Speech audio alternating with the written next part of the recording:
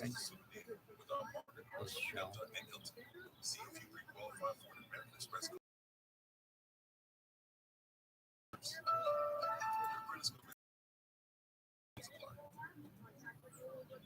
Have you ever gazed in wonder at the great pyramid and marveled at the golden face of Nefertiti, or admired the delicate features of Queen Nefertiti? If you have, you'll probably like the History of Egypt podcast. Every week, we explore tales of this ancient culture. The History of Egypt is available wherever you get your podcasting fix. Come, let me introduce you to the world. Look at these moves.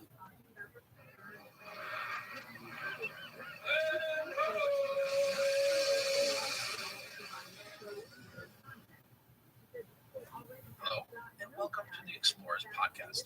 Today's episode is the final chapter in the race around the world by journalist Nellie Bly. Last time we left our hero, 25-year-old Nellie Bly, on a steamship bound for San Francisco. Bly had boarded the ship in Japan. She was racing to America, where she would then take a train to New York, and in doing so, meet Phileas Fogg from the novel Around the World in 80 Days. Chief engineer of Bly's ship, William Allen, had vowed to help Bly win her race, even writing on the ship's engines, quote, "For Nellie Bly will win or die," end quote. Bly's journey had captured the end. However, Bly was being challenged by Elizabeth Bislin, a reporter with the newspaper Cosmopolitan. So, as Bly was sailing across the Pacific, Bislin would arrive in Brindisi, Italy on January 16, 1890. And with that, I want to start today's episode with Bislin, as a lot is going to happen to her while Nellie Bly was heading for San Francisco on a steamship. And the action on a steamship heading across the Pacific is not particularly exciting, unless you count people wanting to sacrifice Bly's monkey, Mackenzie, to placate the weather gods, which really did happen, but we'll get there in a bit. Instead, let us follow Elizabeth Bislin. The 28-year-old Bislin had arrived in Brindisi just in time to catch the train north toward Calais, France. The train was scheduled to leave in less than an hour. It was the same mail train that Bly had traveled on several weeks earlier. While her bags were taken care of, Bislin went to the telegraph office to send a message to her paper in New York. When that was taken care of, she headed to the train station, arriving just 10 minutes before its scheduled departure. Here, unlike Nellie Bly, Bislin had many bags and had acquired countless items during her travels, including silk gowns from Japan. Bislin raced to her ship and found her bags were waiting to be inspected by Italian customs officials. She was forced to unpack and then repack her bags before rushing back to the train. She was late, and she knew it. Departed as scheduled. Bislin would miraculously make it on board, along with all of her baggage, before the train departed Brindisi for France. So, with things going well, Bislin headed north. Her plan was to transfer to another train just outside of Paris, and then head toward Le Havre, about 120 miles southwest of Calais on the English Channel. There, a steamship, La Champagne, was set to sail to New York. If all went well, Bislin would reach her final destination on January 25th. Even she understood that things were tight at this point. She likely knew Bly's schedule, which was to arrive in the United States on January 22nd and take a train across the country, arriving in New York on January 25th. The race was not going to be decided by days, by hours, maybe even minutes. But as Bislin headed north, she quickly ran into trouble. The mail train had left Brindisi late, which had been a blessing as she had made her connection. But now it was a curse, as it was behind schedule. The fear was that she would miss her connection to the Havre and thus miss her ship. Bislin's newspaper, Cosmopolitan, quickly came into action to avert a tragedy. They made an agreement to have a private local take Bislin to the Havre and meet the steamship. However, even then, it appeared that she would arrive an hour after the ship's scheduled departure. Ultimately, she needed the ship to wait a short bit, and she would make it. To that end, Cosmopolitan's owner, John Brisbane Walker, agreed to pay the French line, which was the company that owned La Champagne, $2,000 to delay departure. That was a great plan, but things were not that simple. When Bislin reached the connection station at Villeneuve, a Paris suburb, she received bad news. She was met by a man from Cook & Son, one of the first and biggest travel companies in the world. There she was told that the deal was off. Her ship was not going to delay her departure. She was told that La Champagne was a mail ship, and the mail had a schedule to keep. Thus, the French government had stepped in and said no to any delay. Upon hearing the news, Bislin rushed back to the India mail train and reboarded. She had an alternative route established, and she decided to take it. She would continue north to Calais, then cross over to England. The steamship was scheduled to depart Southampton on January 19th and set to arrive in New York on January 27th. It was a gamble, but Bislin took it. It would still give her a chance to beat Bly, who would have to deal with the unpredictable weather in the American West. So north to Calais, and then England, Bislin went. Now, I want to stop and take a step back, because something weird had happened. Elizabeth Bislin had been told outside of Paris that her steamship in the Havre would depart without her. This forced her to go to her backup plan. However, La Champagne did wait for Bislin. The steamship delayed its departure for 3 hours, and when Bislin did not show, the ship set sail. Now, some people claim that the New York World was behind the diversion of Bislin, a dirty trick to help the reporter win the race. Others believe the story was true. La Champagne had been ordered to leave as scheduled. She had waited anyhow, perhaps per the original agreement with John Brisbane Walker. In the end, we really don't know, but the speculation is sort of fun. No matter, Bislin headed north. When she reached England, she would find herself with more problems. The steamship from Southampton she wanted to sail on was delayed and would not depart for another week. She would be forced to resort to Plan C, or D, or whatever version she was on now. No matter what, she was desperate. Bislin would take a train to Wales, then a ferry to Ireland. She would then take a train to Cove in southwest Ireland, where she took passage on a ship named Bothnia. It was, however, a slow ship, and Bislin knew her chances of winning the race were severely diminished. But who knows? She had to count on Bly running into problems of her own. Perhaps storms would delay her crossing the Pacific, or maybe the snow would block her in the American West. As Bislin plodded westward across the Atlantic, Nellie Bly did likewise, only easterly and across the Pacific. And her ship, the Oceanic, did not plod. She was a first-rate vessel and, most importantly, fast. Departing Japan on January 7th, Oceanic had a good start, but the weather quickly turned bad. For 4 days, the ship battled storms, which Bly was told were the worst the ship had ever encountered. Some of the crew suggested that her monkey was bad luck, and the ship would continue to fight its way east, and eventually the storm subsided. The voyage across the Pacific gave Bly ample time to ponder her journey, and she was appalled at the idea of losing the race to Elizabeth Bislin. She would say, quote, "I would rather go in dead and successful than alive and behind time," end quote. Despite the storms, Oceanic would arrive in San Francisco on January 21st, winter weather in the western United States. And they were right to be concerned, because just as Bly returned to the United States, a massive snowstorm was pummeling the Rocky Mountain region. 7 feet of snow had fallen in the Sierra Nevada mountains, and there were reports of 20-foot drifts. From Washington State down, everything was blocked. Well, not everything. Nellie Bly had traveled 20,000 miles and not missed a single connection. She was pretty much on schedule. She was scheduled to travel on the Central Pacific Railroad's overland route via Ogden, Utah, Omaha, Nebraska, and then to Chicago. But it was all blocked, and it wasn't going to be cleared for at least a week, maybe longer. What up, baby? Nellie Bly was so close to winning the race around the world, and her paper was not going to let a snowstorm stop her. The answer was to go south. The New York World struck deals with the Southern Pacific and Santa Fe railroads. One of the fastest locomotives in the former's fleet was moved to the train depot in Oakland and made ready for Nellie Bly. So, when Nellie Bly set foot on American soil, she was cheered by those who had come to greet her. Charles Lowe, a reporter for the San Francisco Examiner, noted that Bly still had on the same dress she had been wearing when she had left New York 68 days earlier. However, Bly had gotten a deep tan from spending so much time outdoors. After being checked for signs of smallpox, Bly was quickly taken to Oakland, where she boarded a waiting train. On board was a stenographer and telegraph operator, and Bly dictated messages to her paper in New York. She was reportedly relieved to hear that her rival, Elizabeth Bislin, had been delayed. The train departed just after 9 a.m. on January 21st. The first stop was Merced, California, just north of Fresno. People gathered at the train station to cheer her, and a band struck up the song, My Nellie's New Eyes.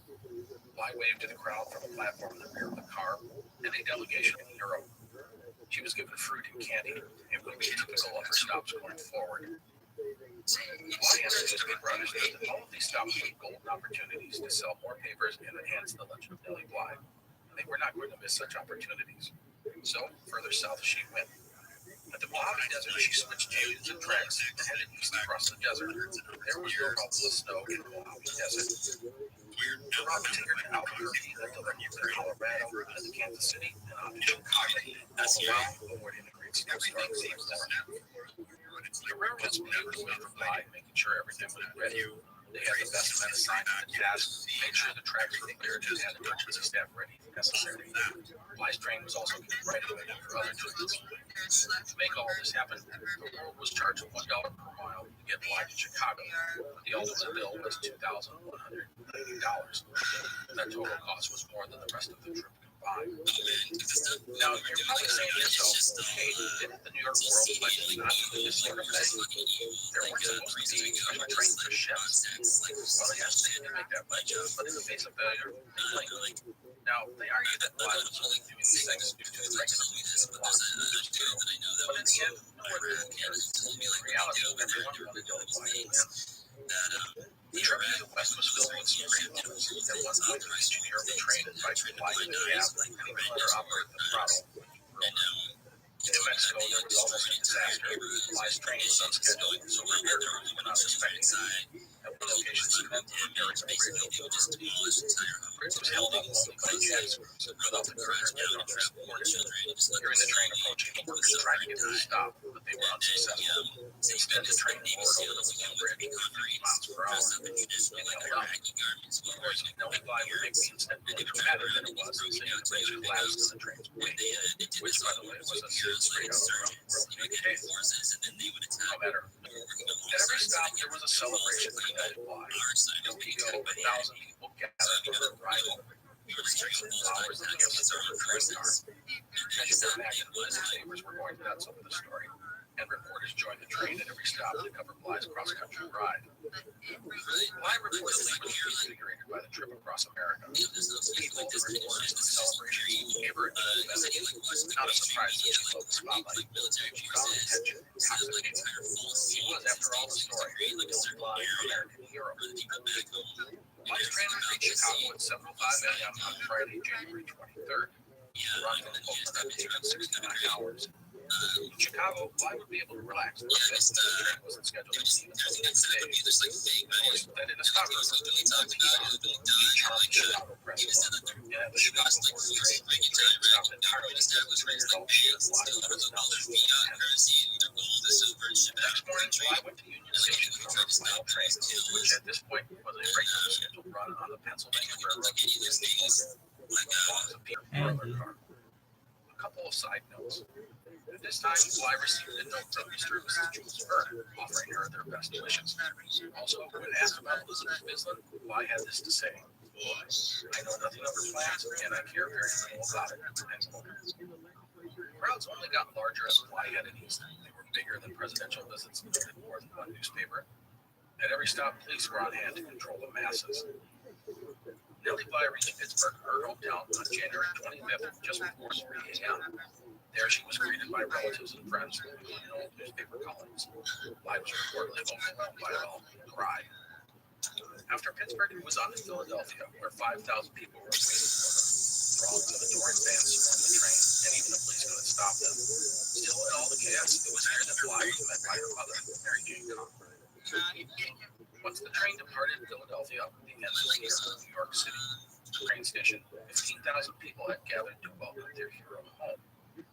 Nellie Bly stepped off the train at 3:54 p.m. and 44 seconds on January 25th. Her round-the-world venture had taken 72 days, 6 hours, 11 minutes, and 14 seconds. The moment was greeted by a 10-cannon salute, courtesy of a local pyrotechnics company. Speeches were made, gifts presented, and then Bly took a carriage ride to the world's offices. Along the way, crowds lined the piers and streets. When Bly went into the world's office, she turned and waved to the crowd, saying, quote, I am so glad to be home again, and Nellie Bly had done it. She was home, besting Philly's fog around the world, as well as Math and Nellie Bly's journey. Pakistan, Kazakhstan. The most powerful and significant figure in modern history. Over 200 years after his death, people are still debating his legacy.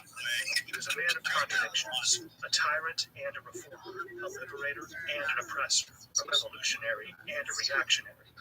His biography reads like a novel, and his influence is almost beyond measure. I'm Yo, Robert dog. Rutledge, host of There you the go, baby. Trillion podcast, and every month I delve into the turbulent life and times of Take one of another the greatest characters in history and explore the world that shaped him in all its glory and tragedy. It's a story of great battles and campaigns, political intrigue, and massive social and economic change. It's also a story about people populated with remarkable characters. I hope you'll join me as I examine this fascinating era of history. Find the Age of Napoleon wherever you get your podcasts. Try Elizabeth Basil of Iowa Try Street, speak that. she was brought into terrible weather in a hurricane in the North Atlantic. One ship reported a 100-foot high wave. Another had 30 men washed overboard during a storm, most of them being lost at sea. In Ireland, ships came into port with 6 inches of ice. Due to the rough weather, Bisland's ship Mafia would not arrive in New York until January 30, 1890. As you can imagine, it had been a horrible voyage. Bisland had been seasick the entire time. There was no way she could have rested alive.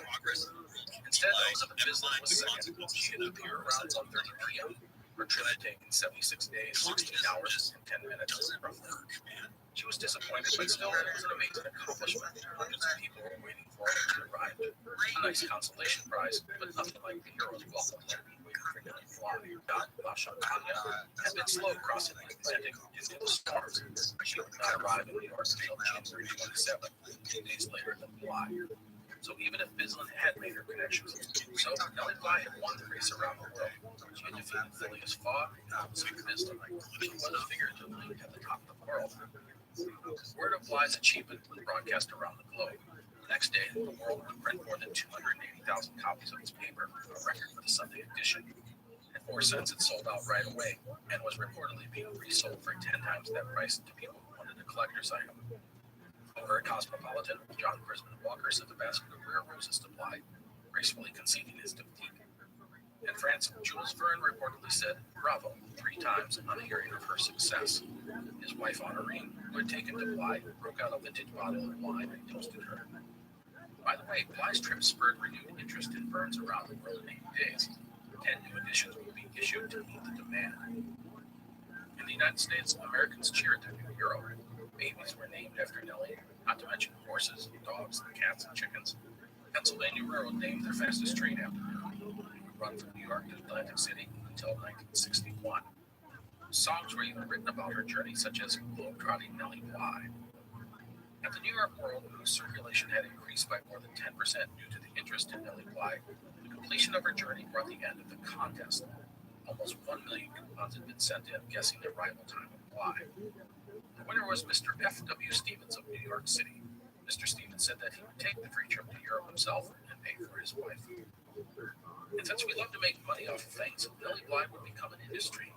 Merchandise of all kinds would come out with Bly's likeness or endorsement, including caps, dresses, gloves, notebooks, tables, globes, stationery lamps, and more.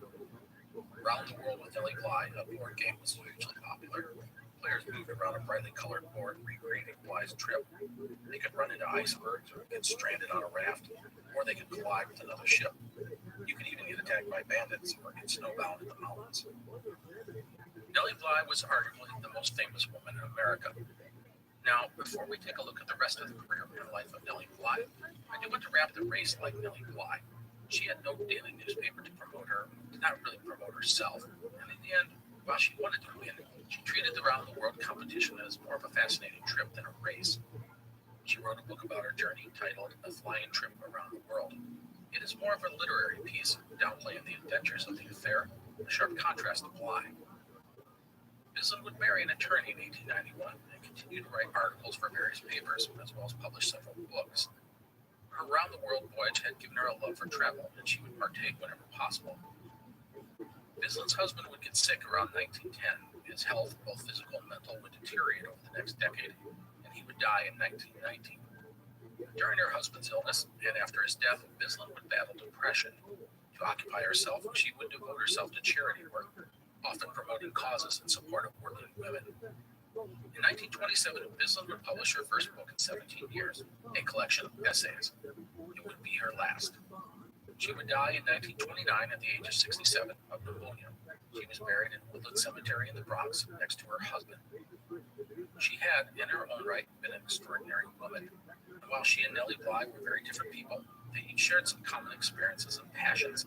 They both had come from struggling families and understood the difficulty of being a woman dependent on others. They had both supported women's causes and had been successful in fields that were traditionally dominated by men. So that is it for Elizabeth Bislett. Back to Nellie Bly. As we said, Nellie Bly was quite possibly the most famous woman in America in early 1890. She had many options going forward, and you would think her newspaper would embrace her star and find a mutually beneficial way to continue the relationship. However, that was not the case. Bly had returned home expecting some sort of reward for her success. She had, after all. Bly did not hide her bitterness, saying, quote, "The world never even said thank you to me after my return," end quote. You may ask, what caused the fractured relationship between Bly and her newspaper? Was it just them being cheap and refusing to report Bly? Well, perhaps that was part of it. But another likely reason went back to events that occurred prior to Bly's round-the-world journey. The world was now embroiled in a libel lawsuit, a suit brought against the paper due to a story that Bly had written. And when the paper asked Bly to testify on behalf of the world, she declined. It left everyone angry with each other. And while the world had a standing offer for Bly to return to the paper, her pride would not let her go back after what she felt was shabby treatment.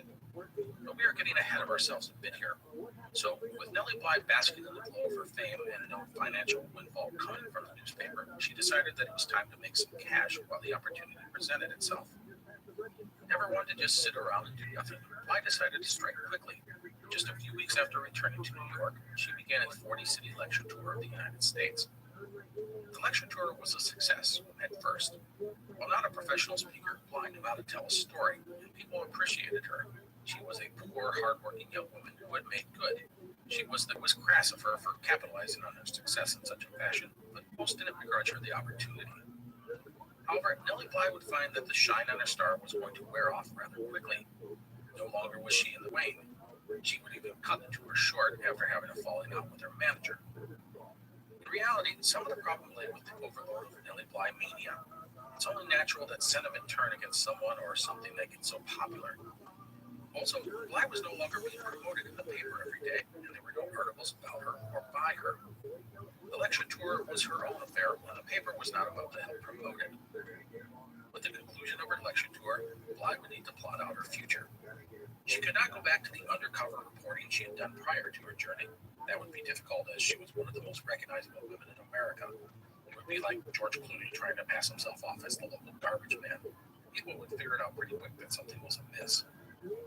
The first thing she did after her lecture tour was to write a book about her journey. Around the World in 72 Days would come out that summer, and it would sell 10,000 copies in the first month at 50 cents a piece, which was a great success. Yes, you can read Bly's book, as well as Elizabeth Bislett's, online. I have put a link to both on our website, exploredpodcast.com. So, Bly had done her lecture tour and published her book. What was next? As noted earlier, the New York World had a standing offer for Bly to return to the paper. However, it just wasn't going to happen. Bly felt underappreciated by the world, and frankly, she had other, more lucrative opportunities before her. Instead, Bly signed a contract to write serial fiction for the weekly magazine, the New York Family Story paper. The magazine was billed as the largest family paper published in the world. The salary was enormous, $10,000 for the first year and $15,000 per year for 2 more years. One source said that it made her the highest salaried woman in the United States. The problem was that Bly didn't really know how to write serial fiction. She had written a mystery novel a couple of years earlier, but it had not been a success, critically or financially. Regarding of this new gig, none of the work Bly did for the New York Family Story paper had survived, so we really don't know anything about the quality of it. However, that she never received an offer to write another novel probably tells you that it wasn't anything special. Still, it would provide her with financial security. And that was important to her, as Bly's brother had died at this time, leaving a wife and 2 children. Bly would take it upon herself to support them, as well as her mother. In the fall of 1890, Bly decided to leave New York City. She moved about 25 miles away to White Plains, where she rented a farmhouse. The idea was that she would escape the crush of the city and focus on writing. Unfortunately for Bly, she had an accident and was injured. We don't know the exact nature of the injury, but it left her bedridden for an extended period, and she would have to use crutches to get around. All of this led to Nellie Bly falling into a bit of a funk. Think about it. She was away from New York, the job, her friends, the bustle of the city, all the things she was accustomed to. And she was writing for money now, not passion. And then she was laid up by an injury, something terrible for a person to slide from fame. For several months, Nellie News. For Bly, the moment in the spotlight had been exhilarating and intoxicating. But now Nellie Bly was no longer the story. The spotlight had passed her by. As a result, Bly fell into three. The New York World approached Bly about returning to the paper, which had seen its sales drop since her departure. Eager to get back into what she knew, she accepted the job. As noted, Bly was done with undercover investigative journalism. Instead, she focused on big stories and interviews with celebrities. But in a lot of ways, the magic was gone. She had once been the most popular woman in America, and doing interviews seemed like a letdown. And then in 1895, Bly met Mr. Robert Seaman, the 73-year-old owner of ironclad manufacturing in Brooklyn, a company valued at $5 million. Two would marry later that year, and Bly would retire from reporting.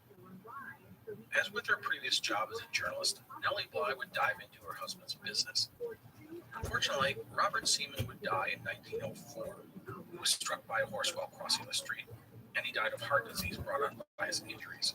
But Bly would continue to run the company. With his death, she became the only woman in the country managing such a large business, and she was reportedly quite good at it. She had 25 patents filed under her name, and the company had sales of more than $1 million annually. However, Bly was not a finances person, and she led up.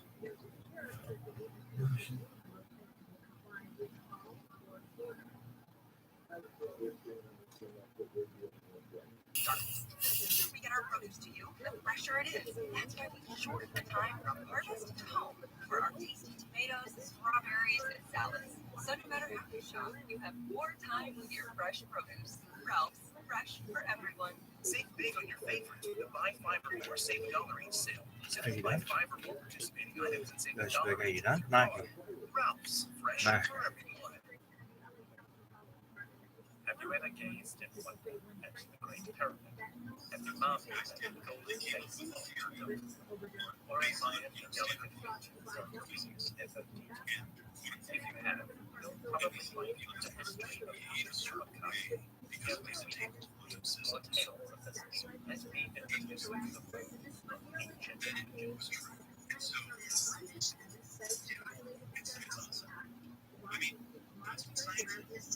At least 3 new episodes per month. I would love it to be 4, but I'm not really confident in my ability to accomplish that just yet. So I will stick with a commitment of 3 at this time. This will give you lots more Explorers content for your enjoyment. Second, I want to announce a few updates with the podcast social media accounts. I've decided to make the Explorers Twitter and Facebook accounts more of a resource and conversation tool. Our hashtag is ExplorersPod, and our Facebook account is facebook.com/ExplorersPod. You can find these links on our website, explorerspodcast.com. I would love it if everyone could go there, follow, and like the podcast. My goal is to post something every day on each of these accounts, things such as news related to history, some good books about a particular subject. Essentially, I hope I can provide you with some cool stuff and get some conversations going to podcast feed from, such as iTunes. The more reviews I get for the podcast, the more the podcast profile is raised, and it gets on the radar of other listeners like yourself. And another thing, the website, explorerspodcast.com, is always available to you. I post maps, photos, and links related to all the episodes. Also, as noted, you'll find links to the podcast Facebook and Twitter pages, plus iTunes. And finally, there is a new link I've added to the main menu on the site. There is now a donate link. Click on that, and you can donate to the Explorers Podcast. I've had quite a few requests from listeners asking how they can help out, and here you go. So if you like the podcast and want to help out, a donation would be appreciated. The money I get mostly goes to paying for books. There are other costs that crop up, including website hosting, domain name costs, software and hardware purchases, and other miscellaneous items. Ultimately, my goal is to make a little bit of money on the podcast so I can actually justify spending more time on it, which in the end means more episodes for you. So again, if you like the podcast and appreciate the time and effort that I put into this project, and you have a few extra bucks to spare, I'm happy to take them. Just go to the site, explorerspodcast.com, and click on the donate link. There's a PayPal button, send for $1. Want to give a buck? Awesome. Click on it and go for it. If you want to give a little more, just add the number of $1 donations you want to give. Anything is welcome. Appreciate it. And one final thing. Today's episode is being recorded not far from a nest of very hungry baby robins. And even with the windows closed, these dimensional guys can be quite noisy. So if you hear some chirping and tweeting and cheeping, we're not imagining it. Just consider it an added sound effect for the episode. So that's it. Let's get on with the show. Thanks again for all of your help and support.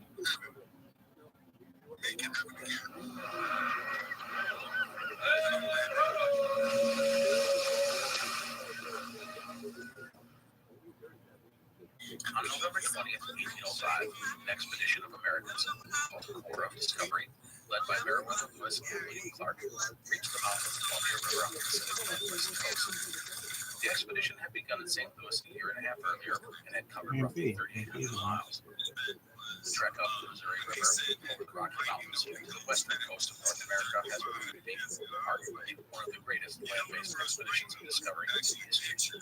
The expedition west by Lewis and Clark into the unknown wilderness of North America was the culmination of the years of planning and execution. A journey that would have enormous scientific, economic, political, and human ramifications. In our upcoming series on Lewis and Clark, we will recount the journey from its inception to its completion. It is an amazing tale on the harvesting of the journey to Magellan, Columbus, and Polo. Today's episode will prepare us for the famous journey. We are going to chunk the episode into 5 sections. First, we will talk about the history of the region up to the Louisiana Purchase in 1803. Second, we will talk about the international and regional powers that were flexing their muscles in the area. The British, the French, the Spanish, and the Russians, not to mention the native Indian peoples. Third, we will look at the man who is most responsible for the Lewis and Clark expedition, and that is President Thomas Jefferson. Fourth, we will do some background on the stars of the podcast, Meriwether Lewis and Clark. And finally, we will go through the preparations for the journey west, ending up with the expedition getting ready to set out from St. Louis in 1804. So, the best way to begin this amazing story is to give you some historical background on the region. The geographic element of this area was the Great Mississippi River. By the early 1700s, it was the French who controlled the entire waterway. We set up forts and trading posts up and down the Mississippi, so they would lay claim to the lands east and west of the river. As time passed, the French continued to push west, going up various tributaries of the Mississippi, including the Arkansas and Missouri rivers. By 1750, the French claimed not just Canada, but the modern-day states of Minnesota, Wisconsin, Michigan, and Ohio was a huge swath of land. The key economic engine of the region was the fur trade. Furs, primarily beaver pelts, would be shipped down the river to the port of New Orleans, which was founded in 1718. It was a very lucrative business. The fur trade was made possible by working with the native Indians. It was a system the French had worked effectively in Canada and the Ohio Valley. They cultivated relationships with the Indians, came to the settlements and trading posts on the various rivers, or made deals with the traders and trappers that ventured inland. In exchange for furs, the Indians came to depend on European goods, especially metal goods, items such as knives, hatchets, and kettles, and in some cases, weapons. As you can imagine, whoever controlled the fur trade exerted tremendous influence on the Indians, who didn't want their supply of goods to be disrupted. All of this would change in 1763 with the defeat of the French to the British in the French-Indian War, or the 7 Years' War, as it is known outside of the United States. In the wake of their defeat, the French would hand over Canada to England, as well as all lands east of the Mississippi. Also, the French claims to the lands west of the Mississippi, including the key port of New Orleans, were then ceded to Spain, who had been France's ally in the war. Spain was given the territory as compensation for being forced to surrender Florida to the English. The territory Spain was given was called Louisiana, and would include most of what is modern-day Louisiana, Arkansas, Oklahoma, Missouri, Kansas, Nebraska, Iowa, South Dakota, Wyoming, and Montana, as well as parts of Minnesota, North Dakota, Colorado, Texas.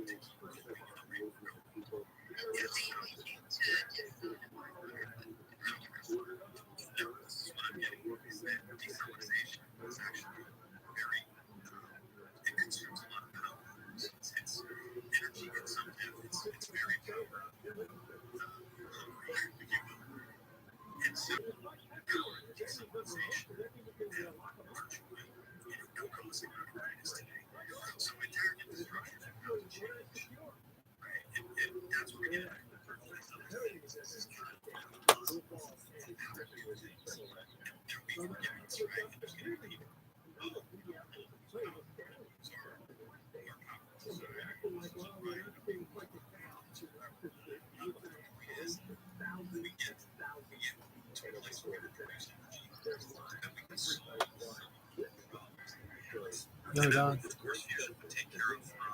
What up, man?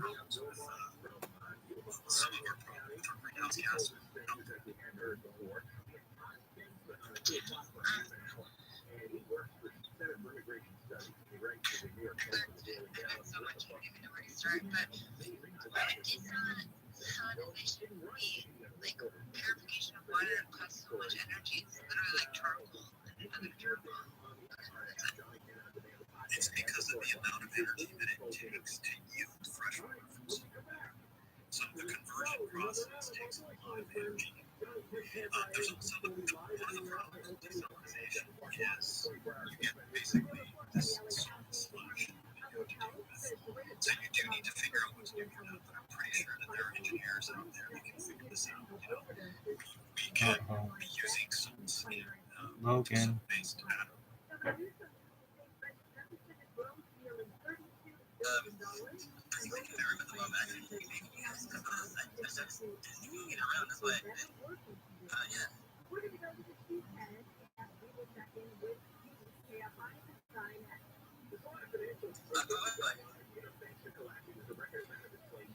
Thank you for the opportunity. Thank you for the opportunity. When it comes to desalinization plants, I really think that's the future. And when I hear the argument that we don't have enough power for it, I counter that with we have nuclear power. People say that's not safe. And then I say, well, fine. If we use tidal power, essentially putting turbines in the ocean, we have unlimited power for as long as the waves continue going on Earth, which is perhaps, millions of years. So I think that when people say you take a turbine, and just like you have wind power, you do the same thing but put it in the ocean. This sounds pretty cool, man. So where do you put it in the ocean? Are you talking about the in and outflow of the tide? Or are you talking about ocean currents themselves? Both, but really the tide is the thing that has the most amount of energy. So you can put it on the seabed floor, and you make it safe for sea creatures so that they can't get in it essentially and hurt themselves. And the amount of power is almost, I would say, greatly outperforms what you get from wind from a wave. Imagine the amount of force that wind causes versus what a wave causes. And additionally, wind isn't necessarily constant, but the tides are. So, in my opinion, we should just take as a society, turbines, put them in the ocean, and allow the waves to provide for all the power, money, or whatever. They want to give another excuse. There's geothermal power where you just take a pipe and stick it into the earth and have the earth's heat naturally turn a turbine. All of these nuclear, tidal, and geothermal are solutions to the world's thirst problem. And then at the end of the day, I think what you find out is the people, and that's why it's not done. Thank you for the opportunity.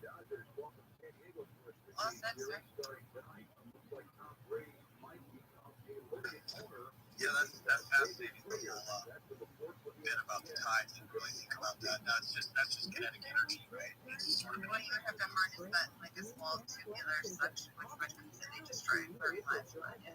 No, not necessarily. Not necessarily. You can put nets in front of it so that it doesn't destroy any marine life. And okay, you can build this out mathematically, and you can build out scenarios. I think that's all stuff that engineers would have to work out. I think it's a great idea. I'm sure that that sounds pretty cool. I mean, it's an endless source of kinetic energy because the moon and the sun are creating tidal forces. So it's not going anywhere as long as we have usable mass on Earth like the ocean. you're exactly right. And at least with nets and other ways to displace animals in the ocean, you could perhaps do this without a single organism getting hurt, as opposed to wind technology where it kills a lot of birds and other organisms. I saw a guy had his hand raised. Go ahead. I'm still trying to get my doctor to shut up. With the energy situation, buying 2,000 and I believe $2 just the future of hydrogen being gas pipes and the transport of hydrogen and biomethane is the insurance very much will okay. By 2050, the sustainable power from hydrogen. Hydrogen is our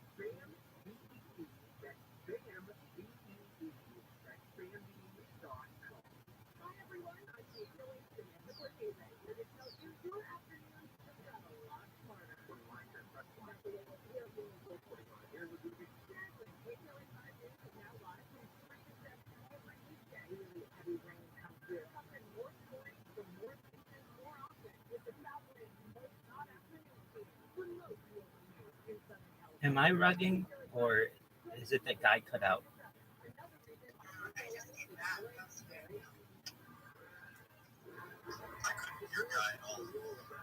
Okay, same here. Guy, can you perhaps repeat what you were saying if you can hear us?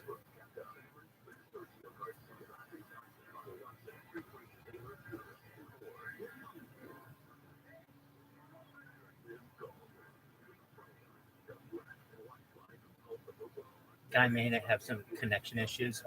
So I'm very much about protecting organisms, and I want to ensure that, with our power opportunities, as many um, animals are preserved as possible. And really, I think nuclear long term is probably the best option, just because it has shown consistently that you can do it in a safe manner. I know people say Chernobyl and 3 Mile Island. If that's for the last 70 years of nuclear power, that's all we've of Fukushima as well. If that's what we've had to deal with, I'm willing to make those sacrifices. I also don't think you necessarily have to put them in some of the places that we've had. 3 Mile Island is very close to New York City. Fukushima was, right off the coast, on the coast of Japan. So there are perhaps safer places to put nuclear power. But for us to be removing nuclear power plants, at least as we have done in the United States, it's really unfortunate. If you look at countries like France, Germany, they're starting to have the majority of their power through nuclear power. I understand. What do you do with the nuclear waste? There are some remote areas of the world where it could perhaps be stored underground, is another option. But if people don't like nuclear, then geothermal. I mean, I don't know a single organism that perhaps has ever been killed by geothermal, because it is just a pipe that goes into the earth, and you use the natural heat of the earth to power things. But I mean, at the end of the day, we're trying to save people's lives. There are people who are thirsty and dying, particularly in the developing world. And I don't want to say that human life is more important than other life on Earth. I don't want to make those types of distinctions, but what I matter in this world. Thank you.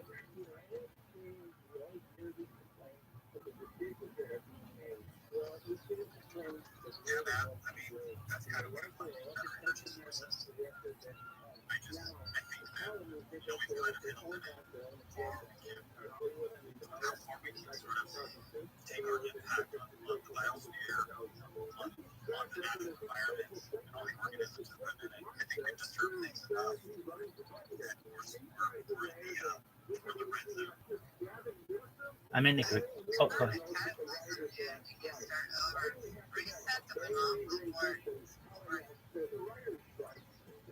I'm definitely in agreement with both Lily and Dave. Another thing that I don't think that we really research enough. I mean, look, I'm very much about social justice, and I'm a social justice advocate, but I don't know how useful many times those types of degrees are in comparison to like nuclear engineering degrees. We have some issues out there where people say, it's difficult to have clean nuclear, and I think that these are solutions that we haven't really dedicated the energy, no pun intended, of the world's brain trust on, and it's really not something that's necessarily discussed. But really, if we could come to a place in society where we could create safe nuclear plants, which it seems has been done successfully in Europe. If we could do that in the United States, then really we could get off of fossil fuels, so coal, petroleum, many others. And I think that the trust that Lily is discussing does not want that. And so that's the reason why you don't have it. And unfortunately, many of the people who have to suffer are the common people. And additionally, people in the developing world who don't have the energy solutions that they need. Key to solving world thirst is through desalinization plants.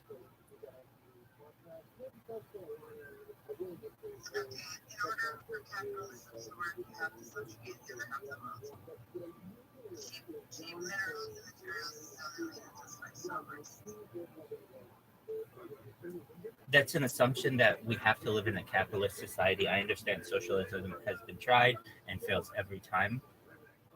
I'm saying that I've seen the world, at least for the last 37 years that I've been on it, and it's moved much more towards a socialist future, I would say, than a capitalist future. I think we're probably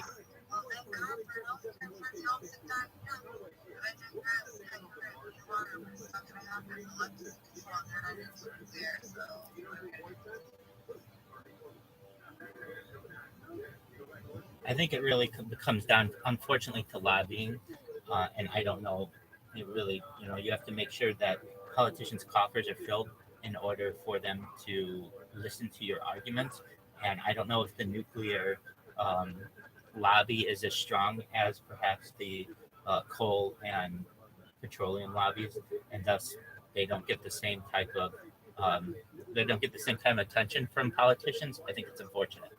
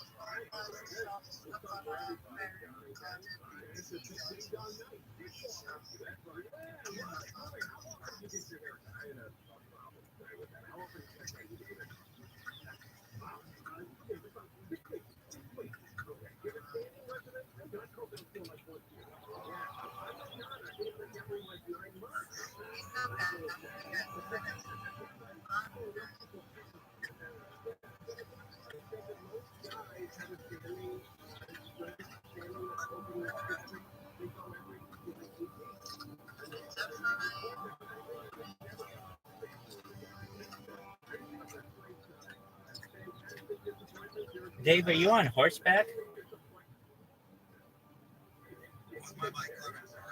It's no issue at all. Yeah, it was. No big deal.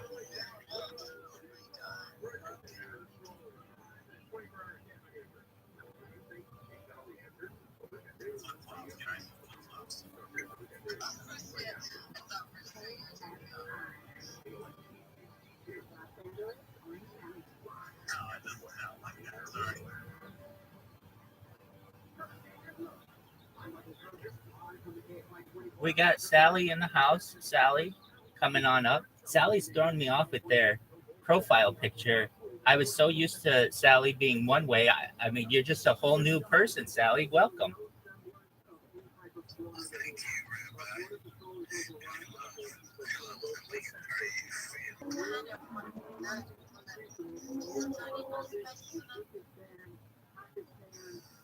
Yeah, like you. I think you sound very, very sexy. And I would like to rendezvous with you around the bar around 2. I've been the truth up front.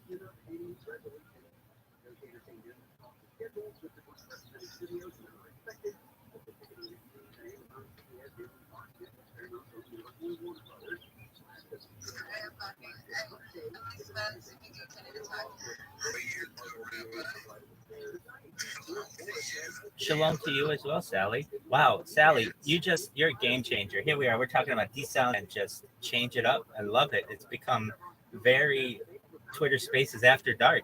Keep it up.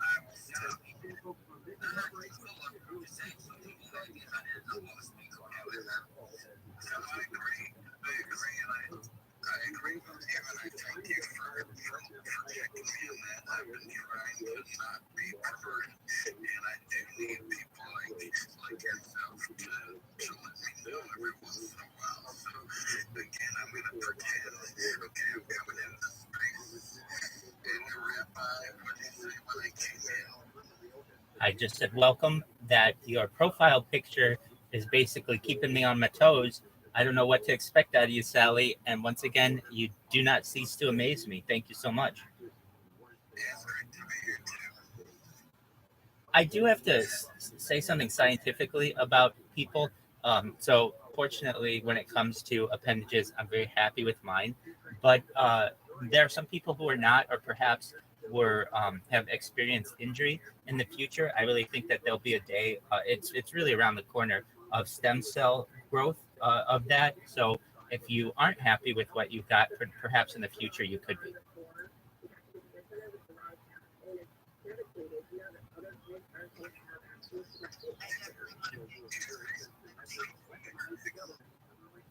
Yes, so stem cells, absolutely, yeah. So that's definitely an option in the future. And so if I think basically all men, to be honest with you, if you can live long enough, so perhaps all the men in this room who wish to, and you have the financial ability, which I really think perhaps you all will. You're very early adopters of social media and perhaps crypto and things. That will be an option for you to be able to extend yourself, so to speak.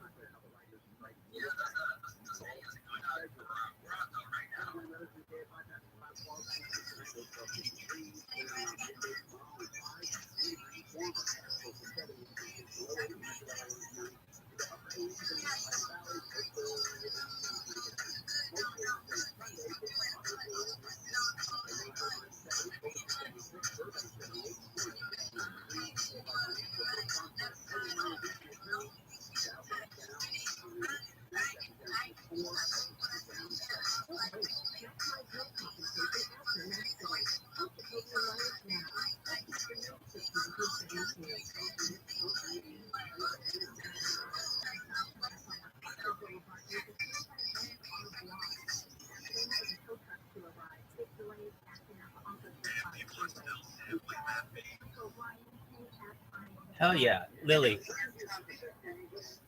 Absolutely. Thank you.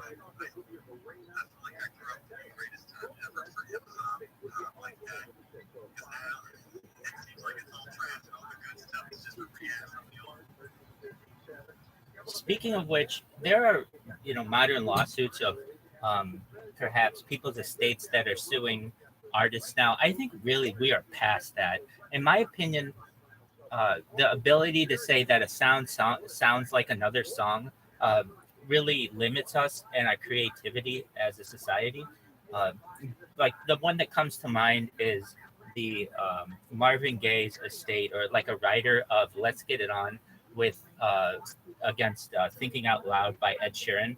And in my opinion, uh, Marvin Gaye had to take from people previous to him, and that person had to take it from someone else. We all borrow off of each other, and when society becomes so litigious and people say, oh, one song sounds like another, I feel that it really limits creativity. And if I were had some power in the world, I would say you could basically sample anyone's work that you want. It only helps the other person's work get more famous than it previously was.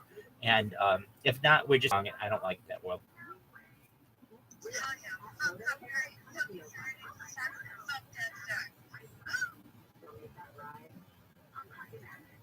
Lily, I love your energy. Keep it up.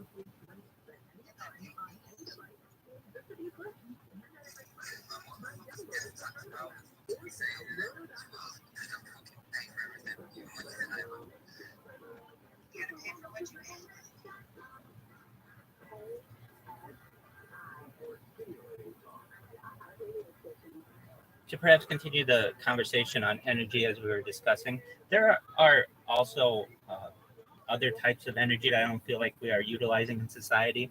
There's fusion energy, where you basically slam molecules together, and there's fission energy, where you rip them apart. And fission energy has a great amount of potential to solve some of the world's energy problems.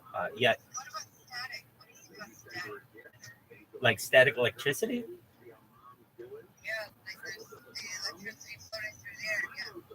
I think it's definitely something that could be utilized, perhaps for also communications. We just don't, and I don't understand why. You're right, Lily. There's a lot of technology that we used to utilize that we don't currently anymore. It seems as if, and even to discuss these things is considered taboo. In my opinion, we should basically teach people all of the different types of energy that we have, and not the standard ones that you normally learn about. It's like the people, and I know who's in power. They don't want us to share this with the for the common good, and I really think it's unfortunate. I really think it's a great thing, though, that we do have at least some bastions of free speech, such as Twitter Spaces, for at least now, where we can discuss these things.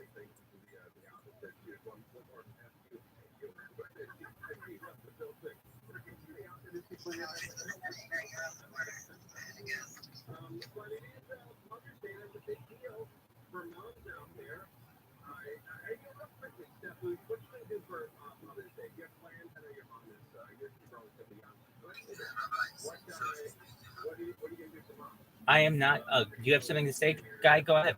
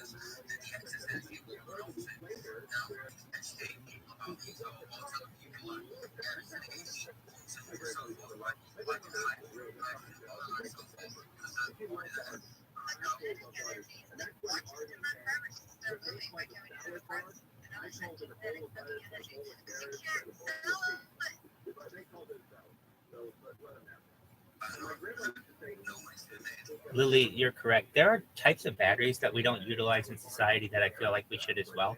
There are gravity batteries where we could really utilize micro devices will be perhaps powered in the future. And then there's also different types of elements that can be used. Americium is one that shows a lot of potential. If you're not familiar with what americium is, it's one of those high level elements on the periodicals, will last hundreds of years. And I'm not saying you could put that necessarily in a car. I'm in agreement with Guy, at least when it comes to vehicles, that hydrogen power is the best option. While I love the electric car over petroleum based cars, we run into an issue where the batteries have to be replaced, and also the fact that we live in a world where energy is generally pretty inexpensive. However, the moment that that changes, where energy becomes more expensive than petroleum, we have essentially painted ourselves into a corner where everyone's going to need energy, and it will be so expensive that no one will be able to pay for their vehicles anymore. If you're familiar, Stanley Meyer is an inventor. He was able to power a car 40 years ago on water. And I think that hydrogen technology is similar, where you can take water, put it in your vehicle, and the only thing that is emitted is water vapor, so it runs completely cleanly. And people do have arguments that the hydrogen cells can explode with electric batteries. I just fear a future where everyone is on the electric car, and then the price of electricity skyrockets, and no.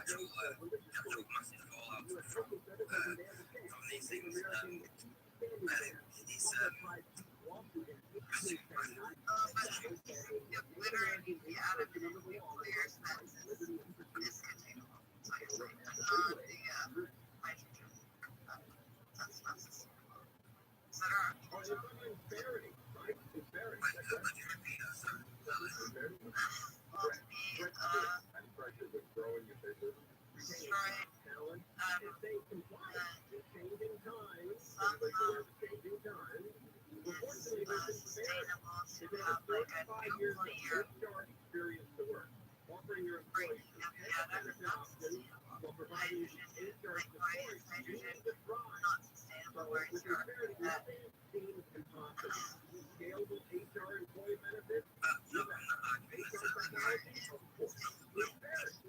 we talk about sustainability, you're talking about the chain reaction and in hot fusion, which is what you see in like a nuclear bomb. You're using thermal energy in order to create the energy levels that it takes to fuse the nuclei of hydrogen together. The fusion. In cold fusion, we're using different forces. Okay? We're not using thermal energy to do that. And it's a much more controlled situation. You can use a lot less fuel and generate a controlled amount of energy. And the coldest states are room temperature. The problem is that we haven't been able to figure out how to sustain such electrons. We haven't been able to sustain the fuel source of the reaction long enough. Combustion theoretically is not combusting. Combusting has to do with oxygen.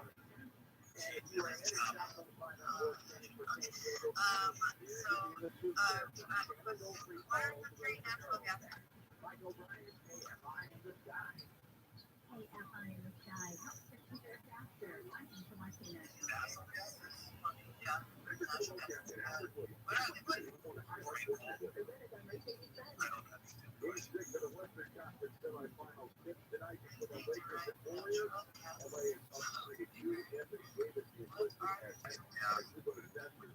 Energy sources like methane and all that.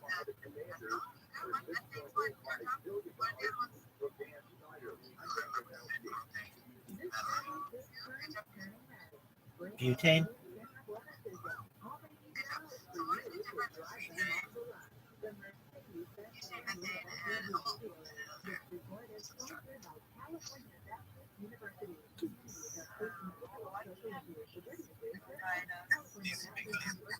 The problem with the natural gases, through hydrocarbons, and the way that we generate energy from them, they have locked up energy potential. Okay, just like an atom has locked up energy potential. Yeah, so we can have even more You're right. I don't think you're wrong, but fossil fuel, natural gas, I know it. Yeah, it was natural gas. So, fossil fuel is the umbrella term that's used for anything that's considered foods that have taken a lot of. No, I'm not. So, fossil fuel, for example, could be coal. That's essentially fossilized plant. A fossil is carbon that's turned into a non-fossilized, like a stone, right? Is it a fossil? A fossilized wood isn't carbon anymore. It's a stone. So you can't carbonate it. There's no carbon left, right? The concept of the word fossil fuel is fuel. Okay. Right, so you know I'm getting to that. No, you're asking a question, but you're not allowing to answer. I'm just saying, if you look at oil, think of it in terms of a bunch of dead air, which stands for carbon.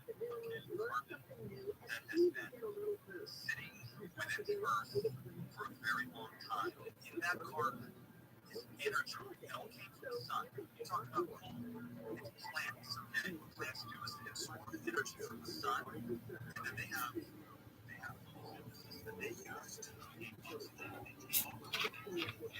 They convert that carbon to other carbon molecules. They form sugar. That energy that they use to create those molecules is energy that came from the sun. Locked in. Now that the plant dies, and years go by, This thing is great. What did you think the odds were that it would work on server side? they have potential energy.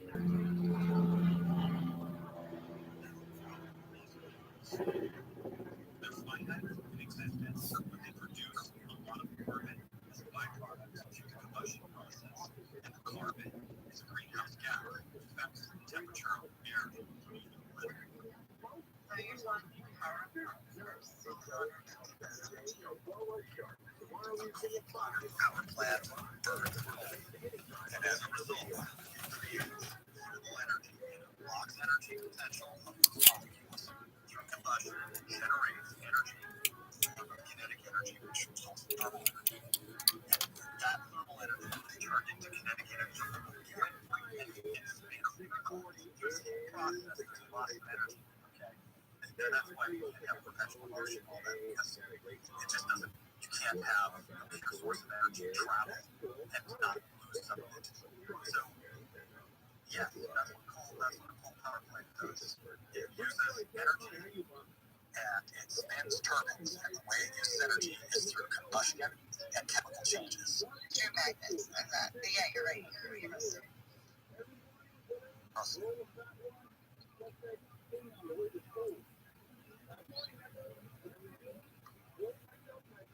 It doesn't produce anything, no negative consequences. Nuclear, carbon, or hydrogen fusion has no negative consequence. Hydrogen fusion is going to be the way to go. Yeah. Yeah, they already got the dates out for the first fusion reactor, I believe, and up and running by 2050, ready to go. But like I say, the thing is, when we change from this energy to anything we purchase, it's gonna drop by 80%. Well, not the cost of we purchase it, but the cost to actually produce something is going to drop by 80%. Because the cost of anything, 80% of the cost that goes into anything is energy, from the packaging to everything to go into your actual home. So it's going to be a massive drop in the actual economy as well when this happens. But, and Guy, when you say that, I mean, I take it a step further. 100% of the cost of anything is energy. We deal in energy. All of your movement is energy. The food that you eat is energy. It's all energy that's been converted or is locked up. It's all energy. The problem is, Guy, is that we know, I mean, we have to know that this, in a perfect world, yes, that stuff would drop in cost or whatever, but the existing economic structures won't allow for that. So what you'll see is just probably the same shit. They'll say, well, people can still pay this much, and the people at the top will just make more money. Right? It'll come. I can't imagine that they'll say, oh, function, right?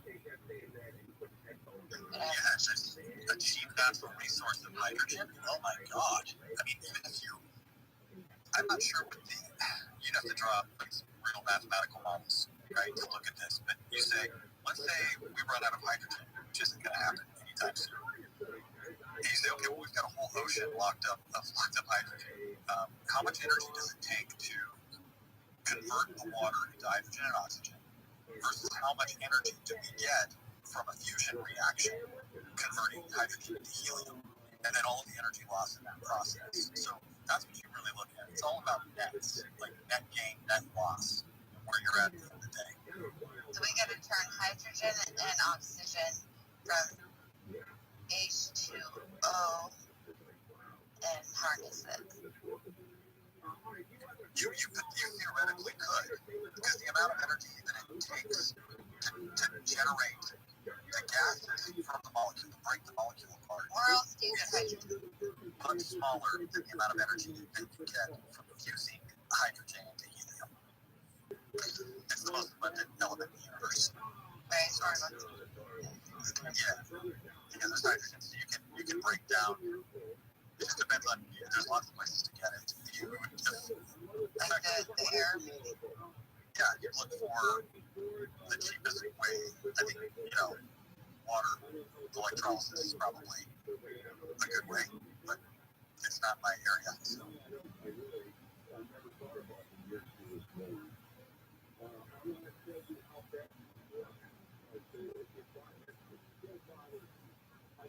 What's the hardest type of metal? Tungsten? Just in hardness. Titanium. That's metal. I think I'll play out of it. Billy, you got some good trivia.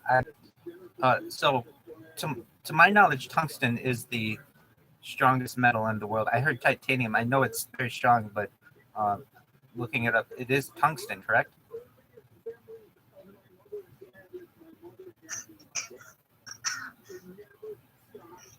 Yes, short answer, yes.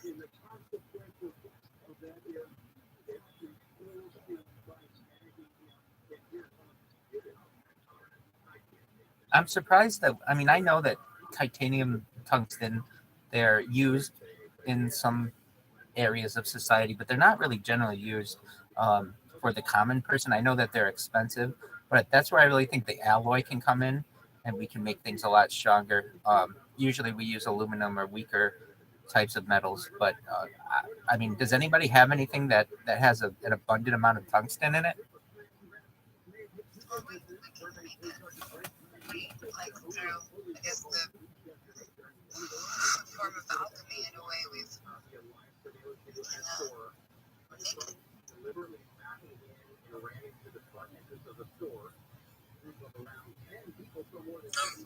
it. I'm pretty sure it's used in most 3D printers, or when it comes to the metal, I think I'm pretty sure it's mixed with like zinc alloys or something like that. I'm not entirely sure though.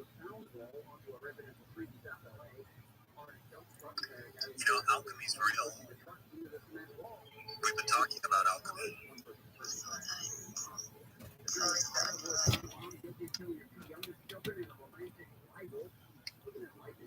We're alchemists at our nuclear power plants. We're alchemists with our atomic bombs. We're alchemists with our, early stage fusion reactors.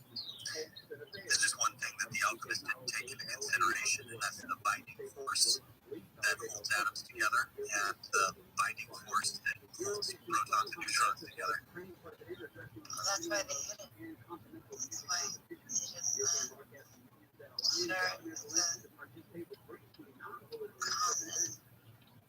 civilians, if you will. You can make it. You don't have to buy it.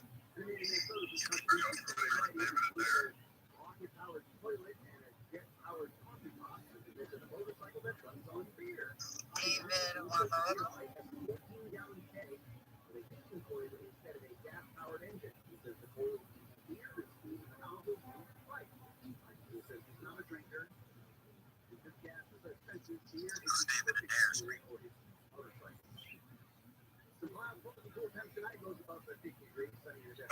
Like Shadow Mom or the story.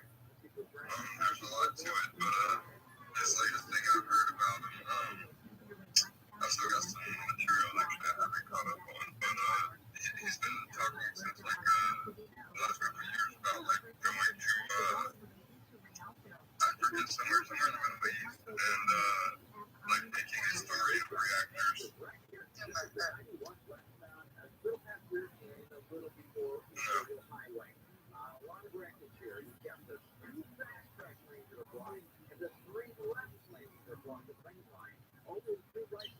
feel like I heard about thorium reactors or something. I could be totally wrong.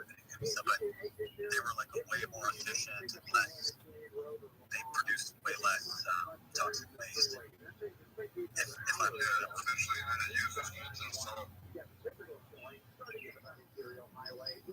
Interesting. Yes, very interesting stuff. So I know molten sand creates that. What does molten salt create?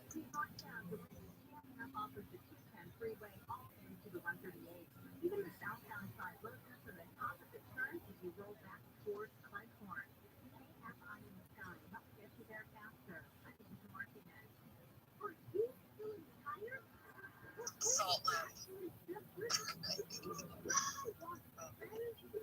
Yeah, I just did double check. It is what I was thinking of. It's great. Yeah, thorium reactors are pretty interesting. And if we could switch over to thorium reactors, all of our nuclear power plants would be in a much better place. So that's the type of re-expanding place. They're planning on building them, or if they've actually started building them. But I did watch a lecture on it one time, and I was fascinated by, it was pretty heavy in like nuclear physics, but it broke down how it worked. And the end result was that you had less of these, longer half-life, very, very bad fall-brace, if you will, elements. Because there's China putting out like little pendants that give people energy and good or whatever, and it was setting up people's Geiger counters, and they essentially found out that it was, the half-life in the thorium setting them off, but it's the thorium that they're using to get the negative ions, which is like where the cholestatic comes from. Yeah, I think if I remember right too, another benefit was it took the potential for enriching the uranium. So, there's always been this threat that we've been conditioned to believe is there, right? And kind of that nations develop fuels for nuclear weapons. So we've, as the imperialist nation that we are, and other nations that we're friends with, we have stopped kind of kept nations from producing a lot of energy with nuclear, but get their hands on nuclear weapon fuel. But the thorium reactors, the way that they work, specific isotopes, isotope of uranium, I think it makes it so that you can't create this particular enriched nuclear fuel. So it not only produces less nuclear waste, but it also helps to reduce the chance that people are going to, be making nuclear weapons. Yeah, and then also, I was watching, I forget the dude's name, but he was like at the forefront of the nuclear stuff, and essentially, they were talking about how, because, typical people, I'm handy with just about everything. I can build anything. I don't have that much access to that, right? So then when you get to nuclear stuff, you're even more farther removed from the regular people and what they know about it. And so a lot of it is propaganda, it seems like. And the dude I'm talking about, back in the day, he actually used to swim in cooling lakes in front of the plants, the chemicals in it that they were using to cool everything. And he actually said that it helps him, improve his health, and he never had side effects from it or anything. Dude, I am not going to go swimming in nuclear lakes. You're from the Chernobyl, and those guys look like that's scary as fuck. I like it. That miniseries was fucking crazy. That was pretty hard. The animal thing, I don't know. It's like church, not far away from it. You can still go shit and stuff. Well, most of it's in Belarus. Kiev's really close to the flood area. They don't give a fuck about. They grow their wheat there, grow their soy. Yeah, they constantly. I did something bad on accident. What'd you do, Heather? I accidentally stole my customer down with the next order. I'm like, oops. You should bring it back. I'm not going all the way over there. And pour it over 2 liter of Coke. They'll be just fine. That, I'll just say that it accidentally is the price of you have to deal with that shitty ass restaurant. Uber sent another driver out to go get their 2 liter Coke. Yeah, 20, 30 years, maybe 25. So does that mean you've never had high fructose corn syrup Coke, and you've only ever had the sugar kind? So you stopped when you were 30? Fine. I'm old, but I ain't that old. And yeah, so I think I was 21, so let's say that it was 23 years ago. So you have had high fructose corn syrup Coke, is that correct? Dude, yeah, he used to have red Skittles, girl.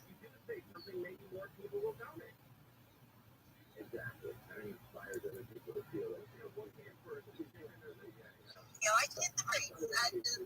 I got myself out of it. It's what I know. First off, I think we shop focus. 44. Tires. My tires are good. They still have a lot of. I just went to go take a turn left-hand turn, and when I hit that left-hand turn, like my whole back end just fishtailed. I'm just happy nobody else was near me because I ended up taking up 2 lanes before it adjusted. So everything's good. At least you didn't overcorrect. So yeah, you did good. Yeah, no, I was proud of myself there. I did it. I was like, oh my god, everyone else just chit chat. I'm like over here scared I'm about to smash into the car. I was good. That's the car. I was like, yeah, you still go into the guardrail. No, intention is everything. Even thou shalt not kill has been found to be thou shalt not murder. It is done righteously. Intent is everything. If you have a friend who drives a car, but you don't want to take your foot off the gas, that's perception. Well, I think it's currently front wheel at the moment, but I can't do all 4 wheels. Question, which is better? If it's raining, should I drive all 4 wheels or just the front two? So I need to put it on 4x4 when I'm driving, right? Yeah, typically, front wheel drive is for performance. The rear wheel is typically only for like big power. And then, like once you get into racing mode, and then beyond that, four wheel drive, you need any type of rear transition.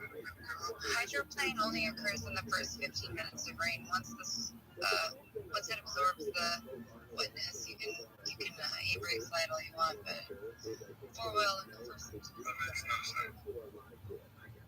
hydroplaning before the asphalt has a chance to absorb. That's your most risky time to lose control.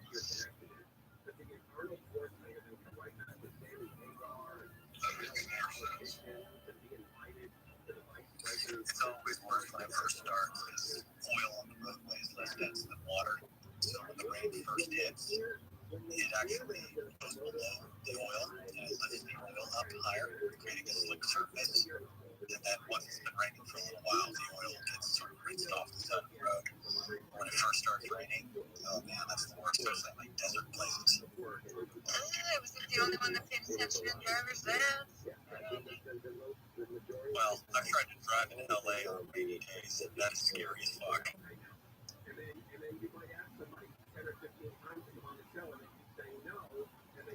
I think just driving in general in LA sounds scary. Chicago is formidable.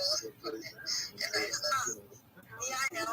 I live outside of Chicago, and I've been Uber Eats in downtown. So I hate the fucking worst. It's the fucking worst. There's only enough room for one car to get down the street. We have Normie who's joined us. Normie, welcome. How are you? What's going on, guys? I was just listening in on the hydroplaning thing, and hydroplaning is when you actually float on the water. It doesn't really have anything to do with the traction. It's when you're actually float enough and you're going fast enough, you actually lift up off of the road surface. So I don't know if it has anything to do with the timing or anything. I think it's just to do with speed but direct flow and how the water is, because you basically just put on top of your wheels do not touch the pavement anymore. So I'm not sure how oil or water. You don't think that the pavement or the street actually has to maybe play physical and do it to absorb that in order to have actual turf for your wheels? No, it doesn't absorb. It sheds off. Yeah. That's why the roads are generally crowned. They're a little bit higher in the middle than they are on the outside. So that way the water sheds off of it, because like you say, water and oil don't mix. And asphalt is made of petroleum. It's tar.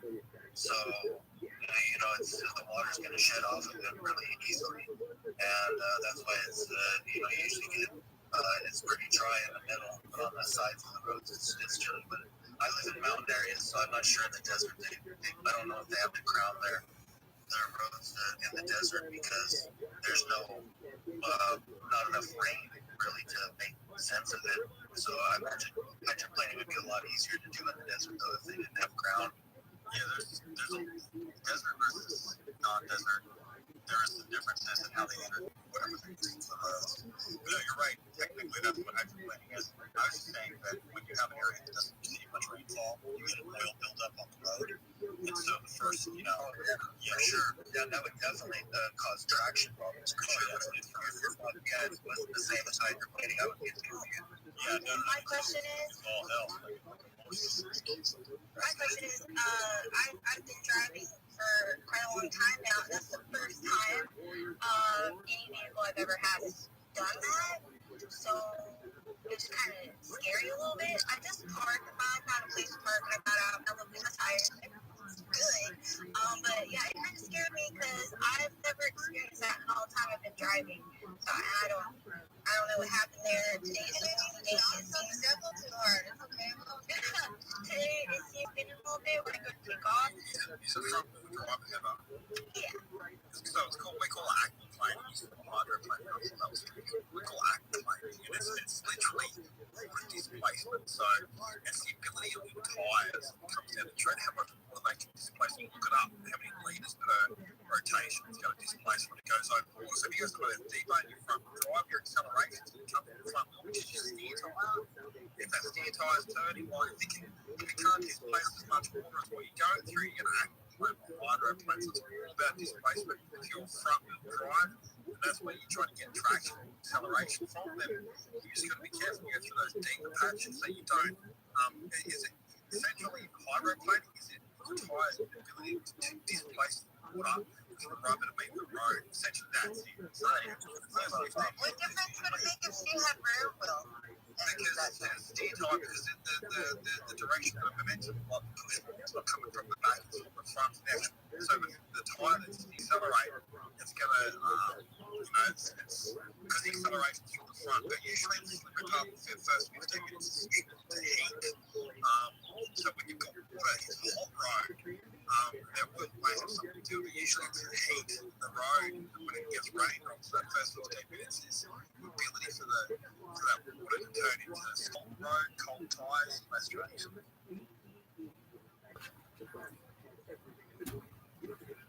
His guy's still awake, or is he asleep? So I went to sleep. Waking up now. He's still here. He's awake. Yeah. I was just trying to I fell asleep, bro. It's good message about what is skinny plate. When the conversation's ended, I guess it's a gap. He wants to play about Jake Bugs on the road. I'm not sure which Jake Bugs song. You and me, something you and me, with Jake Bugs. With Jake, he was kind of modeled his whole style on a me. And he's actually like a massive record deal. Got a 5-album deal and got dropped because of drug use and so forth in the band. But he based his style on my mate Johnny's style. He did it. I didn't really listen to much of it. Don't go together anymore. Like he used to regularly deal with some drugs. He was the first musician. Yeah, he was a pretty bad thing. Unless you're an established musician, drugs and rock and roll don't go together. If you're not established yourself and you are already into the drugs, then the record company doesn't want to really support you with that. But man, a 5-album deal with Columbia, it's in 2008. It was 2008, 2009. It was a pretty massive deal. For them to get a drop from that, it's insane. Only in dreams, if you can tolerate that. Yeah, bro, it's brilliant. Whenever you want to play up down to here, if you can hear that, play that Jake Bugs song, because I listened to you sing last night, and your style reminded me of him, and that's why that is super, that is super perfectly, that song. Yeah, I'll listen to Facebook, but yeah, I will play it. There's another guy's voice called after finding out what it's called. Oh, it's you got a bus anyway, but yeah, I'll do this week anyway. That's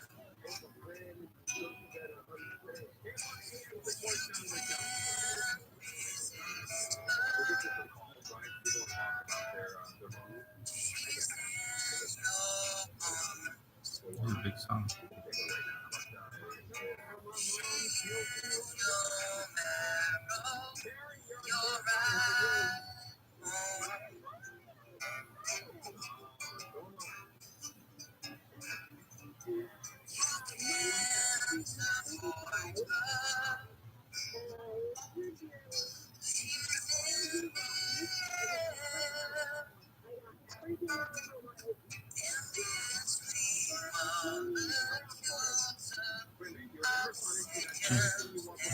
Carbon dioxide.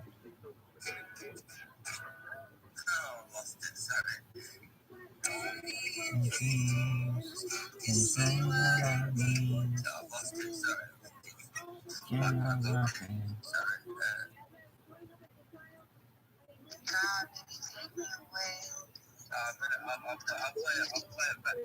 play it better for you, which is more for the reading song. Almost like it was. Can you do the Reading Rainbow theme song? The reading rainbow. Hey, come on. It's an upward. The reading rainbow. That one. I never thought you might say like you. What? You don't know what the Reading Rainbow is? God. No, definitely on that. Never thought. I do enjoy the things that I've like missed out on being British. My book reading rainbow and as well as Bono. You mean Bono from?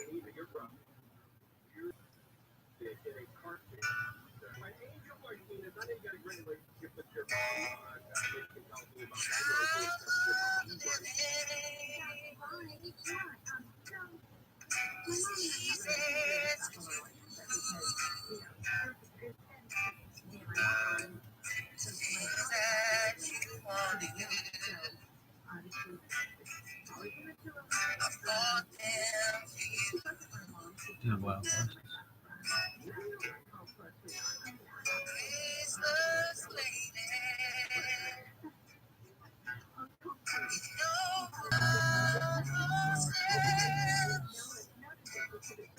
sun driving away.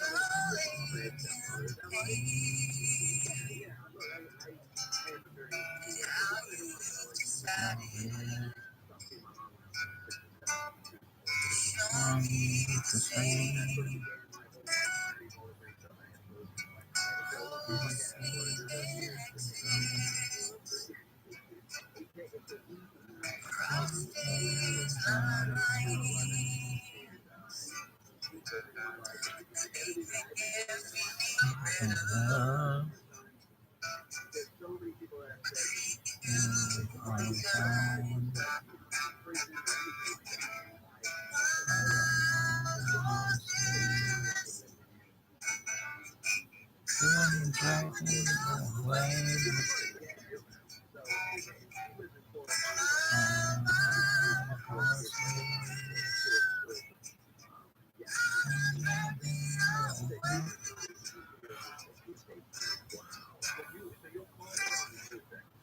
Yeah, I've finished it there. But we so enjoyed that. And just Love it. Thank you so much. my pleasure. I'll get on that J-Book song for you as well. But what about, so we're going to get to you next hour, or what else will take you? Yeah. Play back. If you give me 5-10 minutes, I'll mark you. That's a turnaround time. Yeah, appreciate that. Call you and me. My Jake Brad. So, Rob, and me, I'll do both of them. 5-10 minutes, I'll play the same. Just, Julia, you and but there's like a moment in your life where a song and it's like it's part of the page almost, and it's one of those songs that I heard for the first time when I was moving somewhere, and it'll always bring me back there.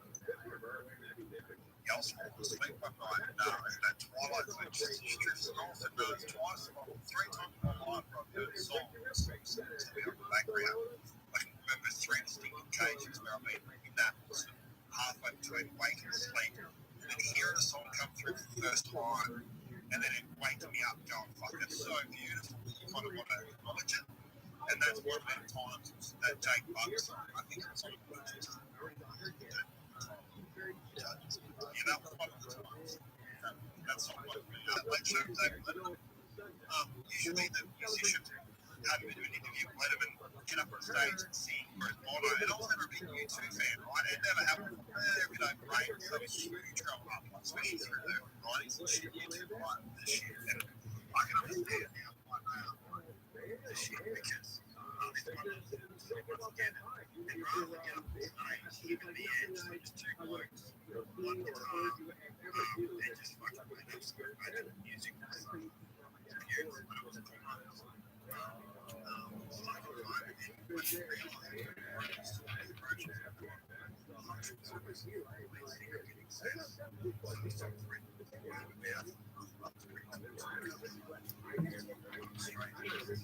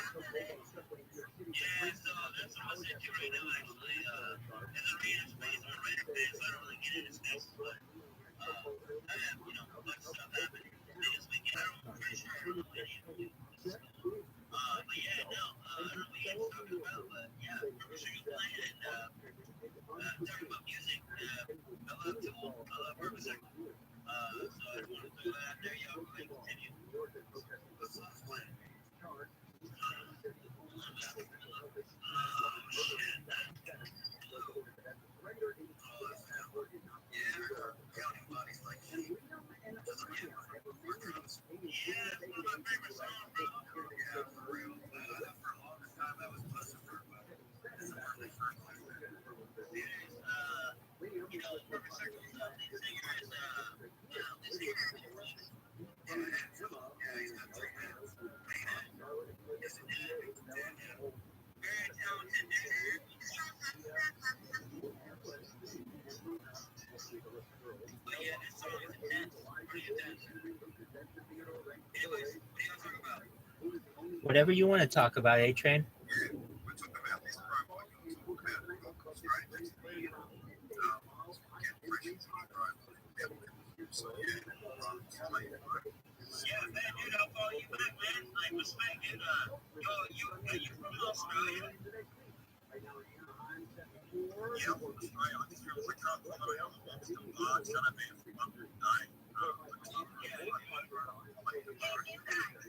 Yeah, what's up? Yeah, what's up? Have you ever seen a UFO? I've seen 3 of them. I'm American. Maybe they're Russian. Maybe there's something I can't explain. But yes, I've seen 3 things I cannot explain. Yes. Describe them, please. Okay, so the first time I was like in 6th grade. That was in a place called Black Lake, Idaho, like Fort Lane, and I was in my buddy's cabin.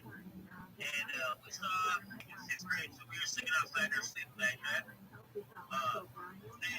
The star was like moving like a satellite, except it got brighter and brighter and brighter to where it got so bright that it lit up the entire yard, right? And then it dipped down and dipped down and dipped down and dipped down, and eventually it just disappeared, right? And so we ran inside and told his parents about it. Well, his parents were asleep, and when we saw the star, it was like 3 hours before we went inside. It was like 12:30 at night. We saw the star, or this whatever it was, like 9:30. But it seemed like a thing that happened like 30 seconds, and it was like 3 hours, right? So there's the first one. The second one, me and my brother saw, but I live in Eastern Washington, right? Over by like Spokane. And so we saw a huge ass, it was like dark as shit, and it was like, you know, stars and shit in the sky, but there's this black triangle that was like flying through the sky, but it was blocking out the stars, right? Like there was something blocking the view of the stars. You could tell, but like the way that it was shaped, and the stars that was blocking out the triangle, right? It had no lights, it made no noises, but it just went across the sky and blacked out all the stars as it was going. But you can tell by the way it's blacked out the stars, it was a triangle, right? And honestly, my third one is today. I was sitting on my fucking driveway, or in my doorway. My ex and me just split up and shit. I've been depressed. I was drinking outside. Not even gonna lie. And I saw, like, you look at your fucking birds, right? Like, way far away. But the one thing is, like, they only, like, showed up when, like, the sun hit them, right? Like, they were reflective. These birds are reflective. So I watched this, like, six whatever it was thing in the sunlight, and then, you know, it disappeared, and I took out my horizon. Like, I know what metal does in the sun. They were not birds, otherwise I would have seen them the entire time. So they turned, and I saw all 6 of these things again flying in formation, which were not airplanes. They weren't jets. You know what jet is. Like, they weren't airplanes. And then they were gone, right? So it's not like they did. It's not like I got abducted or a light came down or something crazy happened or anything like that. Like, these are all like you can probably make a mini excuse for what I just said. Probably isn't real. But given my, you know, like my experience, I believe it was real. I can't tell you that, you know, it was real, but it seemed different. I have 2 questions for you. One in regards to your first sighting. Please, you were looking at the star. It should be around 9:30, but about 12:30 before you guys went in the house to tell your friends parents. Do you think you were missing time? And then my next question is for your most recent sighting that you saw today. Have you tracked any? Have you looked at any flight radar to see if anything was out there today? And then also, have you gone to this line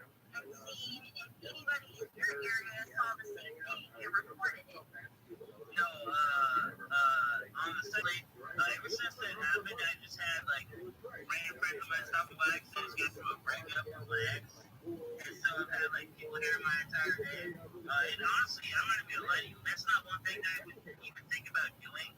But I listened to Coming Out of that back in like 1995. I'm like, I watched the X-Files, and I'm one of these type of people. So I would have never actually thought to go to the website and look up, see who else saw what I saw. Because normally when I see shit, I will do, right? Like my brother, he lives in, there's not a lot of like street lights and a lot of lights, so yeah, no, I would have never thought of doing that, but that's probably a good idea. I was wanting to fighter jets come from Fairchild Air Force Base that was Spokane, because normally whenever there's any kind of sighting or something, there'll be fighter jets around my town, but there's not, so, maybe nobody else saw it, I don't know. Your first sighting, do you think you had a loss of time for that? I know for a fact we had lots of time because when we got back from fishing, it was like 8:30, and all we did was eat a hamburger, and everybody went inside and they started drinking, and then, we were in like 6th grade, so we were outside with our sleeping bags on the porch,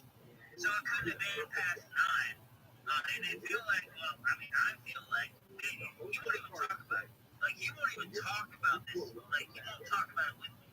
That's how I know it didn't happen, because he will not talk about it. It's not a dream. He won't even talk about it.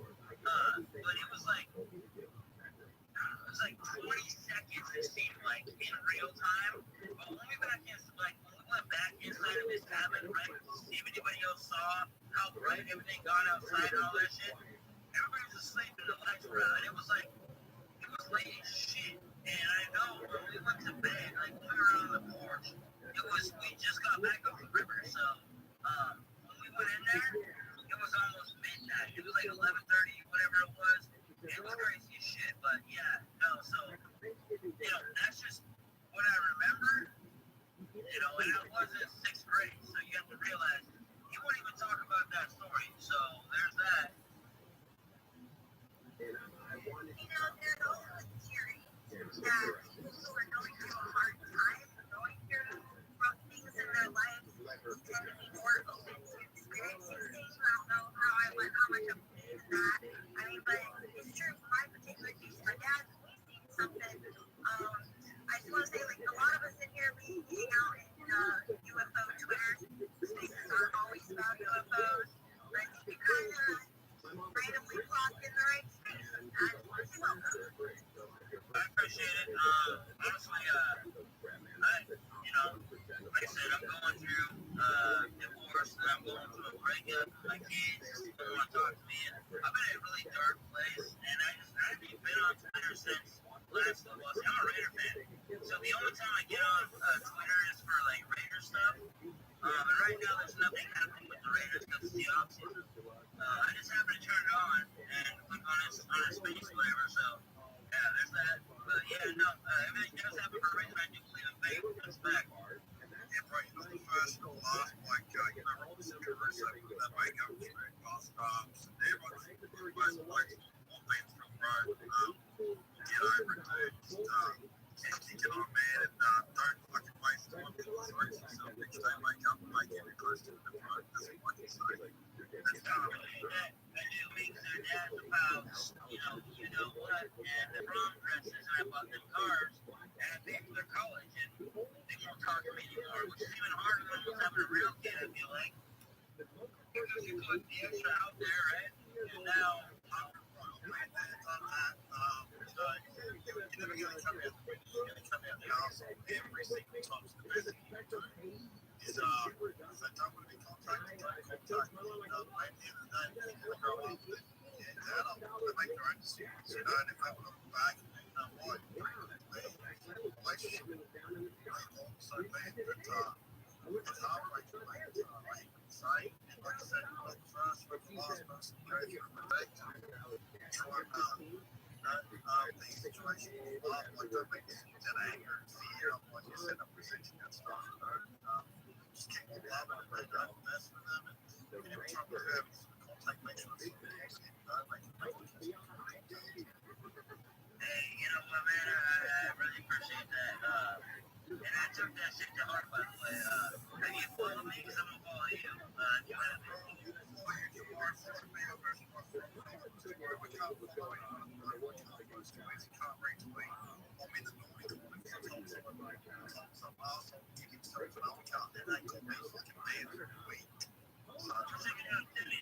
follow request, bro, and I'm gonna send it back to you.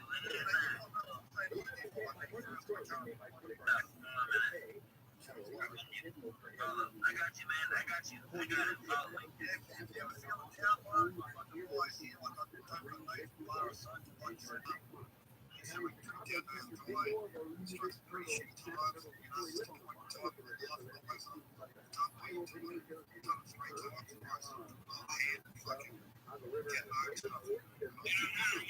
I'm not looking for like, I'm not weak, you know what I mean? I'm not looking for, somebody like to cry to or anything like that. Like, it's not like I came in here to do that. I just told you what was happening, you know what I mean? Like, I'm not weak. I'm just letting everybody know.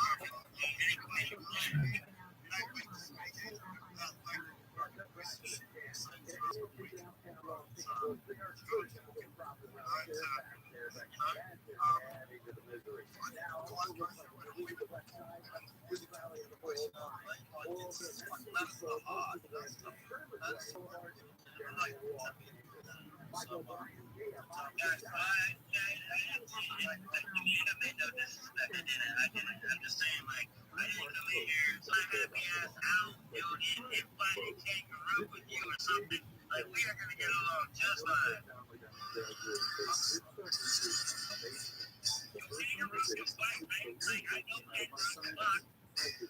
I know, are you out there in Australia knocking kangaroos out?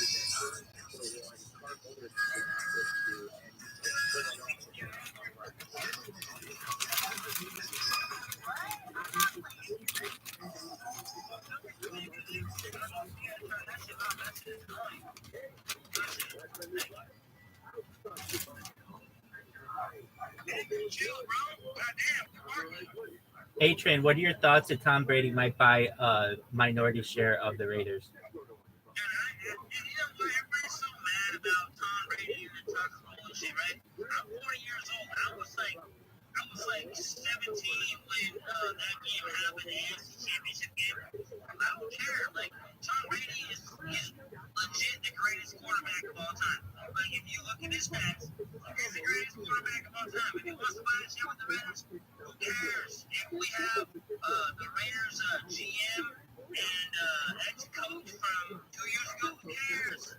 Like, in my opinion, I really don't give a fuck as long as we win, bro. Like, that's where I'm at with it.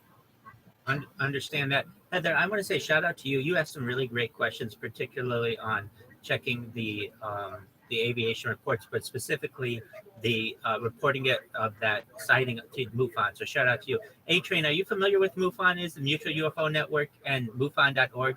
Essentially, people have... George Norrie, Art Bell used to talk about that shit all the time. But honestly, I've had a family and kids for a long time, and I've been pretty busy with my job and everything. So right now is actually the first time that I've actually had time to actually sit down and like get into something like random like this. Because like normally I have like my 3 kids and my grandkids, and I've been getting back into this kind of stuff. But yeah, I knew about it. I heard about that through Coast to Coast years and years and years ago. I'm a die-hard Coast to Coast AM listener. Follow everybody. I try to follow pretty much everybody. Everybody is pretty cool. Like in the situation, like you do. One of my favorite stages of all time. Yeah, so good. Yeah.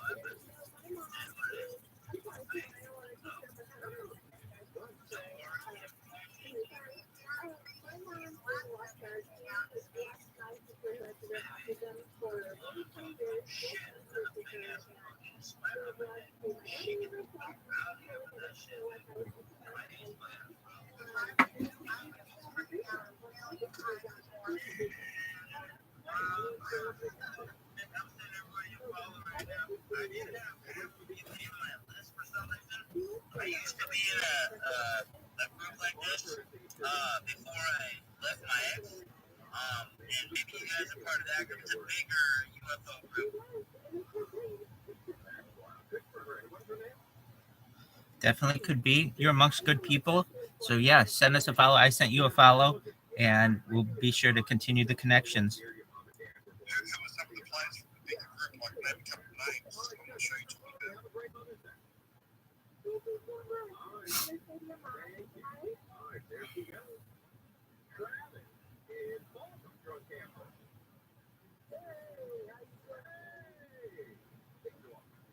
I think A-Train may have jumped down for a second, perhaps.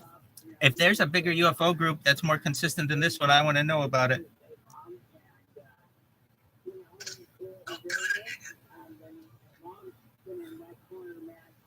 A-Train, we got you back up here. Can you hear us? Yeah, no, I can hear you. I just got disconnected. That's wild as fuck. I've never had that happen. That's crazy. Oh, man. Unless you guys kicked me out. No, certainly we did not. And if you're on Twitter Spaces enough, you'll realize it's just something that happens. Who was some of the players in the other group? You said you used to be part of a big UFO group. Like, who was some of the names of that group that you used to be out with?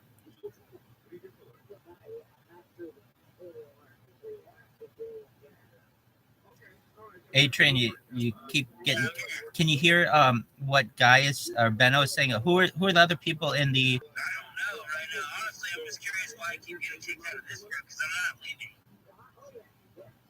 It's weird. I keep getting like... So you're not getting through that at all, man. It's just glitching out. So it's weird, man. I keep getting in these spaces often too, for some reason. I don't know if the spaces doesn't happen as much, but for some reason the spaces are UFO related. Like, anything government, anything that's actually important gets blocked out and they try to break it up. Well, the fact that fucking access to even Twitter been been like Elon's even made posts been saying like there's that many fucking 300 agencies back to Twitter. Right? Information speech, spaces, tweets, you name it. Like it all plugged into there. And at one point as he made a tweet going, they're all now unplugged.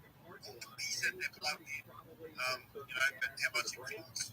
Fucking fine, but I'm sure they got access to surveillance reasons. I'm sure they're implanting people for their own reasons, That's just wild though, right? Like honestly, like I don't even have. I have a 1995 OnStar or something like that, right? Like I don't want a car with a computer. Like I'm so paranoid. I don't have what do you call it? Not Snapchat. I don't have Snapchat, but I don't have what's it? TikTok. Yeah, I don't have TikTok because I'm so paranoid. I don't want people on my phone, right?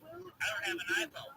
I have an Android, right? Like I have this app that like searches for like fraudulent shit. Like it's just, dude, I'm a 40-year-old dude. Like I am very much paranoid, dude. It's almost weird, but nobody knows that, of course. You know what I mean? But fuck TikTok and yeah, fuck Snapchat. Not a fan. Pardon my language, by the way. Yeah, nobody gives a fuck about you fucking swearing. Oh, I'm just playing. So where are you from? I live right outside of Chicago. Y'all have the weather. But it's raining. Got you. So are you a Chicago Bears fan? No. Do you even watch football? Nice. I didn't even know I can't like that. You mad that Aaron Rodgers left? Like, No. I don't care because I don't watch football. They've been my favorite team since I was in the second grade, so I just say that go Green Bay. Respect, that is on point. That is fucking cool. All right, go for you. Respect. I'm a Raiders fan, so there's that. If you look at my profile, you'll find that out. My name is Raider Lifer, so there's that. But yeah, no, that's what's up. Anybody else watch football or not? I watch it a bit too, but because I live in Australia, it's not like a mainstream sport here, it's like a secondary sport, but like the sport we watch here, like half of the AFL, it's rugby league. We've had a couple of rugby league players go over to play NFL. One guy went over there, he had to start with the 49ers, and he played like off season and whatnot. Rookie. But he went fucking good, man. You can look up his highlights. A guy called Jared Hayne for the 49ers. Just an Aussie export. And a guy actually got charged for rape yesterday. He's not a good dude, so he's going to jail for 4 years for that. Straight away, fucking promising career. He was a champion rugby league player. Went to the NRL at the end of his career, and he could have made a kick over there. I reckon if you look up Jared Hayne, NFL highlights, and let me know what you think for a guy playing his first year in the NFL, man. He fucking went very good. That's what's up. Anyway, I mean, we don't matter what country you come from because we're all the same, of course, but at the same time, respect. Like I was saying last night, one thing that separates, I guess, Australia and Ireland, but America is there's no guns here, right? So you can leave your door open, the car, like, usually pretty safe. Like, Yo, what was that?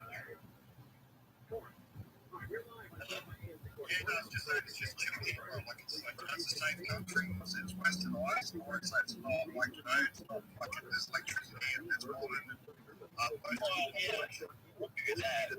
so it's beach life, or pretty much ocean life in Australia. Everyone lives 90% of Australia's population live within 50 kilometres of the east coast of Australia.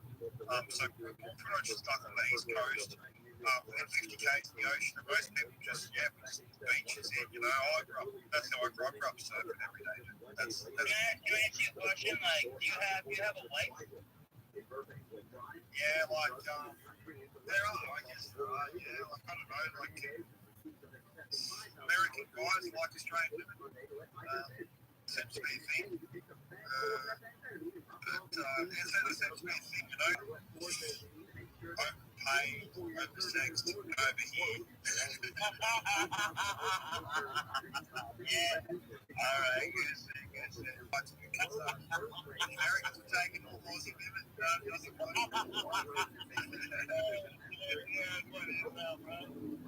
Like, whatever time it is right now, it's like 5:28 in the PM where I'm at right now.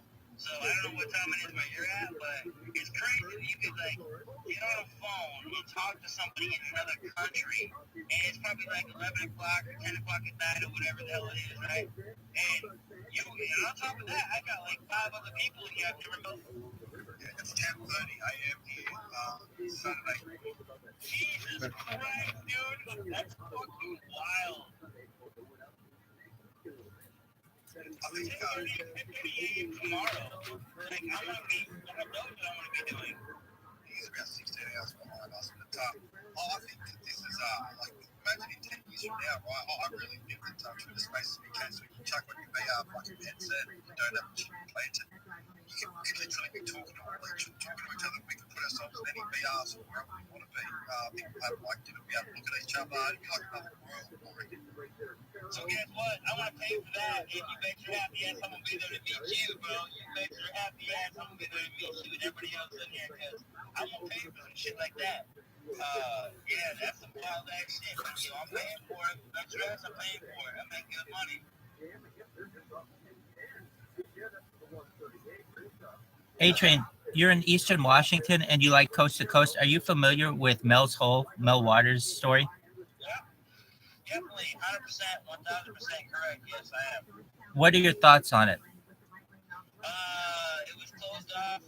The government closed that off years ago, and civilians can't go there anymore. So, people were throwing all their stuff in there, like couches and dressers and everything, forever. They were just throwing it in this mad big ass hole. And then one of the Coast to Coast AM shows I listened to, they lowered a speaker down there, whatever, and you supposed to hear all this like screaming, like if they said. Heather knows what's up. Good job, Heather. No, but she knows. Yeah, I know what you're talking about. Mel's Hole, they for sure did throw garbage and all sorts of other junk out of it. There's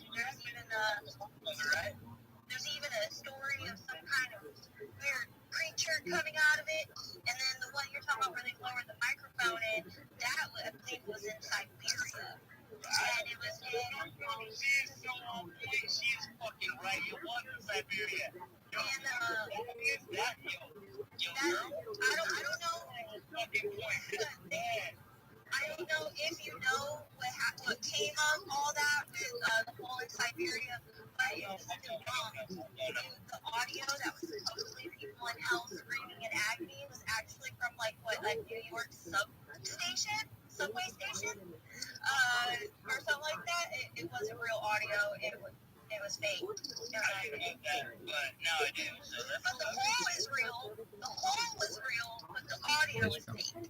So the question is though, like, why is Mel's hole so deep? And honestly, they still haven't found the bottom of it. And right now, you can't even go to Mel's hole if you're a citizen. It's blocked off by the government. So 97. And now you can't even go there. I don't even think it's on a map. If you look Google Maps up, I don't even think you can find it. But maybe, I don't know. Heather, I'm very impressed with your knowledge of holes and really paranormal. That was impressive. You're absolutely right. Those are two different holes. She's right. She nailed that shit. Listen, I don't know a shit ton. I know some things here and there. I just so happens I've been interested in those whole stories. That's why I know A lot more than a lot of people, because the fact that you brought up Siberia was on point, because nobody cares whether you heard those hell voices. anything here. No, I'm just telling the truth. I'm just telling the truth, because it wasn't Siberia. Those noises were heard in that hole, but I can't remember the name of the hole. Those noises were heard in. But the fact that you said there were like echoes or something, I don't know if I believe that, but you were right. It wasn't Siberia. No, for real. The audio is fake. Somebody did some sort of analysis or something, was able to determine it for real. Well, no, I believe it is fake. I just thought you were saying like the sound came from like underground or something, but no. Yeah, definitely. There's no sounds from hell on any audio device known to man, because when you believe in the afterlife and stuff like that, everything that you believe in is third dimension or fifth dimension or whatever. Like, you wouldn't even hear it. So there's no way a recorder put down in a hole can hear those strains, because it's not from this world. So no, I never believed that, but I'm very impressed that you knew that it wasn't from Mel's hole, it was from Siberia, is what I'm saying. So I'm giving you a compliment, by the way. Heather, what do you think Mel's hole was? Honestly, I don't know. I think it's really crazy that people for decades were throwing their garbage and all sorts of junk down it, and they never heard of blood. There's nothing. I don't know. And then, I mean, the guy said he did an experiment to see, like, how much rope we needed, like, to hit the bottom of it. But how would you really know if you hit the bottom or not? Like, I don't know. Like, I can't recall his exact experiment, but there were questions brought up, to say, like, how exactly would that work. I just think that the stories were totally interesting, so that's why I remember thinking about them. I'm in agreement with you. They are very interesting. I think he had something like 80,000 feet of fishing wire and some kind of contraption so that he could see if the line was still taut. You mentioned that there was like a seal or like some kind of creature that came out of it. They threw a dead dog in it, and that dog came back like. Cemetery type stuff, bro. But that's another story. That's a story from the owner, from Mel's hole. Isn't his name Mel? That's a story straight from him. Exactly. Maybe so, but that's crazy as fuck, bro. Like, that is wild. Like, if that's the case, that's why it's closed off right now. That's why it's Anytime I think about the weird creature coming out of Mel's hole, it takes me back to this one scene from The Walking Dead where they try to get a walker out of the bottom of the well, and it's just disgusting. I've never actually seen The Walking Dead, the show. I've seen it. It's alright. It's not bad. So, hold on, I gotta drop off the order. There is. I'm doing Uber Eats. Dude, that's living her best life, straight up. Respect. In Washington, and that story, and Australia. which is wild. Essentially, well, if you recall, I think Mel called in to George or to Art Bell at least 3 times, and uh, so there was a deal that was made that between Mel Waters and allegedly a government or government contractor, where he would get $250,000 a month, and in exchange he would give up his rights to the land. And what he did with that money was always very interesting to me. And Benno, I think this is where the Australian part comes in. He really had this love of wombats, and he started a wombat refuge in Australia, and he did that for a few years, blew his money, basically came back to the United States, and had a few more calls into Art Bell, and then there was nothing more about this story. The idea of a bottomless pit, though, this was covered a little bit in that Art Bell call, but basically there may be bottomless pits on some tribal lands, indigenous lands, and we just don't have access to them. But the whole idea that you could have a hole, it doesn't echo, it's unfinished, it goes all the way into the ground, and it has all kinds of paranormal things. It's just very interesting to me.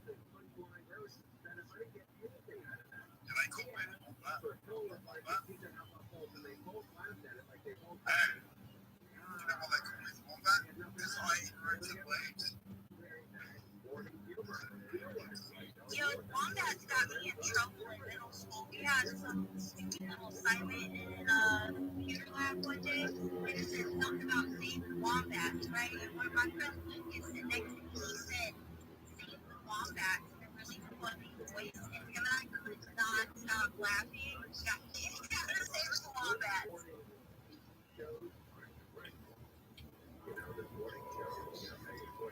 Yeah, so what is a wombat? They're a weird creature. They're most stupid. They're native to Australia. Legs and they're just their own thing, you know? There's nothing you can compare them to.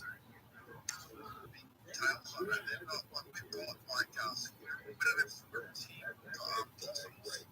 possums. They're probably the closest thing. You get spoken of here. You're not possum. Spiders and some shit. Wombats like sugar man, bro. Sugar daddies are fucking cute, bro. I love sugar daddies. Wombats like halfway between pig and a fucking rabbit and a dog. I don't know, something weird. Fucking rabbit and a dog. That's funny, bro. That's wild to think about, but yeah. Alright, platypus is even fucking weirder again, you know? Crazy, dude. So I guess my question is, the entire time, bro, who wants the top? Anybody? Wait for the guy. He said 5 to 10 minutes for him to sing a song, so God's going to sing us a song. The grandma said he didn't do that. That was like forever ago. He may have already fallen asleep. No. I'm just trying to solve some stuff. He just, what are you trying out, bro? Oh, yeah, he's just, what's it, girlfriend? Let's talk about something great. Yo, you play guitar? Yeah, man. I'm freestyle rap. Yeah, and I'm not some little, wannabe ass kid. I'm a 40-year-old man who's been doing this for 20 years, so I can sing too. I don't have to rap, but I can sing to a beat. You got something to play? Yeah. Come on, give me a a song. A song or a rap? Yeah, no, not a rap. I'm not gonna rap. I'm gonna sing. I can sing and I can rap, but I can very good, like off the top of my head kind of stuff. I want to see different style of the house.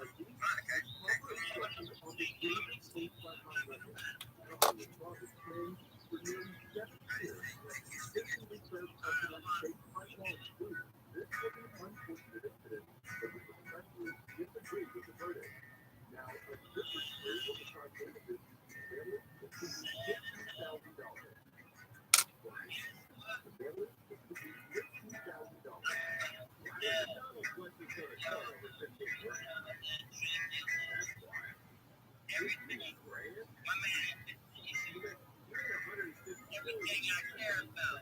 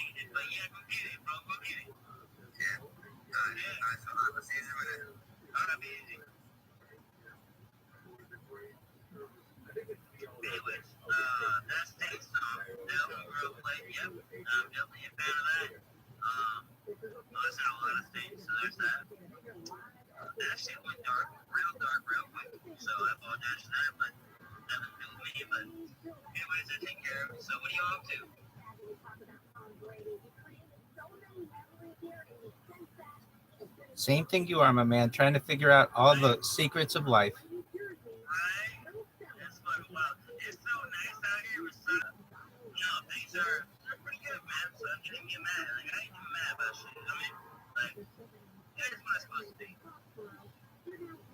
How did you become such a big Raiders fan up in Washington?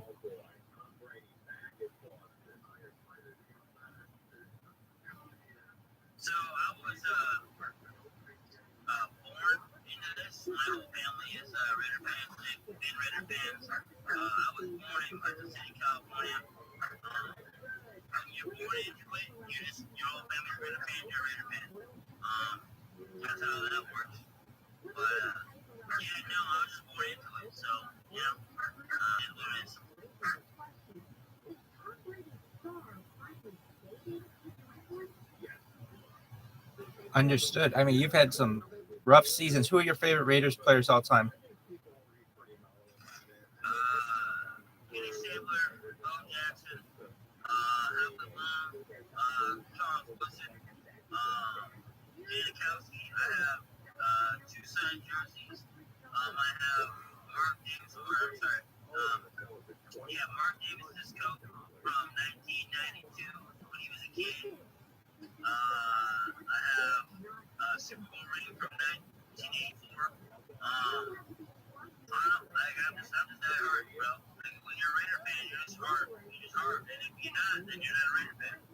What are your thoughts on Tim Brown?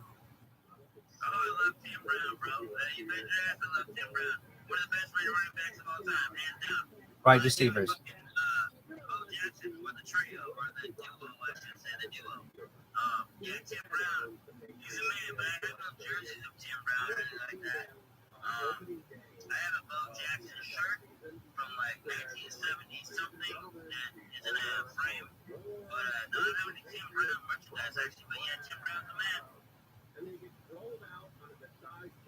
I agree. Number 81, one of the best wide receivers of all time.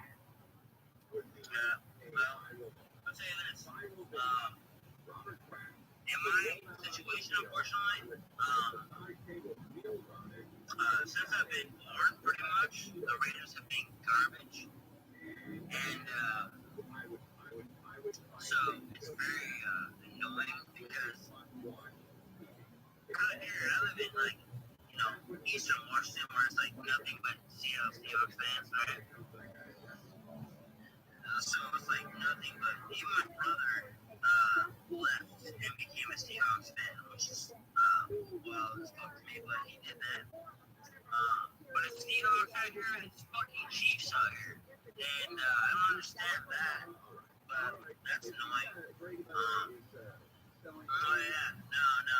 I do like the Seahawks. Like, you know what? If I was a second team I was ever gonna pick, it'd probably be Seattle because of my brother and shit. But yeah, no. So, like I said, that shit, it burns me a little bit in my own blood. Left, but you know what? It's all good. Sorry about this, guys.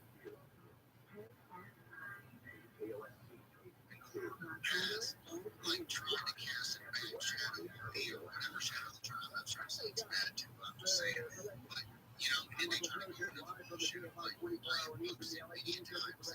That KMF is sent places bullshit and it's documented. And the fact that everybody's like, oh, he apologized and forgave and all this. And I'm sitting here like, y'all bash too for shit.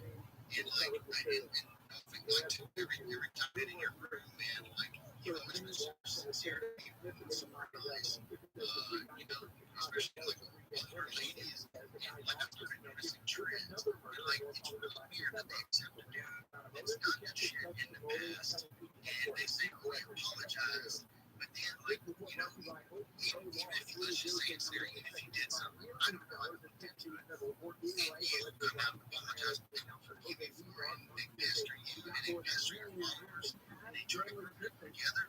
It's bullshit. It's hypocritical. So what's happening is, and I think what's going on is because Tiny Klaus, whatever his fucking name is, he fucking, he isn't there and he started, he reposted all this shit. It's all funny and laughing and all this shit, and then all of a sudden super questionable shit on any kind of level. And all of a sudden he's canceling space and saying, Ray, life's work, blah, blah, blah. Like, bro, that's not me. I didn't take my fucking name out your mouth. It's not me this time. Like, it's got me worked up, man. People try to accuse me of shit I know for a fact now and done. You're gonna fucking hear from me. Like, I'm not gonna put up. I'm not gonna do it. Especially when you got 39,000 followers. Like, all you're trying to do is discredit me. You know what I mean? That shit pisses me the fuck off. Like, you're not gonna do this. I don't even care. Because I'm gonna call it out. If somebody steps up in here, hopefully he does. I want him to admit right here. You need to show that I fucking did anything associated with this. And furthermore, the other day this tag in it is she has me there. So I don't know what, like, I don't even know what she's doing. Maybe she's the one that did it. But don't meet with her. Like, that makes no fucking sense. I have no communication with her. So, I just followed her today. No, so other than that, I have no connection with her. So I've never heard of her, nothing. So she popped up. So throwing our names next to my name in the mix. I didn't know nothing about that shit. That's wild. But also, I find it this weird selective outrage. Something that I think we should talk about. Like, it's so strange that, like you said, Joseph can go around and not only dox people, but serially dox people. I can say that he's hacking people, he's running through phishing their phone numbers, he's getting other background checks. Matt Monroe can say in a public space that they're collecting defamatory information on people, deceiving them, and you don't know the depths that they'll go through just to damage somebody's career and damage their reputation. These are people that associate themselves with us. We know that Ray, I'm just speaking the truth, is social talk around locally, memes, because very much the origin of that memes is very questionable. Because I feel like she made it as my accusations, she was saying. But then the idea that, like, when meme came out with me on it and Logan and Scream, and it was being pumped out by KMF, and someone's face was dick. It was Article Roman. It was supposed to be homophobic. And it turned out that Ray basically commissioned her creativity added certain elements to sexualism. So she was actually involved in creating these movies. Their side is actually involved in Toxic. Toxic was my fans, Toxic my grandmother. These are facts. They say that they do it because of their work, but that's not true. Whenever they do like nine things. And people respond and they go, well, her nervous responses, your actions, and everything I did beforehand is validated. That kind of weird gaslighting stuff, it's not conducive to anything. What we're seeing, experiencing right now, is something weird's going on for them to discern all this lies and then each other to get away with these crimes and then vilify anyone who does it. I was doxxed. Okay, my friends were friends have been sharing my face and my phone number for like maybe 4 or 5 days. This is real life. This is why I got to understand why I'm saying this. I can't get Drea because he's not going to come up here and he's not going to talk. Period. I'm not going to listen to him trying to make excuses and call shit out. He's not it. I'm waiting for clowns to come in here or get around to him. I don't want none of these minions coming in here. I don't give a shit. They're not going to talk. This is my space, and he's going to come up here and he's going to address it. Period. This is how it's going to be. I'm not here for minion work. See, you're looking at me the right way. Because if you're going to make accusations, you got to be man enough to fucking back it up. Plain and simple. Go ahead.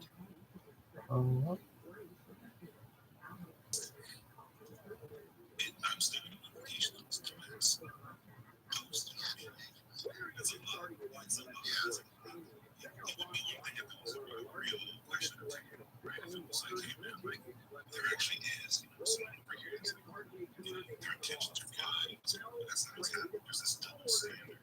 Obviously, the timing isn't coincidental, right? Within hours of this information coming out, someone on their side, right? One of the most vulnerable, right? One of the most recently added things that has all these crossover issues with folks, 1 and 2, to Harris, to all of the things, and then cause cases of space. Like I said, from a PR note, that makes total sense, right? Just like let it breathe, figure out how you're going to respond to it, because that's your dog, you can ride with them, all this bad shit, so then just address it, but then to cancel your space and then blame it on somebody else.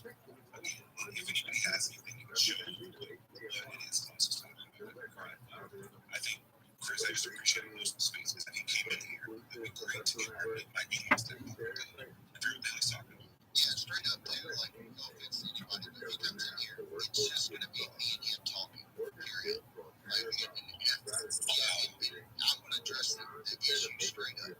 Because he needs to provide the fucking evidence. He's going to put a tweet out there to 29,000 people, however much he's got, talking some shit like that and canceling. You're not just going to be able to get away with it. And there's other people listening, more than listening. That's fine. I don't give a shit. I can tell you, if you are one of his minions or in that group, I'm not going to let you speak. This is my space. This is what I'm going to do. Because the man needs to address it himself. Flat out. Even if Ray wants to come in here. If Ray wanted to come in here, I'm going to talk to her respectfully. It's like I have nothing against Ray. I want her to tell her story. Like, tell me what happened. And then, can you please let me know how my name is tied into this? Because I guarantee you she's not going to be able to do that because I haven't done anything with her. So, that's why I'm at. Ray, really quick. Anybody who's friends with her, you can ask her why she blocked me. I don't know what I did to upset her. If I did anything, I didn't mean to. I just want to know. You're associated with us. That's why I'm Oh, okay. Well, I offered an olive branch. I have nothing to do with your guys' issue. That was before my time on here. So I've just been nothing but nice to her. So I was wondering why she blocked me. I'll go down and listen now. Yeah, I don't know if this has to do with anything historical. This is like literally a random post about social media. The post that I think the class is talking about. It's from the woman, her name is Kat, which I think that was what we all for. I didn't realize that was her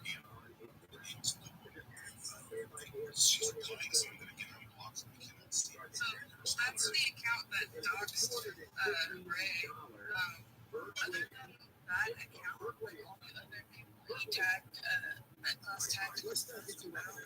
See any other posts that were like doxing or like he had mentioned. Because there's like a picture she posted like an hour ago. She tagged. She posted 2 photos of everybody in the job programs. And then she posted let's check to see if the company is registered. Look at that. That's interesting. And then she tagged Ray, and then on the screenshot she posted, it's the name, and it says current address. That's blacked out with the names there. And it says basically this is the address of this business. So I guess there's a lot more public information. It looks like she didn't put it. It just looks like it's happening. Then this is the strange part to me. This is just because I think this is strange because we've talked about Danny just now. Danny has a comment underneath the box and it says, I missed our chats. I'm still stuck right in the thing. So I'll get to learning. It's a weird string business that Danny was on. But the one comment is from this dude just talking about so these things aren't all connected. I think I didn't know the audio. I just came prepared. But this is not where it's going. Yeah, man, I'm telling you, this is weird. Like, it fucking, my name in it is bullshit. And I wish like hell last time I had my TikTok over 200,000 fucking followers. So you better believe I'll dig into this so deep and expose all of it. Because there's too many correlations and too many red flags in all of this. And if you're gonna throw my name in some shit like that, it aggravates the fuck out of me, man. To no end. It's ridiculous. Okay, so I don't know whose hand was up first. Guy, I think I did it first. Hey, yeah, I'm trying to, like, be a mediator and treat everybody. And I had a space with KMF and 11 little mini chunk and speak as well. And I was trying to get stuff on my bed and so forth. And that KMF had sent me about all this nonsense that they're collected together. And if anybody opens that UFO 2025, the URL, I'd be careful. But I was talking to him and I mentioned something about like the stuff that like I was basically saying.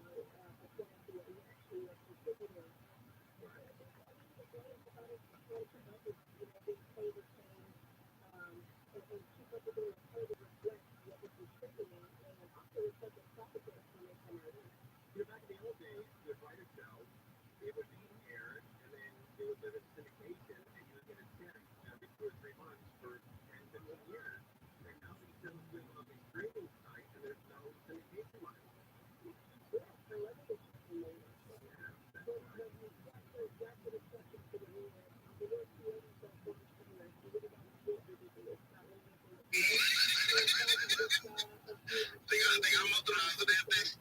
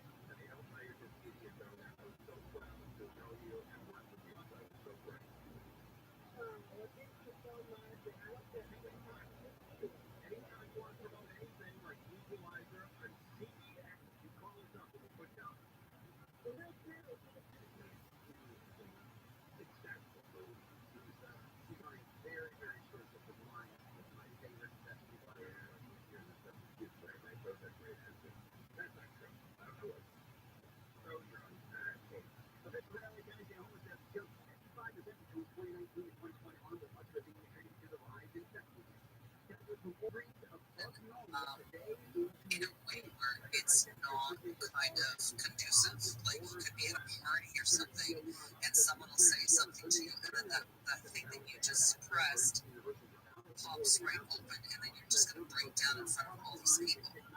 Where when you have the opportunity to look at it, you know, you should look at it because it's showing up for a specific reason and it wants you to address it. And that's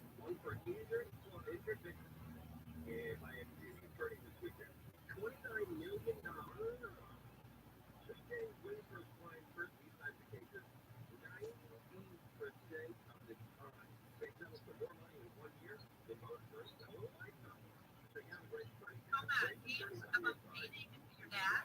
Are you fucking serious? I don't know why I'm saying either. I didn't share any personal information, and then this comes up today, and this is fucking gross. Like, it should be called out. I don't care what time of day it is. I'll just say this. We all know, we all make correlations. Like there's like certain, and like I said, I'm on the video before, but I agree with amazing correlations, and I see people who interact with people.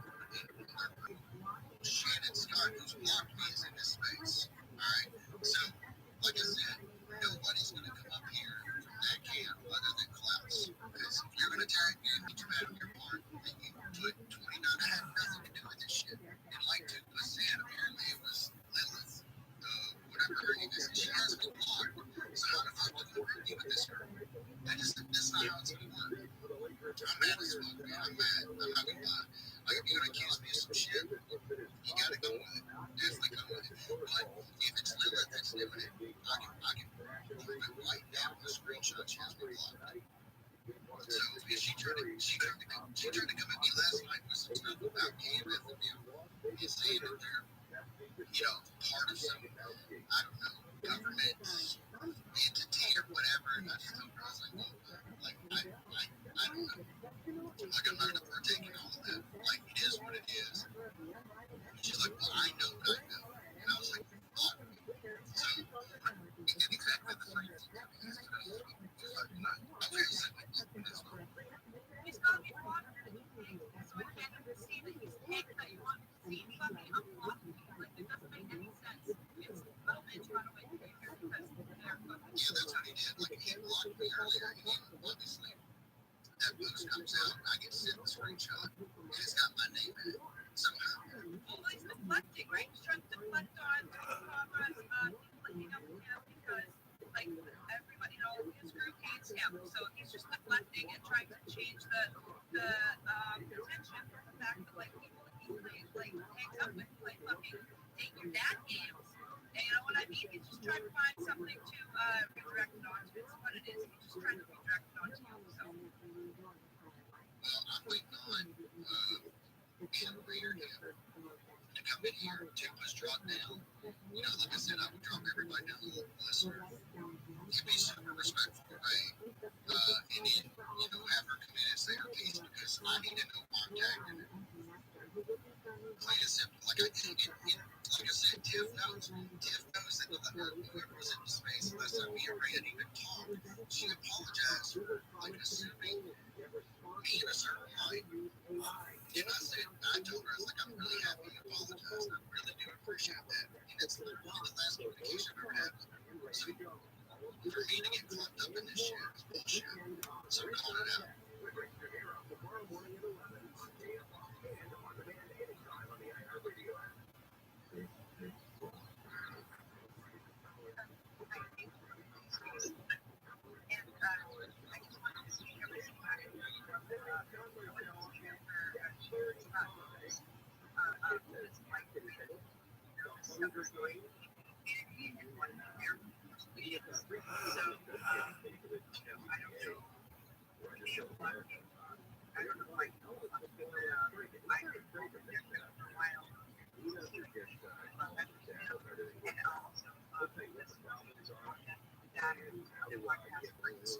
If he wants to come back in here and talk, I'll happily let him talk because he needs to come out and he needs to announce the shit that's going on. There are people in this lobby ever since I joined Twitter from day one when I was tagging UFO Shane's post. From that first post, there was automatic racism talking all kinds of crazy shit. From day one, like I've been doing this bullshit since then.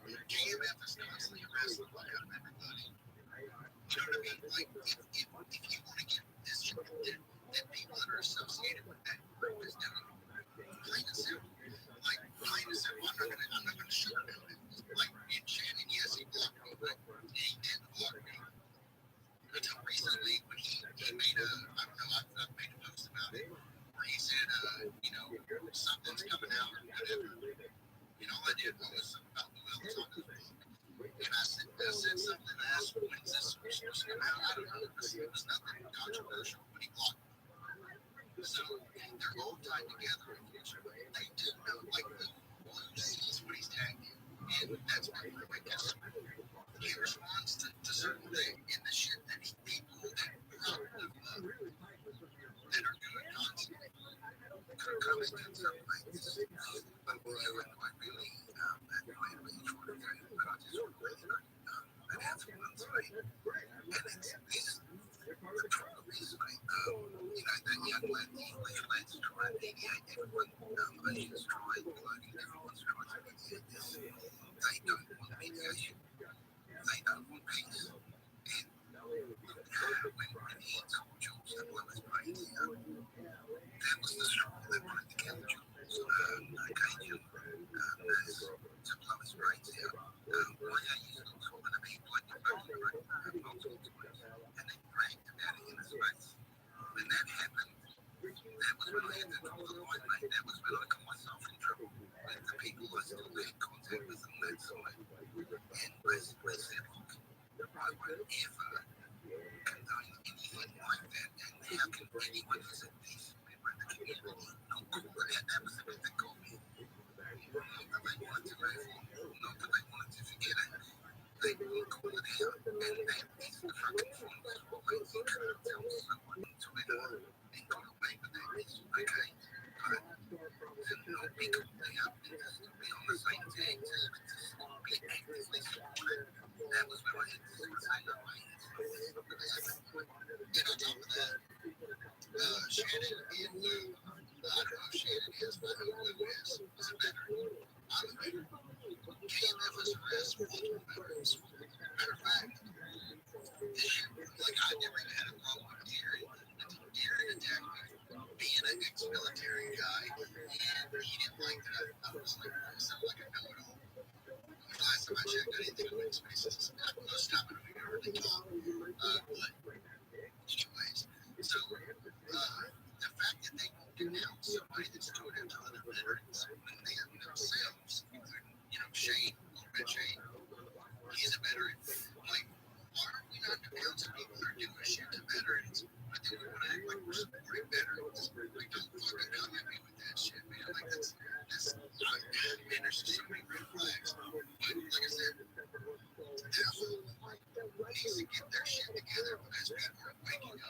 starting to see things. When people start to point it out, and I've been saying it, it's character assassination time. As soon as you get too close to them, that would be I don't know if that answers your question, but that's my like vision, my daydream about it. And so, that's part of,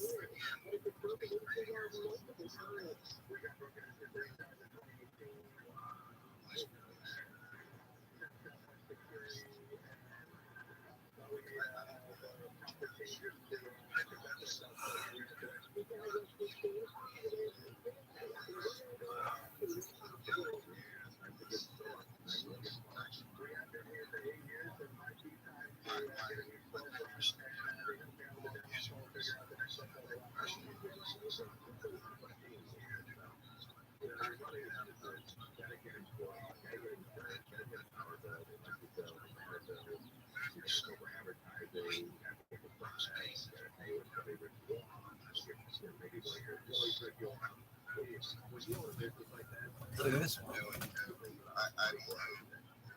Is that healthy? You know what I mean? So like, I don't know. I just wonder how humans and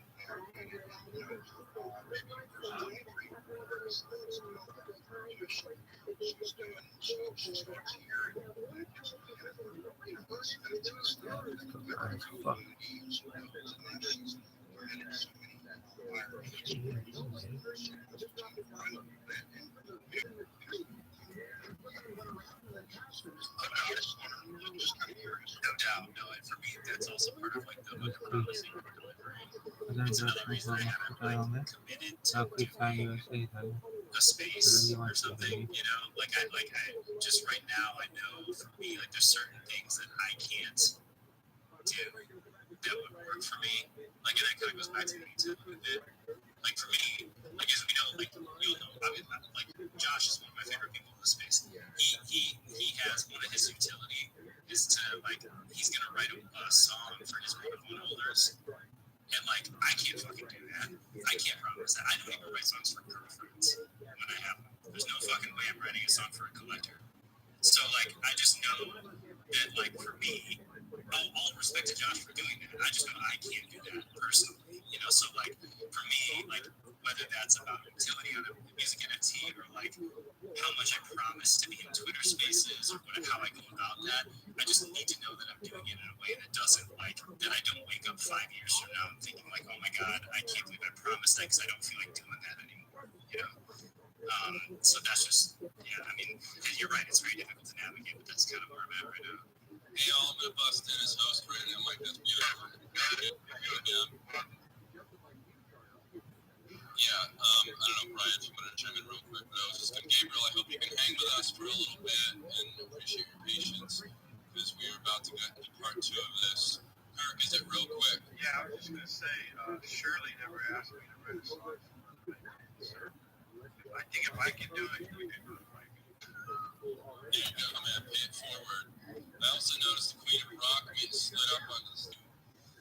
Mr. Bass, while you're up here, or if you're just coming up generally, but if you want to have a question for Mike or just want to say hi. Then decompressing a little from drama, but I'm just doing my taxes, and I was listening in, so I figured I'd come up and say hi, and I really like this topic that you're on right now, but I'll let you guys keep going. I don't want to take away, just hanging out. I will note that you made Kurt cry when you said doing your taxes. We all love the Kurt rules. Alright, y'all, look, like Bass, you contain multitudes. I was sure of this, even though this is our second time with you. So, dear friend, you are one of a kind. You are one of one, my friend. And I look forward to when we do this again. I definitely want to hang out with you a little bit more, and have some conversations about all the tech stuff that we have in common. I am super impressed. And this story tonight, all the different ideas, actually shared some vulnerable stuff too, so we really appreciate it. Thank you for being up here with us. Thank you for having me. I appreciate you. I've always loved this space. The first time I did it too, just fell in love with the structure of this space. I mean, I grew up in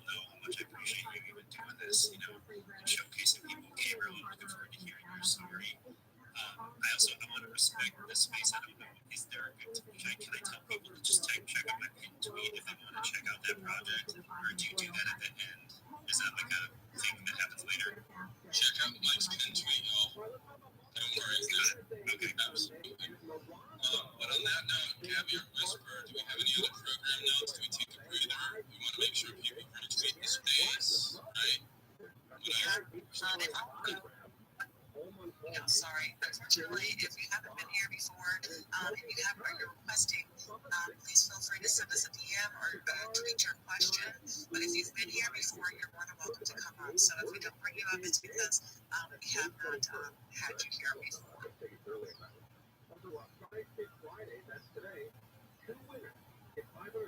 Every 30 minutes, playing table games with your reward card from 6 to 10 p.m.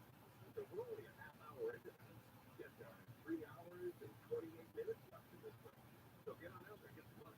Trailer taco giveaway going to hand you birthday cake for your 500 points on the reward card on May 16th. Toronto Casino Resort and Spa completely located off the I-10, less than 90 minutes from you are wrong. The time! With is a bit late and today's route. And then calling out somebody who's like harassing you or telling people to go kill themselves. Like, hey, I want to like put a picture of somebody on the internet of them in a fucking bathing suit and all this nonsense, whatever, from not even from Twitter, or like, I don't know, putting somebody's personal work information up for everyone to see for no fucking reason. That's doxing. But if someone is continuously harassing you in a criminal way and you expose this abusive criminal behavior, in my opinion, you don't have to share it, but I don't think that's doxing. I think that's calling out fucking predators within the community. And if I was doing those things, if I was telling people to go kill themselves, please dox me. If I was since fucking Christmas time harassing people every day, almost every hour, please fucking dox me. You know what I mean? And also, you can dox me right now because I don't have anything to hide. I am not a bad person. I'm not out here doing bad shit. I want to have a positive community. I feel like anyone who's interacted with me knows that. I don't have anything to hide.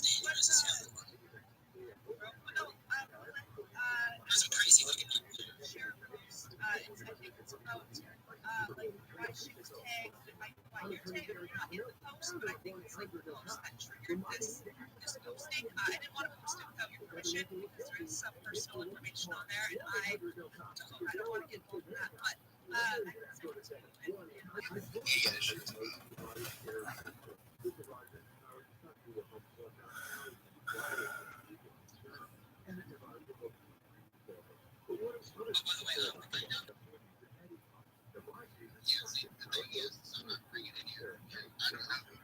Associated with him. I know the usual suspects, but outside of that, like, I don't know. If you want to, go ahead. But if I start talking crazy, I'm not going to do that. No, he's just laughs isn't connected to anybody. He's Rachel, dude. Yeah, that's finally me. He's kind of this great. He's got this place and that's what's not very scared to come out looking for him. Yeah, I'm fantastic. Yeah, I'm going to I just want to say, thank you, sir. For something my request to see.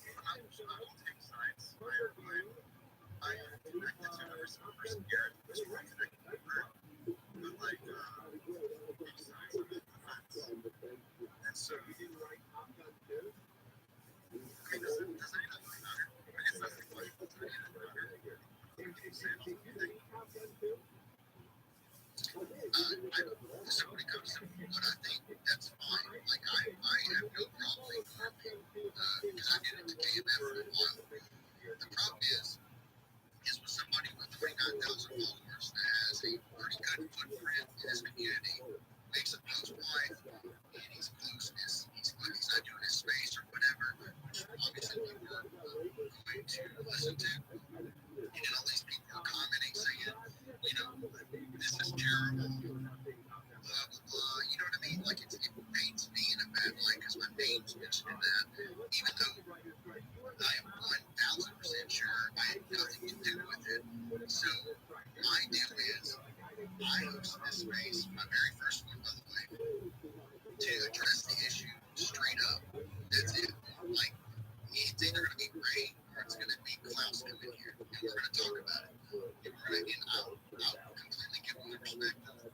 You know, nobody else speaking but me and them, or me and whoever comes in here.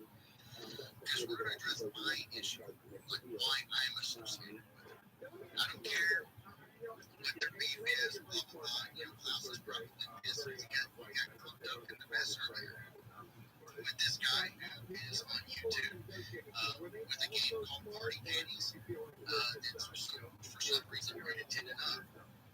Really weird. It is not a good look. Anybody with a good moral base can watch that and start to think, yeah, this smells bad. Hell, like I said, of course, I'm not going to go look at the game. I read up reviews on it. I Googled it. I legit started getting worried, like, is my fucking phone about to get flagged? Like, is this going to happen? Because it doesn't feel right. So, that came out, and of course, Danny and all of them, Klaus, they're all worked together. So, I'm assuming this is cause and effect from that. Because I can tell you 100%, nothing I did not do shit to Ray. Not one thing. Like I said, me and Ray were on good terms. So at least I thought we were. So I had nothing to do with this. But yeah, you make a post where 29,000 plus can see this stuff, and my name's right there. So people probably won't like that. I totally hear exactly everything you're saying. And like, it really is very childish to be doing things like that, in my opinion. I don't know how old it is, of course, that's what it's like. It seems like high school stuff. Like, the purple way that 8 a.m. I chose 18 a.m. and it's sorry. I'll pretty much finish where he, like, it seems like high school stuff, and like, almost like a test, and that ultimately the figure about itself, and he really truly understand the phenomenon. In my opinion,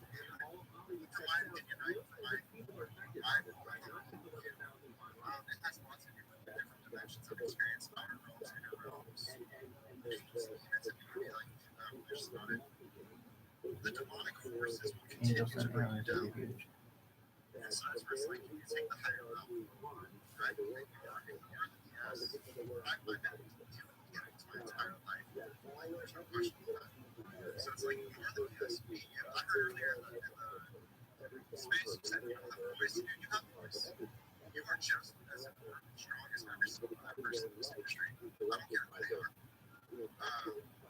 Like, legit, and I love it. I think it's bad. You are just as important as the most on it. Like, we all are. I don't see why we cover bids or anything like that. I'm more powerful than what you did. So I think all of that is just, it is kids' games. I understand they have 30,000 followers. Where are they following? One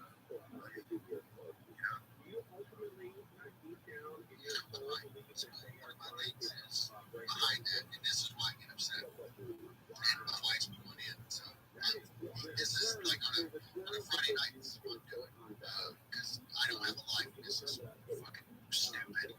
So when I built up my TikTok following, yes, it's TikTok, I get it, but I went on the land, I started putting my face on there, started research, and I did paranormal content. And it's really hard to get a following when you're putting out paranormal content, especially when most of TikTok's probably going to be political or dancing or whatever dumb stuff.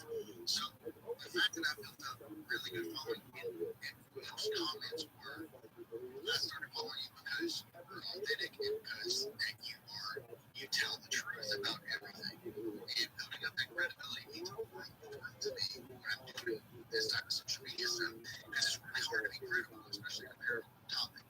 When somebody posts this kind of tweet, like I can ignore most everything. On TikTok, obviously people comment on videos. I knew the best thing to do was not comment back. But you can only ignore so much when a guy comes at you and he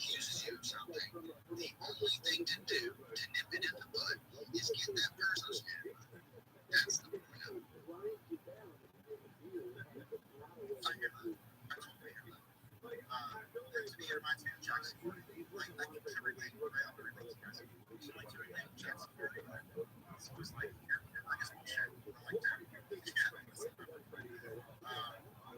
you have no idea what it's going to be. Like, you're stuck in our dimensional realm. You're not even considering another dimensional experience. First, I sent you the post that asked me to share that you would involve Bernie tag. I don't know like how it would involve you being tagged. That would be trying to figure it out. I guess I'm not sure why. Hey, Alexi, man, it's been good fucking hear from you, man. It's been forever, bro. I missed you. Yeah, man, I had a thing to bring these spaces. They seem like they were getting, like, it's good to hear from you too. Like, look at us too, the chat as well. There's been so much drama, and that's why I don't think it has anything to do with these actual people. I think it has to do with the greater understanding of the phenomenon. You have people that are doing, like, real exploratory work, maybe they have 5,000 people. Honestly, like, people that have the most followings are people that just do crimes and do dumb stuff in, like, grocery stores. They're not actually adding value to the community. So, like, when it comes to adding value to it, it's almost like less followers you have, the more value you're actually adding. But Logan, great to hear from you too. Ken, also your YouTube share. I'll finally jump in. I just wanted to mention isolation, everyone. It just seems so coincidental that this keeps coming up. Levels of crisis was happening on a space the other night, and we've all got very different political and social views, but we had a space, we all talked about the subject, we had a really, really good conversation, and that's what we're trying. I'm not saying they're not, but even my attrition, I've tried to stay in the middle of all this. I've tried to not be on one side or the other because I just want to listen and get my own views and participate in my views. But I've been blocked by so many people that I don't even know because they've had backdoor messages that I'm some kind of, I mean, I know I'm an asshole, but I'm not that bad. And the thing is, right, what ends up happening is we don't get to have the discussions like the one I wanted to have today. No personality, no nothing. I just wanted to talk about can philosophy and science work together to fill the gaps. So I'm trying to get to one, but I'm hoping, because my space is going to be different. If anyone kind of give a shit and they start some black shit, they're going to be out.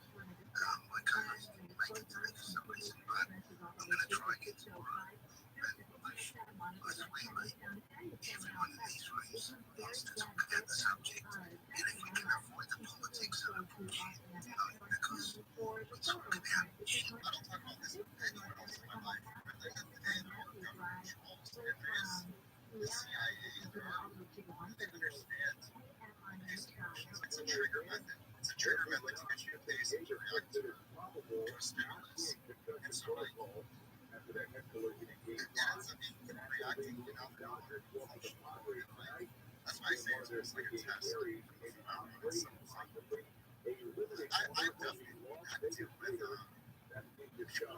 call me names. I'm just a bullshit artist. It's like, no, I can't do that. Physics and masters in engineering and science for 3 years. Trying to do it, like, so there's just choice left and right, and it's a test. It's going to be a test, in my opinion. That's just the way I see it. You know, it's like forward in like the higher lights, right? Like things we can all do research, we can all do right. The government efforts not the thing that I'm not going to tell you everything. There's always going to be a threat to national security, right? Like, is there a law that comes to Hey, just real quick, so this Saturday is fucking fine. Like, Friday night is when I watched it right here. So it was said to me that it was not being in this, and it was the woman that apparently did it. And it's out there. It's on her post. So what needs to happen now is Ray and Klaus need to delete that damn post and maybe make another one and only tag the person that's guilty with it. you might have got associated with, some people and it's something that was completely different. So it's been said to me, I've read it, it definitely was that person, and that person has blocked me, so I don't even talk to them. So they need to step up, take that post down, and probably make a damn apology to 30,000 followers and say, look, we got this wrong, and just post the person that actually did it. Because it's not me. And I'm not gonna defend anybody that did it, because it was one person. That's not my deal. I didn't post it. So they need to take it down, and they need to let your followers know that my shit was I was involved in it, and the other people that were mentioned that were not involved in it, they need to be cleared as well. Plain and simple. Just so you know, you can remove yourself from the conversation. If you have three little dots, you can say remove myself from the conversation. It takes away the tag. Your name will still be there, but it won't be like a link to your profile anymore. Just so you know, and you'll also stop getting notifications about the post.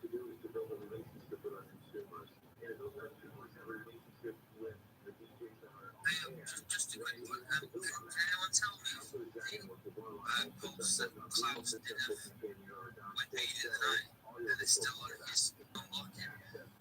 And then, because I don't know, he must have blocked me when I had him blocked for some reason. And he asked me to unblock him, and I said, yeah, message me privately, we'll discuss it privately. He's like, no, I want to hear it public in front of 30,000 people. And I was like, no, speak privately. What's the matter with that? Speak privately about a certain matter. 30,000 people don't know. Yeah, I think unfortunately, Chris, they want these things to be pushed around so 30,000 people see your name in that, and it's sad, and these 30,000 people may think twice about clicking that follow button and following you, and that's very sad, and it's very sad that they have to resort to these tactics, but I'm very proud that you've actually stood up and obviously called this out, because it's no lines drawn in the sand, you know what I mean? So, I just want to say, I don't know if you watch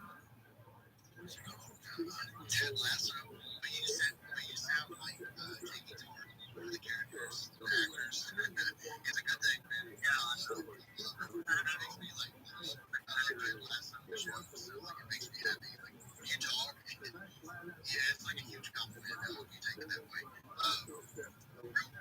Really quick, I'm not trying to drag anybody in it, but I know Astro has talked to Class. Somebody needs to get a message over there to them to delete that post, because since it's been verified, it wasn't me that did it, and that's one of their followers that sent me the post, and they need to retract that. They need to take it down and stop letting so many people say that my name in that shit. Because there's one thing that if people in here know, I don't dox anybody. Like, like your business is your business. And like I said, I had no clue. Like I assumed that maybe she's staying home and watching porn, and I don't know. I have nothing to do with Ray's last interaction I had with her. She apologized for, like I said, she misjudged me, and I was very happily accepted her apology, and that was in his face. So if somebody can get that over to her, to him, both of them, and the information's out there. I hate to call people out, but it was Lilith that did it. She did post it. That Klaus put up there, everybody with the person that did it, they need to be disassociated with it. That's only fair, and that's all I'm asking. You don't have to like me. That's fine. I don't give a shit. You know what I mean? Like, it doesn't hurt my feelings. I'm not losing sleep at night. But you can at least do me the good.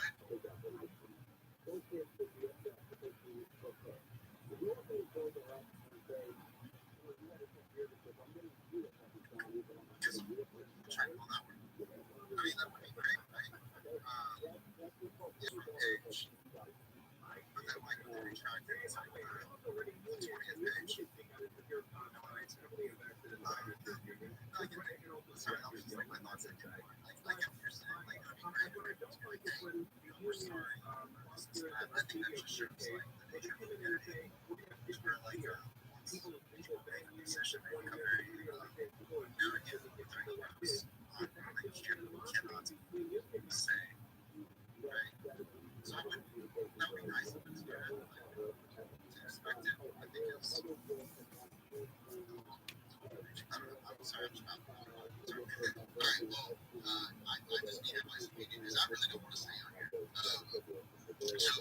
post things that I've been seeing that shows that obviously there was one person behind this. It was not anybody else. And I can People can go to she asked you that it was the woman. The woman knows.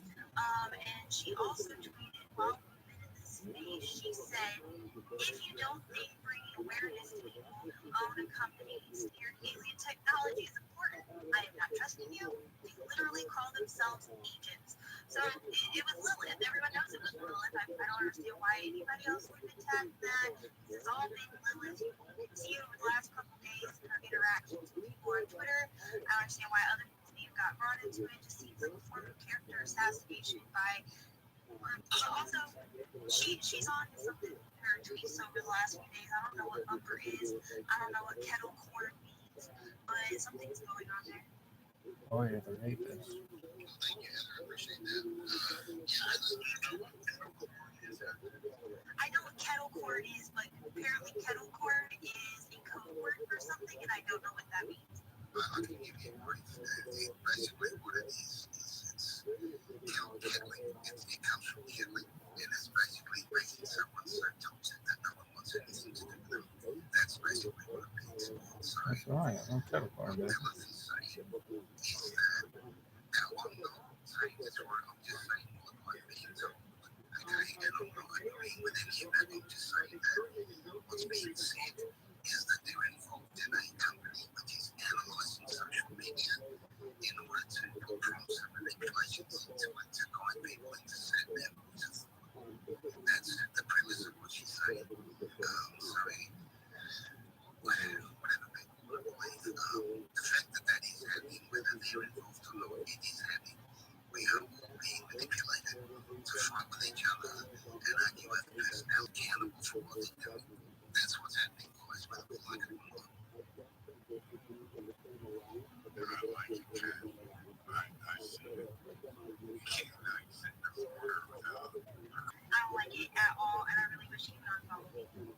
I think I might just block him so he can't follow me anymore, because I just want to block him. I haven't blocked him because he stood up for saying he supported EMF, and it was a really great call. And I was like, she admitted to brainstorming a hate bashing meme about people who have been nothing but kind to me, you know, and one kind of played a little joke on me one time without letting me on the speaker one time, but that was just a stupid thing because I had something. It wasn't okay. And then the things that KMF does, and the racist thing from a long time ago that I heard about from Reddit stuff, and she's been friends with him since then, and and I'm like, I don't know. And then KMF with ignorance also associated with it as well.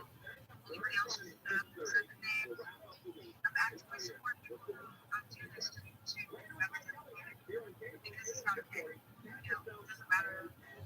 Like, it's not okay. One of the things that we're not doing is we're talking about people. My personal opinion. We know that we need to vote to get disclosure. We need to respect the fact that he's probably in a position where he can't call out what he can someone. So I have an appreciation for this because one of the things I've said all of them was it should be called out. But my personal opinion is not calling out the person, it's calling out the act. We should have a behavioural model standard in spaces and on social media where we say you don't have to go on about the person, but you should be able to say this is something that talking about kids and that's unacceptable. Shouldn't be accepted. Doesn't matter who's doing it. That thing I just saw that picture, the screenshot of that guy, and I showed it. I said to my wife, look at this. Someone's actually got away with putting this thing on the internet. It's unbelievable. But I don't want to call out the guy. I want to call out the actor. I don't want to call out Klaus or Ray. Fuck that. Call out UAP. That's gross. Don't protect the fucking pedophiles. Fucking pedophiles. Fucking pedophiles. They don't deserve to be here. If we keep on about that guy, then we don't set up a set of protocols for the space that says anyone who does that can't come in. Anyone people have done that, you have people out of their community. And I'm looking to society. But I think it's right, but we have to draw the line somewhere. And that's why I'm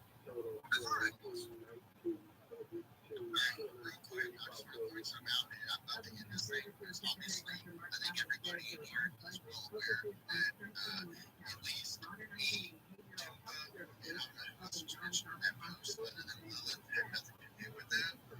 It's been frequent. The tweet is out there. You guys can see what they're talking about. I would like to point out for the fact that if you go in this comment thread in here, the fact that we've already proven that, and that it obviously was not us. KMF posts, this is criminal. He tags TikTok, tags Screen, he tags Lilith, he's not tagged me, and says that he's accused them of doxing innocent and valuable contributors to our community. He's said these bigoted pieces of obviously shit are separated in the community. They're continuing to lie. So right there is a prime example that KMF does not have the facts straight, and he should have just one person in that post decided to spread the love around. So that right there is you're accusing somebody of doxing in a criminal act, and there's no proof for that. That right there is defamation. You cannot do that. That's not that. I'm sure the hell wasn't me because she loved me. So I think that needs to be pointed out, and that's a prime example of what everybody's been talking about. So until that happens, until the people that have influence in this community, it's going to take a lot of people to do it. You know what I mean? Like, if they don't, I'm going to say this, if Flaps and Ray does not retract that tweet, then that right there shows a lot more about their character. They know that it was one person associated with it. And everybody should question why they posted that and tagged multiple people if one was involved. That's all I'm going to say about it. And unfortunately, I hate that I did this because Kent obviously had a space with him tonight. I did not know that. And Kent, brother, I'm so sorry. I enjoyed our conversation for like, I think it was 1:30 in the morning when I got off last night. You're under that crazy. It just depends. We've got to stop this people being attacked. And not equally on this. There's no way you can get away from that, mate. But I want to get away from all this fucking crap. And like me personally, I just want to be able to have spaces that I can go to that just talk about the subject. That's what I call it. Yeah, but you can't ignore the attacks on you. The little memes. I'm just like a brother. I'll tell you this. I'm actually doing more than you can take someone else's space and I'll live your space with it. We're not all control freaks, you know what I mean? We can do that too. So Ken, can I make you host and then I can drop out of here? No. Ken hosts his next one. Go check it out. Ken's a great guy. I enjoyed our conversations thoroughly. Real good dude. And for the people that are in here, they're surprisingly just want to do. I would encourage everybody to kind of take in like what has happened and just see the act and take that into account because that says a lot about character. I can't emphasize that enough. You got it. Like I said, I'm a huge believer. If you're going to accuse somebody of something, you got to have the facts to make it come to life, to make it reality. And the fact that we've already proven that it was one person that did it, but 4 or 5 names were mentioned in that post, that's a problem. That is toxic. And I don't know why this behavior goes on in the community. So, y'all talk about paranormal ghosts. Look at the people in here. Like, how many people in here? They're having a drama. They're here to go and tons of drama. A lot of drama.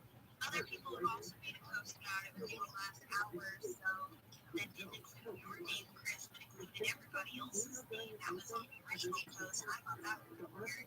Yeah, it's all about the character assassination. It's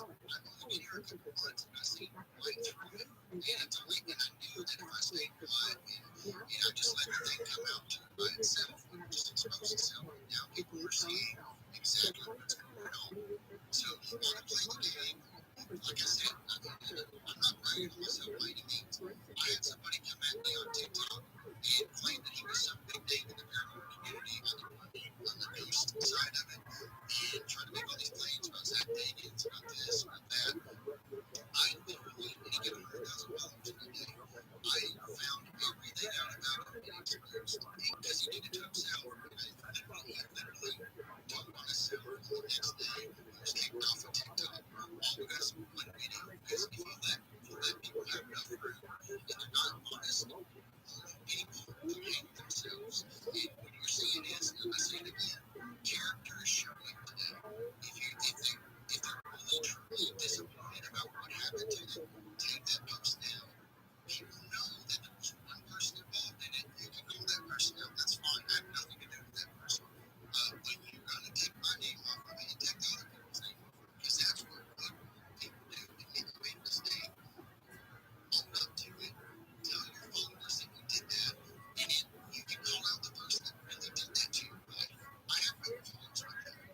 But don't put me in, is all I'm saying. And I think there's a pretty reasonable response. I'm never gonna say that. Like Klaus agreed to talk to me anymore. That's fine. I never really talked to Klaus anymore. I'm pretty sure I've never said one thing to the guy outside of making a comment on his tweets, which the things that like he posted, I was like, that's pretty cool. But the fact that like all this shit happened and then I got ripped into it and it's been proven that it wasn't me, should tell everybody on the internet. So we'll see what happens. Keep an eye if he doesn't take down the post. That shows somebody's character right there. My answer. Because you and your wife should go enjoy your Friday evening. That's what I would do. So, everybody, thank you. I appreciate it. We've seen what I have to say. They didn't come in here, and I know for a fact, Ray knows this is going on. She could have come in here, we could have talked respectfully. This thing could have got ironed out. We could have eliminated it right there and pointed out the one person that was responsible. But instead, other people had to do it and send me the messages and obviously show one person involved. But they didn't want to take the time to do it. That's fine. Whatever. And that to me shows enough about their character that I don't have any personal. I don't care if he has 30,000 followers or not. I don't care. Nobody's in here to, idolize me. We all just want to talk about fucking UFOs and aliens. Like I can't really argue with dumb shit. It's childish. It's petty. People need to grow up. That's all I need to say about it. So, thank you. That's what you just personally. Y'all have a good night. I appreciate it. You guys can tweet whatever you want. Astro, I appreciate you staying here, man. Hearing me out. I know you're a big time influencer in here. Everybody else that's in here, so great. Thank you for staying in here. I appreciate it all. All right, y'all have a good night. Enjoy your Friday night. If you have a significant other, go have a good time, man. Go enjoy life. Stop with that spreadsheet. Hold on, my thinking is so mainly the responsible. Yes, sir. God, you.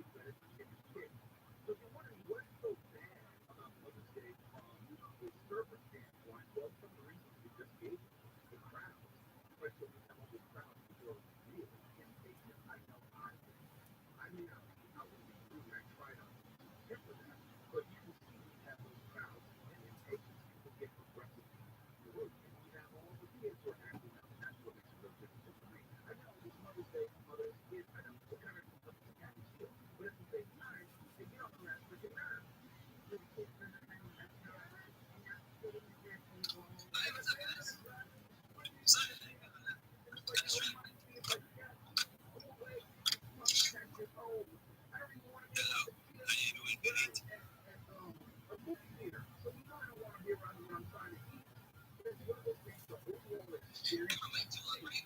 No, like a minute. She might touch in my ass. I did. I just didn't bite your ear off, but I'm getting there.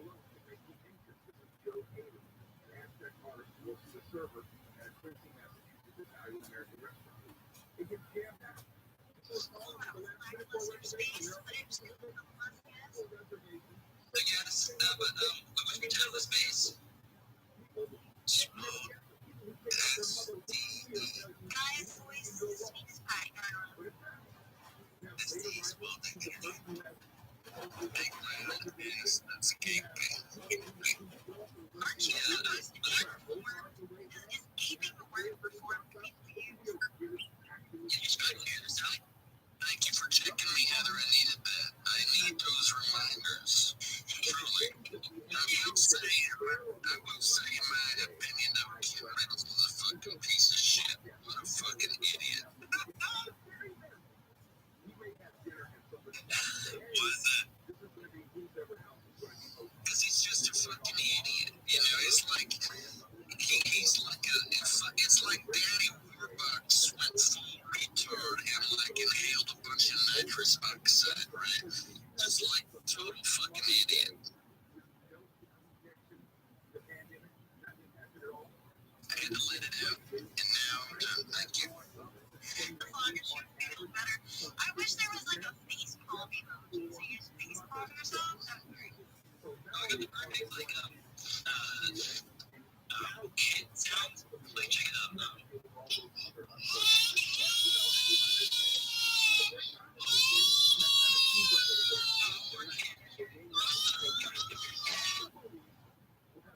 Like, do you remember the other day in that space about the UFO Shane thing? And kid's so fucking stupid that like he didn't understand about like if he bought a plane ticket for the walrus to go, you know, and travel down to the Skinwalker Ranch, that he'd be arrested at the airport because he's a wanted fugitive. And Ken was like, listen, look, mate, I mean, who gives a shit? Like, what do you mean I don't want to lose $1,500? I mean, he didn't give a shit about like any of that. As long as like he got what he wanted, like what it's a douche move. Totally douchey. Totally. Yeah, I was annoyed in Chris's face when Ken came in crying about how Chris's face started 10 minutes before his was supposed to start. All this, like, like make another space. Like, or don't send it a week out in advance. Or don't get mad if someone else makes another space at the same time. It's gonna happen. This isn't like YouTube slots all work together. Like, what time slot do you want? What time slot do you want? Like, who cares? Who cares? I thought it was like, I'm gonna let Chris tell me what's wrong. How much fucking validation do people need, right? Like, it literally like goes out of his way to come into a space and tell people that he's canceled his space because this space is overtaking his space. And like, who gives a shit? Still, you can still hold your fucking space. Like, what's stopping you, bro? Yeah, like people will come to your space if they want to. It doesn't matter what other spaces are going on. There's been plenty of time to make a poppin' ass space. I still go to a tiny one. So maybe I want to talk. And in the bigger space, I can't get a mic to talk. I'm talking about something I don't care about. Yeah, you know what you should have is like she never left the space that was big. I mean, maybe she did, I don't know. But you know, Lisa's died or dead. You gotta give her some merch, bro. She needs like a Logan space shirt.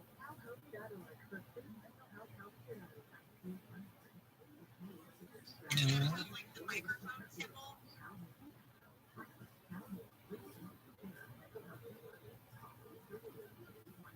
I think we all need some merch. Well, I just went and paid for a subscription to Tiny Gloss's blog.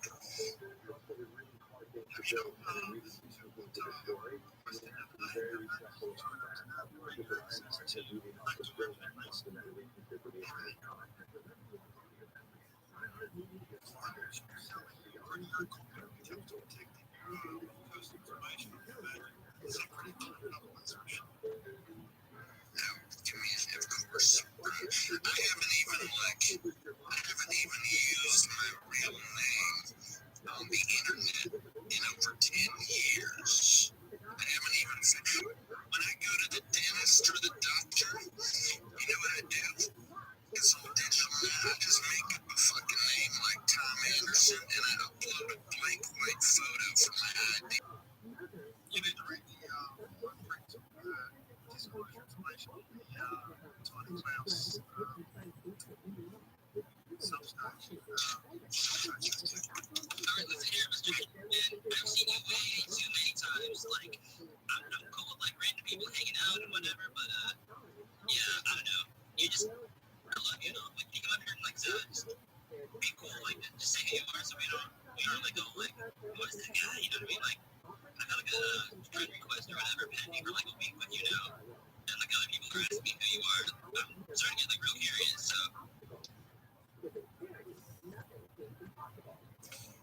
Yeah, his name's Ted Wilkinson, and I got his address here. Did a little open source digging here. Are you talking about Mr. King? Yeah, Ken Wilkinson, 234 East 70th Street, New York 10021. Rich voted for Hillary, but of course, it so happened there. If you don't stop, Sally, you're going to get Hillary. It's not by me. By the ones that took out Rabbi.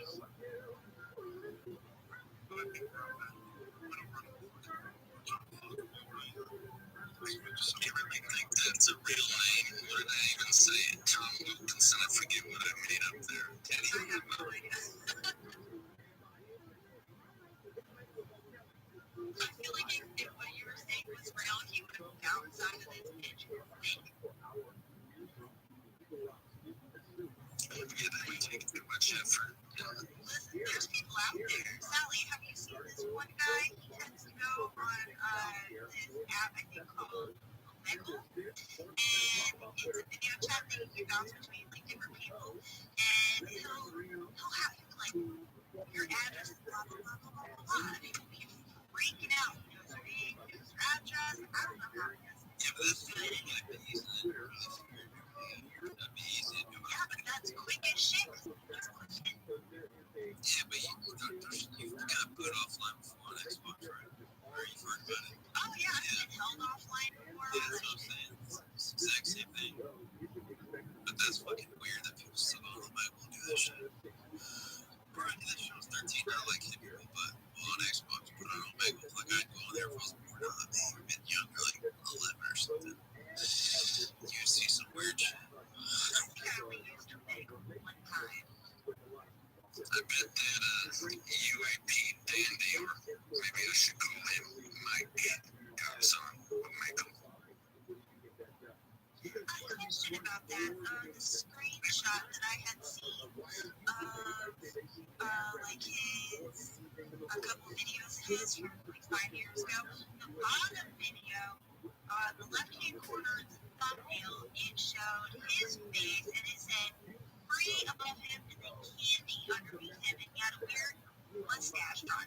Now, did someone draw that, like Photoshop the shit or something, and then, you know, and shared the screenshot, or was that legit on his thumbnail? Because that's creepy as fuck. Like, why are you gonna play this little kid game about dating your dad and fucking your dad, and then also say free candy, and then you got a fucking penalty? Did you not play in the curtain chat? Bottom left-hand corner of the second video thumbnail, he has his little cartoon picture, and it says free candy.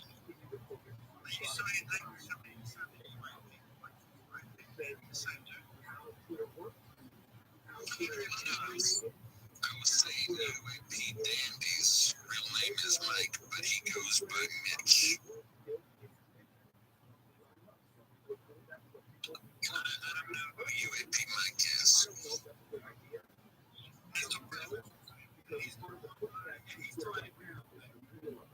Yeah, what was I talking about? He gives a shit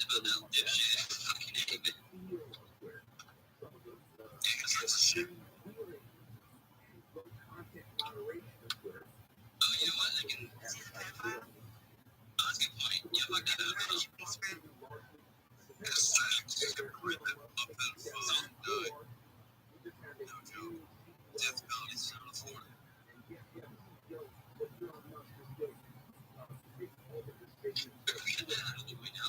So about 4 hours, maybe 2 days. I see how good I can get this going in 2 days. What's the record again? I don't remember. Wasn't it like 85 hours or something? Oh, is it? I don't remember. That's the thing. I think that was your longest space was like 80 some, almost 85 hours. No, that's not me. You had a long ass space, and it was like 80 some hours before. You had like in space for like 5 days, bro. Here. I think Buddy's trying to get up here. Started this race about like 72 hours ago. Like it's now Sunday. Started it.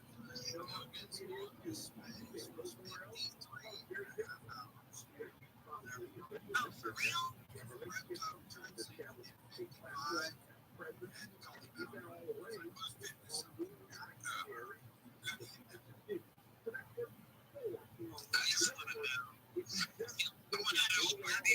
I'm sorry. I was just gonna say, I want to know where you and ROTHSCHILD get such good meth, because I want to do like a 70-hour space. Oh man, you gotta just go down to the gas station, bro. That's where they're always at. Anyway, ROTHSCHILD was interviewing, I don't remember what her name is, but she's like a Epstein survivor, right?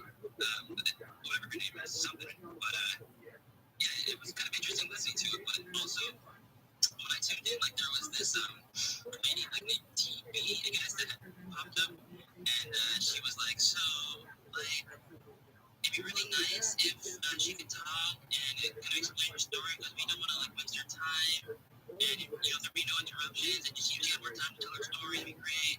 And like ROTHSCHILD was like, so I know you're telling me that like there's no interrupting, and like he just like lost his shit. I heard that. Yeah, when he does that like high pitched like imitation of a woman's voice, it's actually kind of weirds me, and I wish he wouldn't have done that, because he was talking and then he's like, and it was like he lost his shit. Yeah, you're like really good for him. I think that was kind of shitty. He's kind of like right in that, like, he does that just for like fun, for like shits and giggles, right? Like he's being for real. I don't know, but he definitely needs to listen more, right? Like, when you're interviewing like that, I mean, I was on there too, and just ask a question, let them answer, and he tends to go like these extended periods, like he's interviewing somebody who says they were like sex trafficked and they were at Epstein Island, like for the love of God, let her speak. Yeah, but I think a lot of people will be.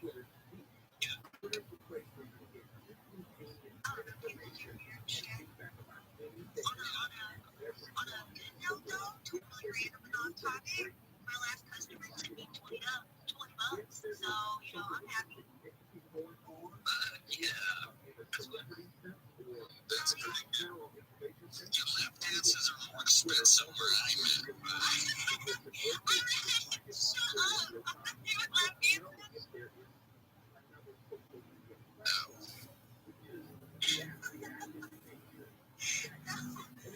I'm delivering Uber Eats out. I'm Egypt right now. You're in Egypt. Like I said, I live an hour and a half away from Chicago. I live out in the country, so a bunch of cornfields. And how am I lucky? I live right next to a train track, a bunch of cornfields, in a tiny facility listening. How am I late? Anyway, yeah, I'm out in the countryside, outside of the suburbs and stuff. Take the shoes off. Go across there. That's fine. Get down the country. That's the best. Right to it. I I really want to get another four-wheeler. My stepdad bought me a four-wheeler But when I was out there, I used to just dip off to out nowhere out in the woods and shit. I would just take off, find random trails. I also had a giant Bluetooth speaker hooked up to the front of it, so I just be out there jamming music, driving through the woods. What that's like.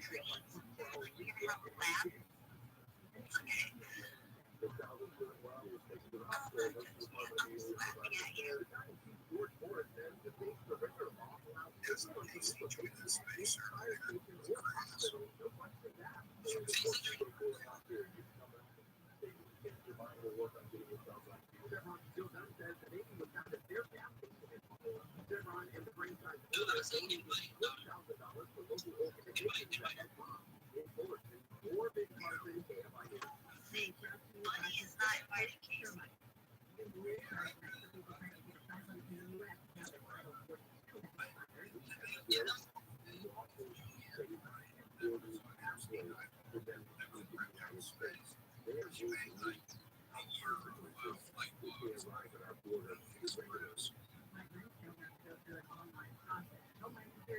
She one of the girls in the documentary.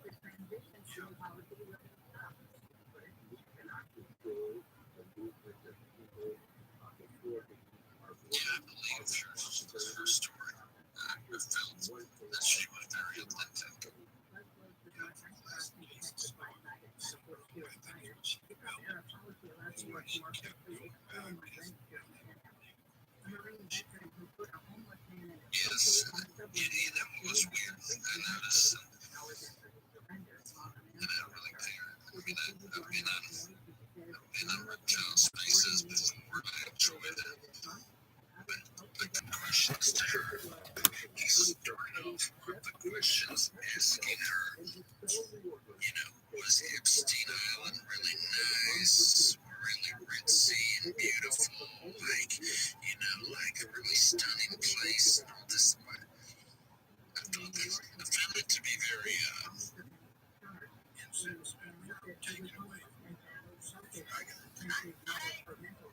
I agree with that, but also at the same time, you need to add a little bit of context on how a young impressionable girl could be manipulated and stayed because of all the money and the grandeur.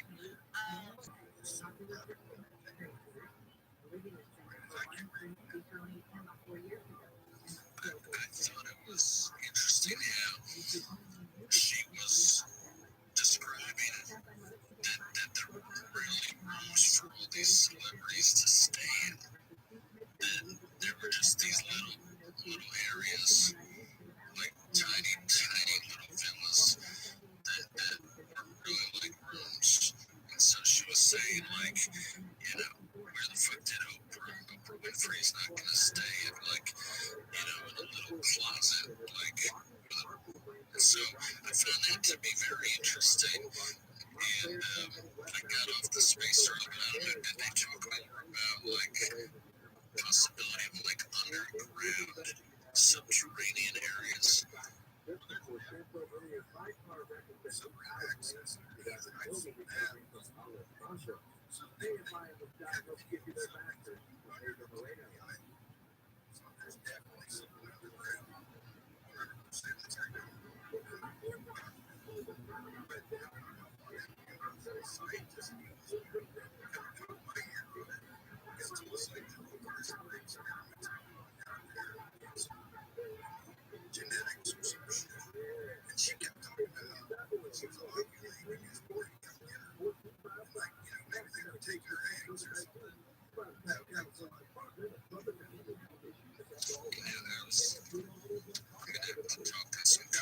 Because I don't want to trigger any AI keyword algorithms, but years ago I was doing some research about, let's see, Chavez Island in the Caribbean and or the Cristiane Island. And I found this is crazy. I found another island very close, probably about a 12-minute boat ride. You know, Boston Whaler, 12 minutes away. I found another little island, and the owners were the brother of the big man.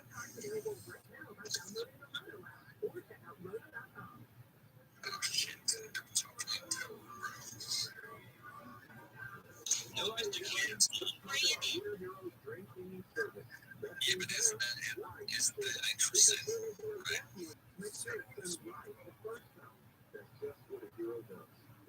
Get the fuck out of here.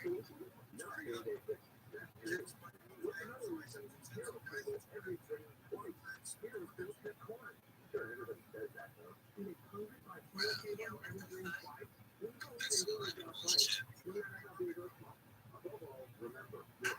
Okay. I believe you. That's just really weird. That's what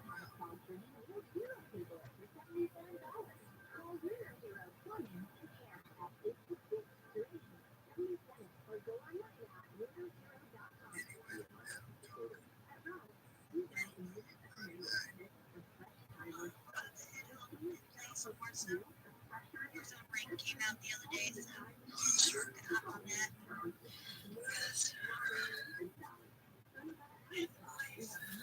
So I play video games. I'm like, I have a life that I was like,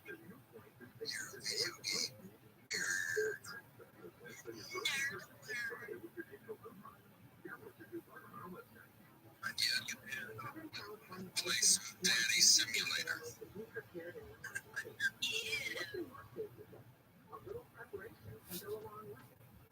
I can't leave it to do this. You have to wait for Chupacabra.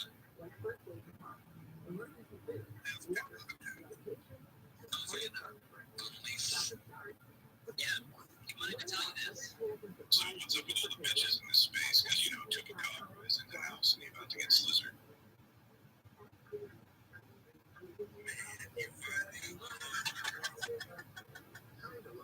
Yo, let's have it.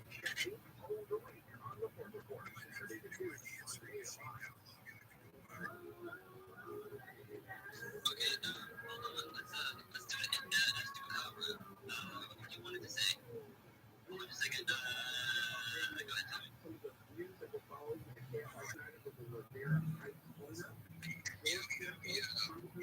Yo, what's up? This is Chupacabra, and this is Buddy's phone. Buddy can't come to the phone at this moment, so yo, man, leave a message, and he'll get back to you. You guys, Tupac does not even talk like that. What are you doing?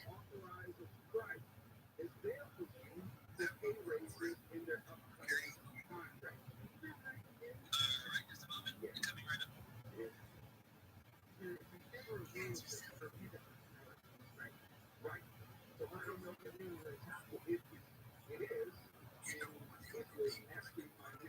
Yo, lo and behold, speak of the motherfucking devil, who just contradicts the speed.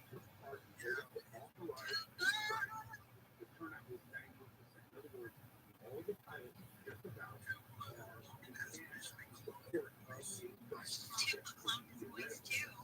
So we got multiple Tupacs running around out here.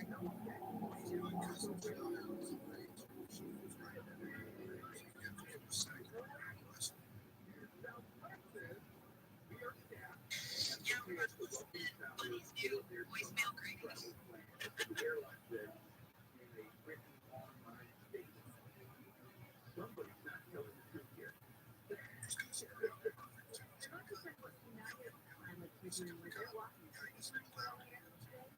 Up in this bitch leave message. Fuck, I don't know, just whatever. Say like, buddy, up in this bitch leave message. Yo, what's up? This is Chupacabra. Yo, what's up, bitch? And this is Buddy's phone, and he can't come to the phone at this moment.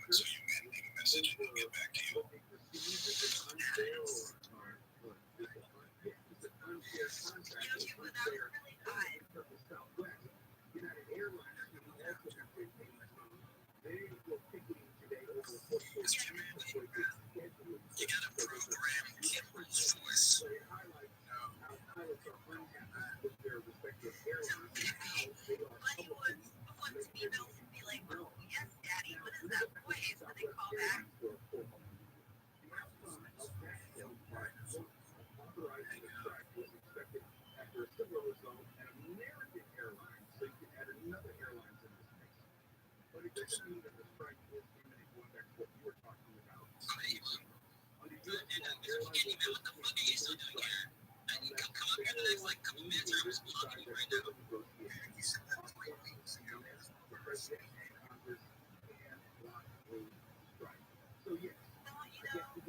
just gotta keep on it, right? Reminded, just like Sally needs to be reminded that he's reformed. So reformed people have used the word keeping. So you just gotta stay on top of it in a non-sexual way.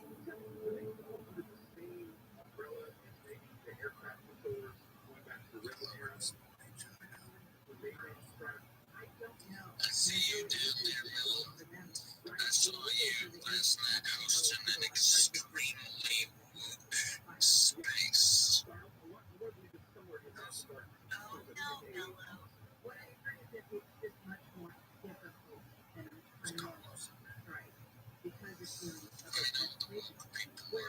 Willow's new in this part of the community, so you know we all kind of learn little learning lessons. What's up, Sally? Say happy weekend. Happy weekend to you. I like the way people that you're referring to, but just keeping it real. Hey, we're trying to learn how to use rooms in a reasonable manner. I'm not saying I'm like nailing it every time, but I'm not a woke individual particularly. Just me. Yeah, Mello is just nice. Yeah, but I don't want to be like dumb nice. That's not the goal. No, I don't think of you as not nice. I just think of you as nice. Of course, I was saying you were saying I was talking to Sally. I'm trying to offend Sally. I mean, bad nice. Anyway, Sally, nice to see you. Yeah, there was a lot of mRNA in that space you had last night. Okay, what does that mean exactly?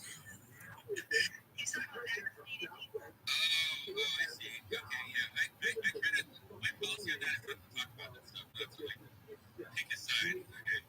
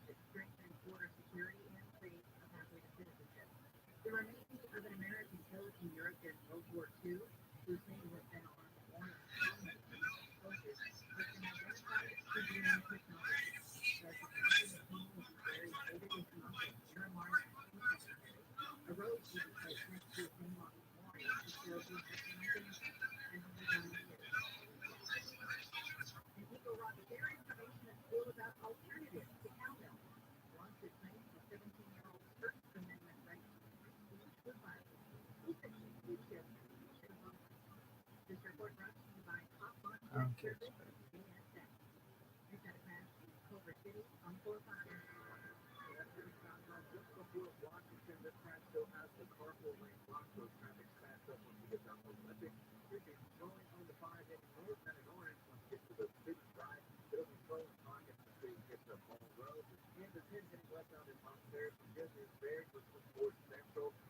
Yo, dog. Kill the camera, man.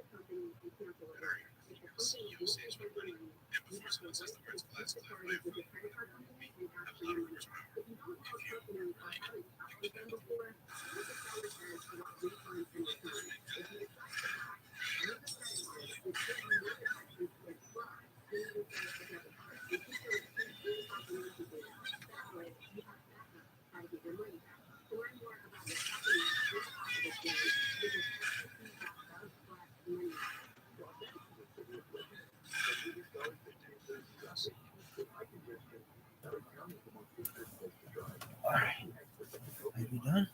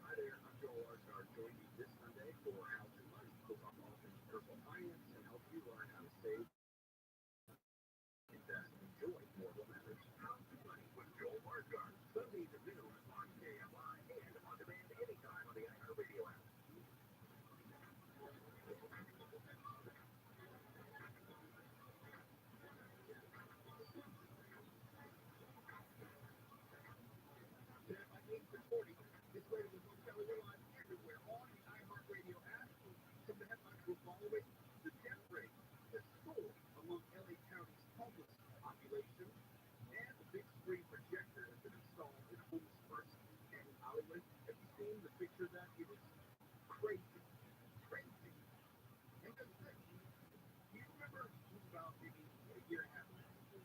And there was this former Olympic snowboarder who jumped out of his single propeller plane on a flight from Longpont to the Mountain Lakes. And he jumped out of the plane claiming engine trouble. Like he had no choice. He had to jump out of this plane. But he also got video of it. You know, he was concerned about his safety. So he jumped out of the plane and was recording the whole time. And of course, he posted it on the pilot, Trevor Jacobs. Well, he's in trouble now. He pleaded guilty yesterday to a felony charge of obstructing a federal investigation by deliberately destroying the wreckage of an airplane that he intentionally crashed in Santa Barbara County. And get this, you all, to gain online views. He pleaded guilty to doing it to gain online views. Crash the plane, cover it up, to get online views. He was charged with one count of destruction and concealment with the intent to obstruct a federal investigation, a crime which could lead to up to 20 years in federal prison. 20 years? Is it a major map? No. The one something could get 20. Now, he may not get 20 because he pleaded guilty as opposed to having a protracted trial and having the government do it. But I just want to get the mentality. You have a plane, good for you. Yes, you know how to fly, good for you. And you decide, you know what? Let me just go ahead and ditch this plane and put it on YouTube. And I can get a lot of views. And knowing that isn't good enough itself because any plane crash is going to be investigated by the NTSB. Yeah, it's not like you can do it and no one's going to ask questions like, oh, you okay? All right, let's have a rough. All right, go on, no down. All right. And you work successful. They're actually going to investigate it. And they're going to see that there was no engine trouble. There was black box. You know, they're putting some record of the plane and whether it was in trouble or not. And then the idiot took it one step further and tried to destroy evidence. Just to get likes. So this is all for validation that you can't take outside groceries and take it to market. Done. Allegedly. Last election is already visited against some sort of racial performance and satisfaction especially in the area of fucking sanity. Machine. Son of a movement spread. Why? Is anybody else anybody who shuts me up with spread? Unless you can the Josh. Let's go.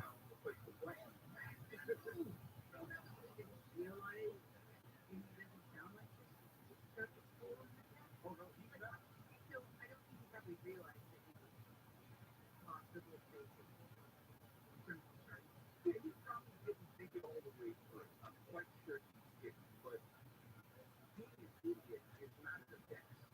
You know, just because you didn't think it through doesn't mean that you are less culpable. His pilot's license was revoked by the FAA, of course, and, you know, it took place on November 24th, 2021. It produced this video called I Crashed My Airplane. I mean, gives it away. It has since drawn nearly 3 million views. Only 3 million. And I say only 3 million because 3 million is definitely not enough to monetize in the way that you probably thought was going to. Yeah, I would just hazard a guess that you have your pilot license. You are at least aware of the various fines and possible prison time you could face for admitting an FAA violation of this magnitude. You should at least know that. You know, I know to get you a car to get pulled over, you know, you probably go to jail, you're like, oh, so how did you know that? Yes, this is on top of this ridiculous of how desperate society has gotten for balance. Oh, it gets worse. It gets worse. I can't like play the video because it's a video and I'm not going to translate. But if you look at the video, Jacob tells the camera he's going to have a place, and at one point he's holding up in 2015, while base jumping and Swiss out. There's a theme going on here. So in the video, he makes his way to the door and ultimately jumps out and leaves his plane unoccupied as he parachutes to the ground. There's cameras on board the plane, which capture its final moment as it drifts towards the mountainside in Los Angeles National Forest. When Jacob lands, he claims to be without cell service. He finds the wreckage. Stay on this into the camera. He finds the wreckage of his plane and hikes for hours until being rescued, air quotes, by nearby farmers after dark. Now, according to the FAA, the plane crash was intentional, and there was plenty of evidence to the scene. Cameras on the plane. Spider-Man.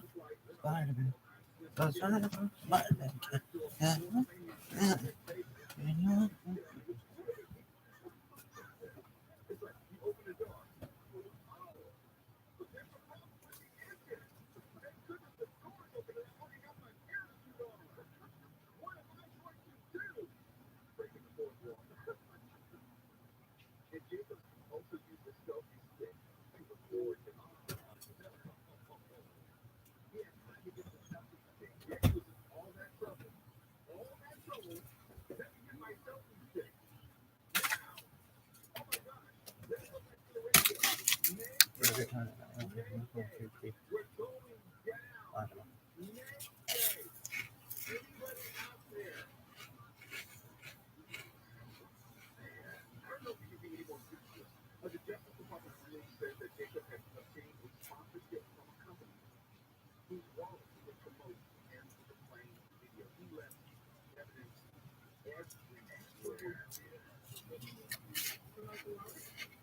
I guess he did. I don't know why. If you have to jump out of the plane, here's hoping you have this wallet. I don't know how that No. works. You know, having a wallet in the plane or even outside the plane. Are you done? I don't know what an air gel.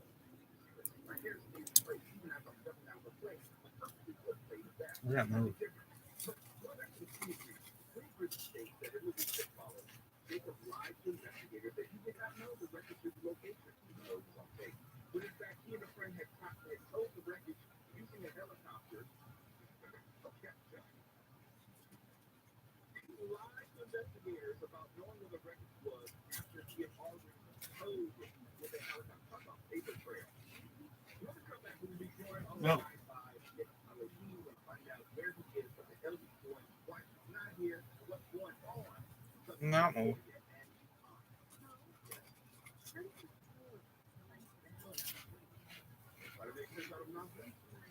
I guess I don't know.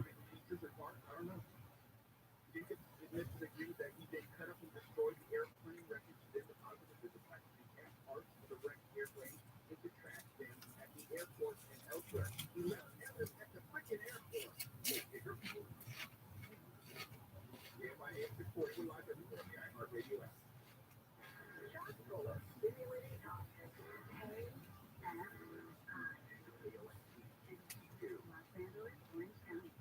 Everywhere on the iHeartRadio app. Burglars in Burbank.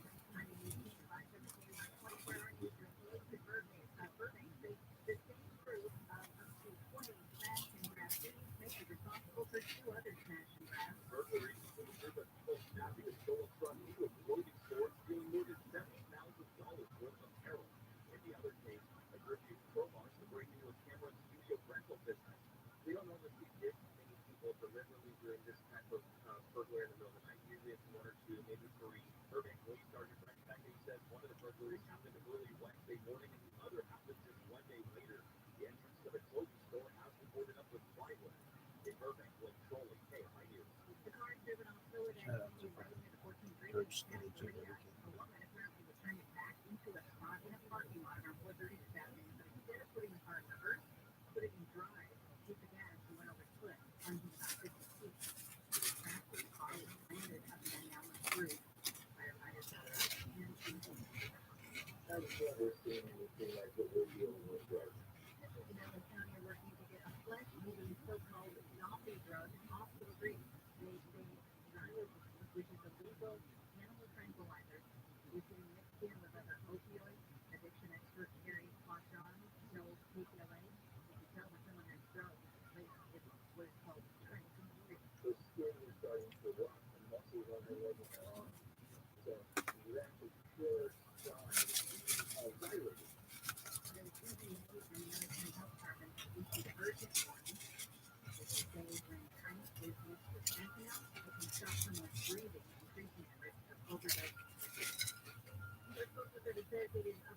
security to stop people from robbing and stealing mail.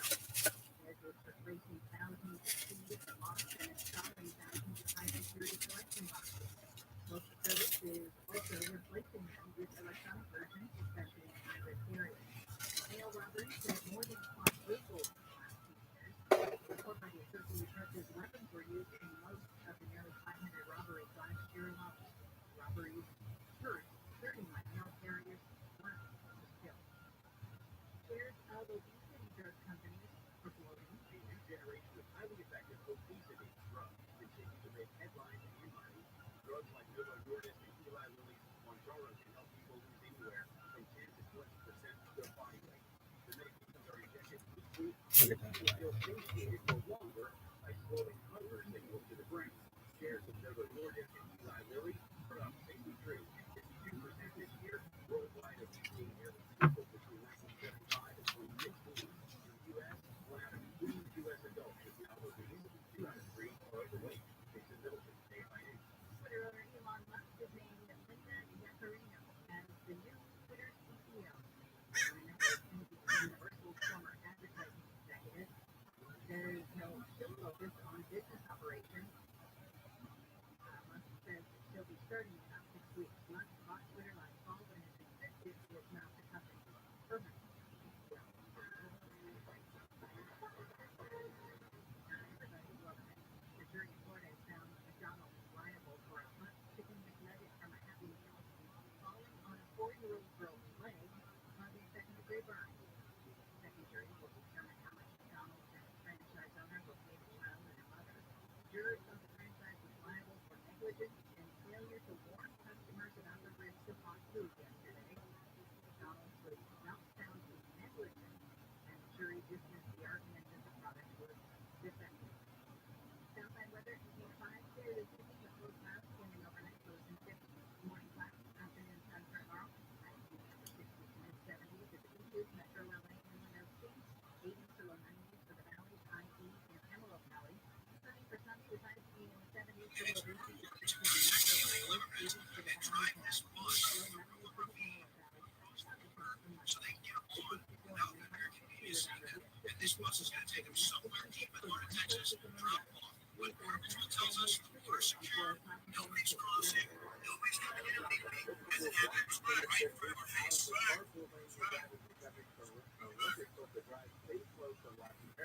If you have the 5 look back in Mission Viejo, home ground there, with the Cool Ocho and Lucia Parkway. Get out of the way, Americans. There's illegals coming in. Get out of the way, dirty Americans. We got non-citizens. We got to help.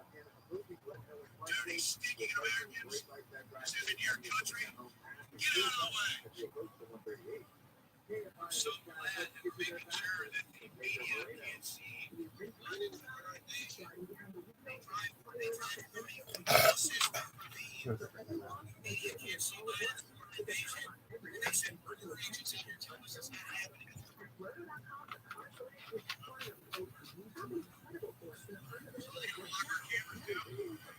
Make sure we can't see it. Very nice. Make sure nobody can see Biden's border invasion. Make sure nobody can see the illegal immigrants.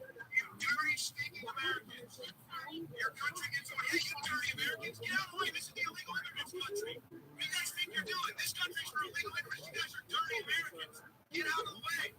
How rude of you. How rude of you to think you have a country. Hey, let's get another truck up here so no media can see this. Hey, let's just ban the media. Hey, guys, we're going to need you to shut your cameras off. We cannot document Biden's border invasion, okay? Everybody shut your cameras down. No free speech. The Border Patrol's here to tell me to shut up, too. Sir, he says. An American citizen. Unbelievable. This is an attack on the country, folks. That's what this is. If you can't see it, you're oblivious. And we sit here and film it and take this from our government. Unbelievable. Hey, don't worry. They'll get taken care of. They'll get food. They'll get clothes. They'll get everything they need. You dirty Americans need to shut up and get out of the way. Look at this. They get protected. They get protected with guns, but the Democrats will take guns from you. So guns to protect the illegal immigrants, but y'all aren't allowed to have guns. But the Democrats ban all their assault weapons. This is just ludicrous. What a joke. Get out of the way, you dirty Americans. This is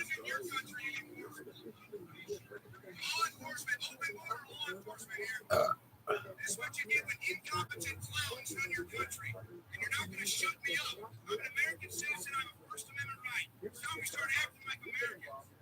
It's just ridiculous. And you know what? I guarantee you they all agree with me. I guarantee you they all agree with me. But their leaders are too cowardly to do the right thing. Yeah, get that vertical talking to me. Make sure nobody can see it. Unbelievable. You guys like this? You guys like Biden's America? They tried to shut me up, said there were some illegal immigrants coming in just 20 minutes ago. Yosh.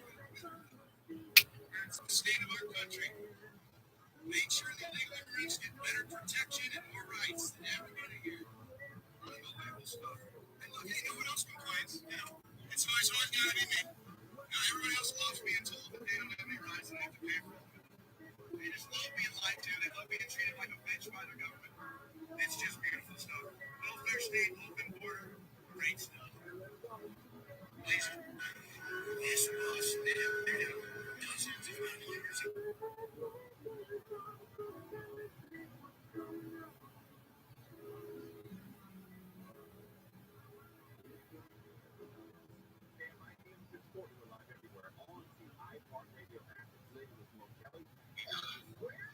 I was looking forward to Kid's space, right? Because he's a good man. And Kid had to cancel space, and that pissed me off. Good job, Sally. Good job. Yeah, we can all be fucking distracted. That's why independent research is important for him. Yeah, it's important for everyone to look at things they see regarding things or people on this topic to come to their own conclusion and decisions. We can't just rely on like one thing, right? I like smart people like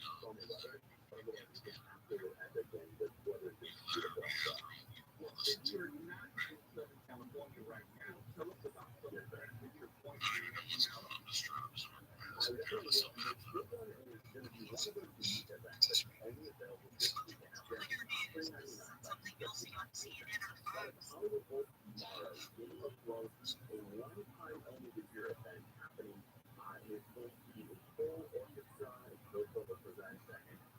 So the question is, could there be a group that exists in UFO Twitter whose sole purpose is to disrupt and create chaos within that topic of UFOs?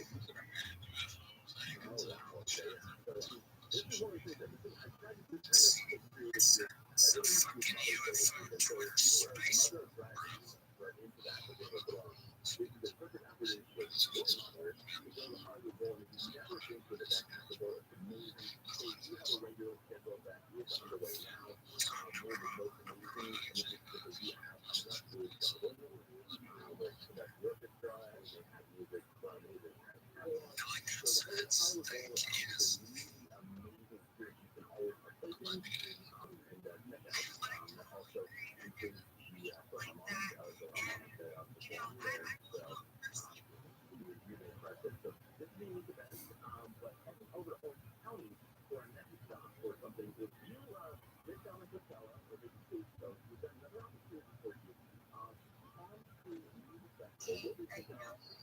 Counterintelligence, and he was brought into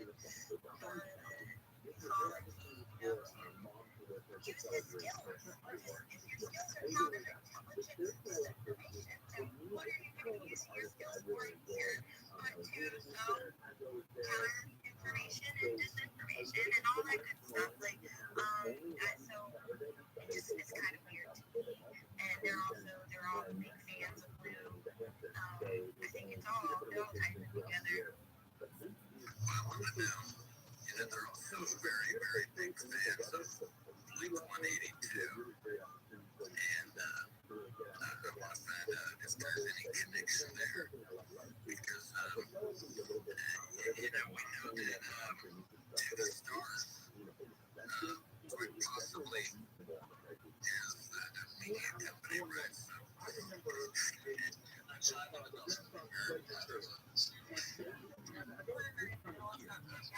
You are correct, sir, and that is actually going on. This is the second to last weekend of it. The perfect time to come out to enjoy yourself or whoever is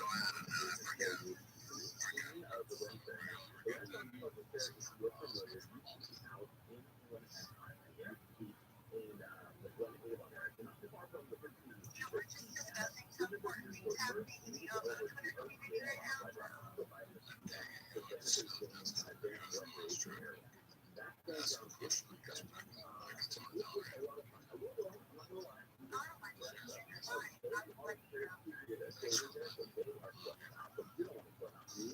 This is strange. I feel where I'm like, you're gonna start stroking your wang or something. I'm getting those weird vibes. I don't know if I can see that right now. It's like,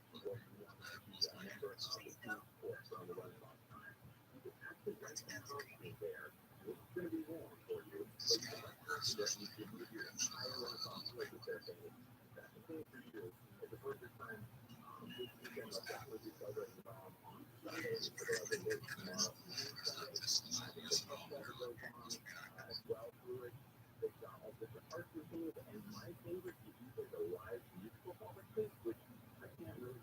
Super good in the UFO stuff.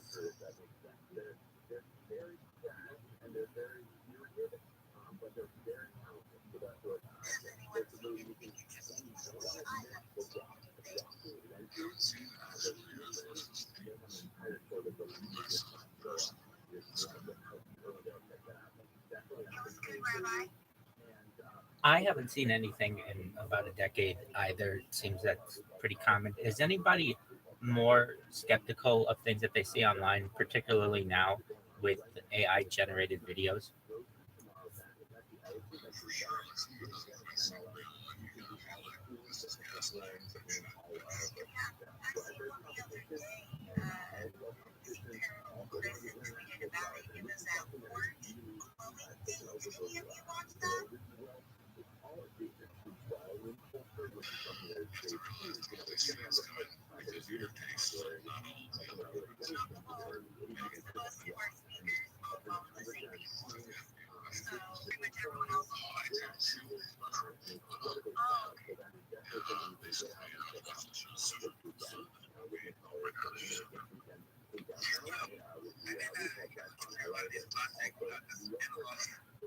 Photographic images of Jesus and comparing them to digital ones. I mean, not only are they much more beautiful, but they're also a lot more believable, not just because they look cool. So I made a post yesterday about how we should revisit these old technologies of analog photography and use it, in very large format to kind of help that, because I think, it also helps with credibility in terms of the trigger range and wireless, and I think it just really works better for lighting conditions.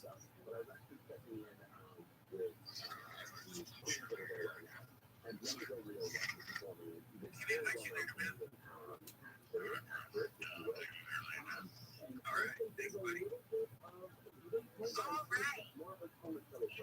Anyway, Sally, Rabbi, Logan, Tippa, Mello, did any of you watch the orange glowing craft in that video?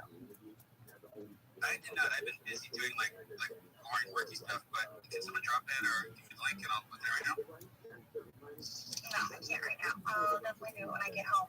I'm in a parking lot while I'm about to go home. Anyway, it was like this very bright object against a very dark backdrop. Sky is dark, trees are dark. The thing is maneuvering above the trees, and it has an aura emanating around it, like an orangish aura. Like this thing, it's got weird effects on it. Like the orange, it looks like it's kind of spinning. I don't know if the craft is spinning or the light is moving around the craft. Don't know. Hard to tell. Can't tell. But anyway, you do see an aura assume a bright object such as that would. And so that's what threw me off, made me not think it was true. And I think it had something to do with that Logan Paul video that people have been talking about. I just want to see that now. Where do I find that? Paranormal Chris. That's awesome. So I'm saying, like, just look at this. I'm trying to throw man. I think it was just kind of like a video that existed that looked similar to describe the James Fox's documentary. But like, is this the video? Is this the video? But on the American video, I like the vehicle, like fluorescent. It was kind of weird. Yeah, it was totally interesting. It was just like I don't know, maybe it was just me, maybe I'm wrong, but I felt like the light was just casting onto the trees and the leaves, and it kind of wasn't. It was, all you could see was like the aura around the ship. The aura never changed. The light never hit any of the objects around it. So that's what I didn't know if that was supposed to be a real video or somebody's interpretation of what Local video is supposed to be of. I don't know. But it's interesting nonetheless. I've never seen a craft like that in any other video before also.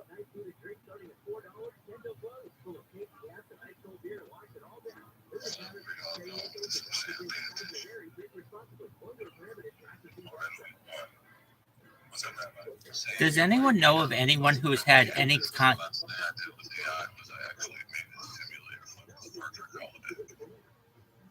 Does anyone know anyone who has ever had any kind of encounter with Men in Black, or know a friend who has?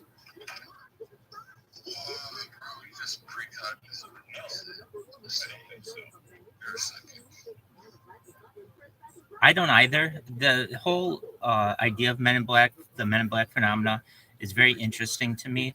I, like basically with all the surveillance footage that we have in today's society, I would think if they were walking around, we would have more footage of that. I mean, I have seen some, so I'm not saying, and it's modern, and it just looks like two guys in fedoras and black suits, talking to people. But it's always been interesting to me, if you know much about the phenomenon, that these beings, they're not necessarily like certainly from the government. Some are, but perhaps some of them may be alien as well. And no, I'm talking about Men in Black. It's a phenomenon generally starting after Roswell, where usually two or perhaps more people will come to an experiencer's house and essentially try to silence them.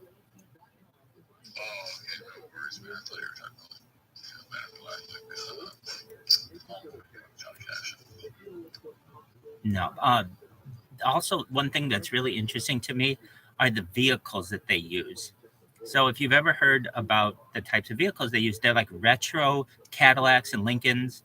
But people who have had any some views of the inside say that these are really advanced from the interior, and almost like they float, and they have like cloaking devices and invisibility.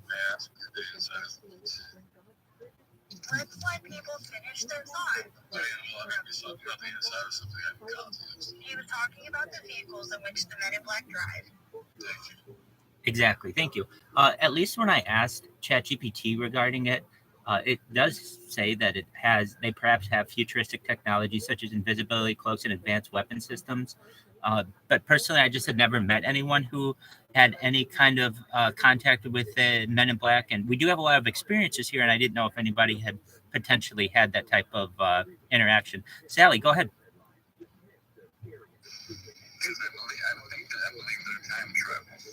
Time travelers, I believe that they are coming into this time,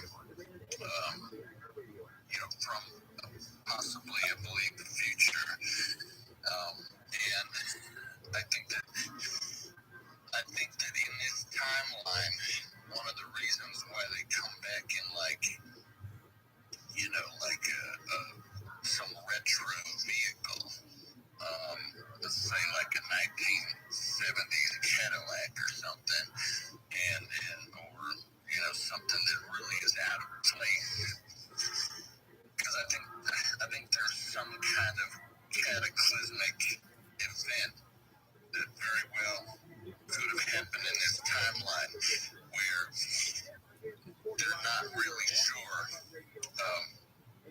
what we would be driving and using in this time, right? And they're kind of getting it wrong a little bit, right? So they're coming through from the future into this time, and they're not totally accurate, right? So they look a little bit out of place, wearing like some dated outfits. Maybe their suits are 30 or 40 years too old, and their vehicles are a little bit not fitting in. And that's what I think. I've heard that theory as well, and I don't know really what to do with it. Like there are aspects that I think are credible to that. There are other aspects that if you're able to travel here from a different time, and you have the accuracy of science to be able to do that, perhaps you would ensure that your vehicles and your dress were similar. But then again, it's like as well, they're almost like stuck in a certain time where, I mean, it's more like 1940s, 1950s, 1960s attire that they wear. I've never heard of a more like an updated Men in Black, someone who was wearing like, I don't know, neon or whatever people wear today. It's always the same. And so I think that lends credibility to the fact that they may be time travelers. So, like, what's something happens in this timeline that your reasons and cultures the time things continue to where the future, the people in the future are unable to accurately figure out what things were like in this time. Meaning, like, there's a chunk of this timeline that gets somehow, like, deleted or wiped due to some type of cataclysmic event.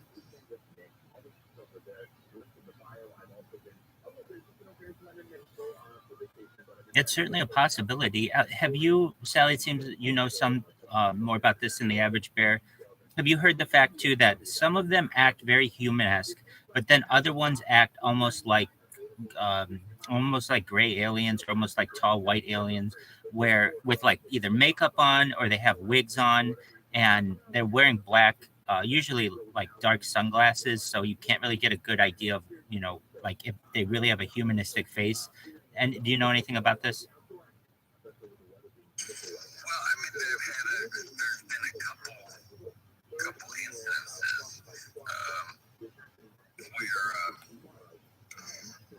on our farm that we have, we had a friend that was about 15 miles away, and he had never seen a UFO or anything like that. He always wanted to, and so I said, okay, come on up for a night, spend a couple hours here. So he comes up to the farm, and it's nice stars around, it's just like clear as night. And he said, okay, come out in the middle. There's this spot in the middle of the field where a lot of this weird stuff happens. Kind of like some weird vortex. And so we're standing there, and I was like, okay, let's just focus. And right above the tree line, these like two big like balls of light, balls of fire, as they say. They came up and they started moving around, and on the right, a couple more came, and he was just like blown away. And after an hour, he's like, okay, I gotta go. And he's getting in his car, and it was a newer car, and the lights were like flickering and going all haywire. His tail lights were like just totally going berserk. And then like a week later, he comes up to our farm during the daytime, and I was outside, and he's like, I gotta tell you what happened. He was sleeping, and it was like 1 in the morning. He had to get a deli for his 16-year-old daughter knocked on the door, and she went to the door, and there were these two men in like black suits with dark sunglasses on, and these funny little hats, kind of like bowler hats or something.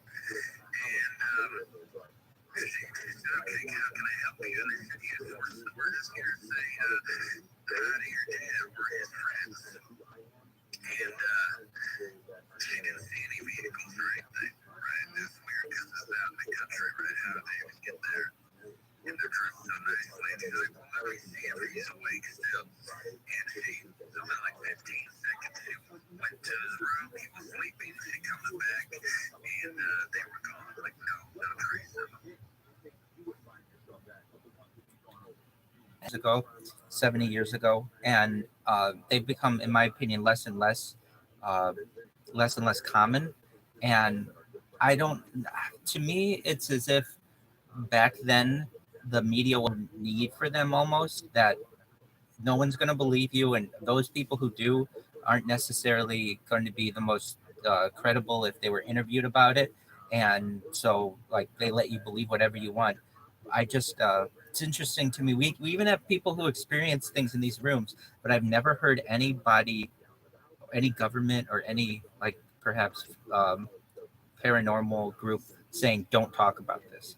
And so I'm glad that you're knowledgeable of it, of course, but it still is confusing to me why it would be so the Men in Black phenomenon would be so prominent in black film in 1997, but it really was. It seemed much more prominent before then. That Maybe it's harder for the men in black now. So this wasn't what I initially was going to talk about, but so everybody has these ring door cams, right? So if you go pulling up to somebody's house, 9 times out of 10, somebody, if not you, your neighbor has a camera. So if these people are pulling up in front of your house, if you get caught on camera, it might be a little bit more just be pretty knowledgeable about it. If you know anything about modern day stories of Men in Black experiences, do they still drive those older cars? Because you know how there's that phenomenon like flying saucers, right? Like back in the day, they kind of were with the current technology. And then it seems like as we've gone on and get into our modern technology, they're more slightly back, like futuristic kind of thing with it. Because sometimes they're referred to as being a part of the phenomenon and not even like a government agent or human or something faceless. Sally, go ahead.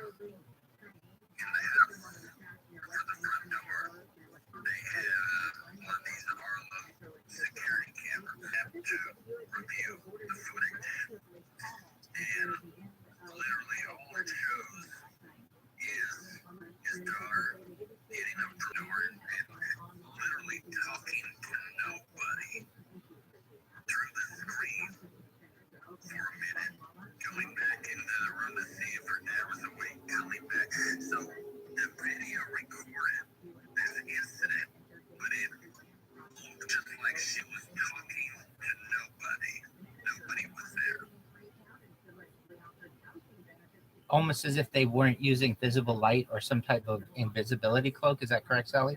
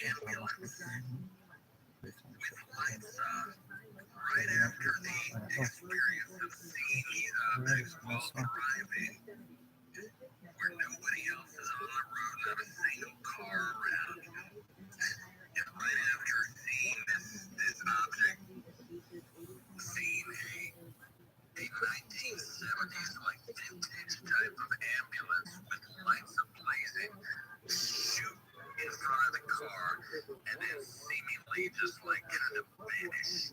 Just like That's fucking crazy. Do you think that maybe the person she was talking to and this person if they're from another dimension or something like that, could they possibly be like vibrating at a higher frequency or lower frequency or something where they can manifest physically in front of us but not be picked up by technology? yeah, possibly, right? And if they were time travelers, I'm not a time traveler. But what's interesting is she had told my friend her dad that these individuals, they looked like they were almost like identical twins. That's common. And to Heather's point, I do think that perhaps they may have some kind of advanced technology that does not allow digital recording of them, and perhaps analog as well. Like at least in the movies, but I've heard about this technology as well, the memory eraser, that little device that they can stick in your face and have it neuralizer, thank you, to remove your memories. They could have something similar that works on digital recordings, perhaps. I'm not saying this for sure, where for one reason or another they have something in their pocket or what, but it doesn't have them on the same light spectrum, perhaps, that digital recording can, at which it can record them. I'm not sure, but I've heard kind of both of these theories, that they can just either erase themselves from the footage in the future, or that they just have some kind of technology that does not allow them to be recorded. However, I have seen them on camera, or at least versions of them.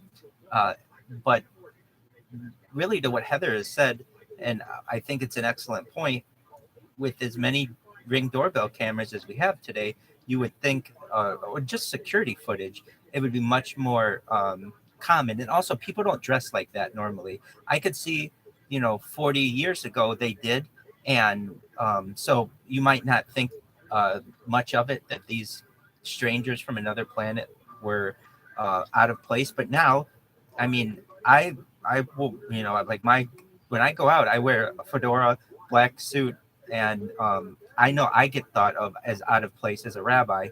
So I'm sure someone in a similar type of clothing would kind of be seen as out of place as well, particularly in the 21st century.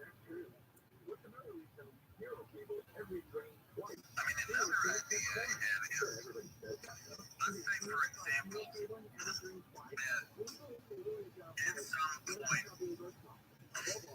in the past, there was some event that created an alternate timeline, and that version of the world in this alternate timeline kept going and going in the future and created their own, technology, and had their own, 2000, 2005 years, just like we have.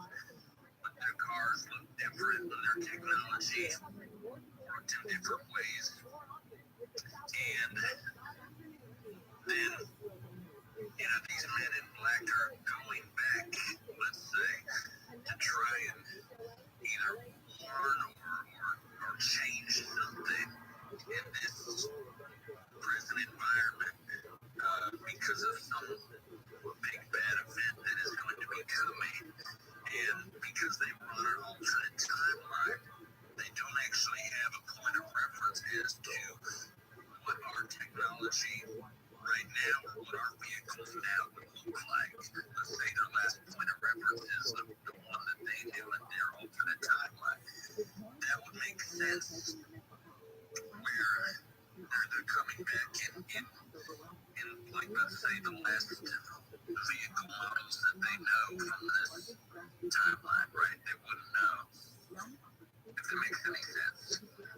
Yeah, well, what they kind of could have done it, was it like nuclear bombs or something, perhaps? Yeah, I mean, what if there was some big event that created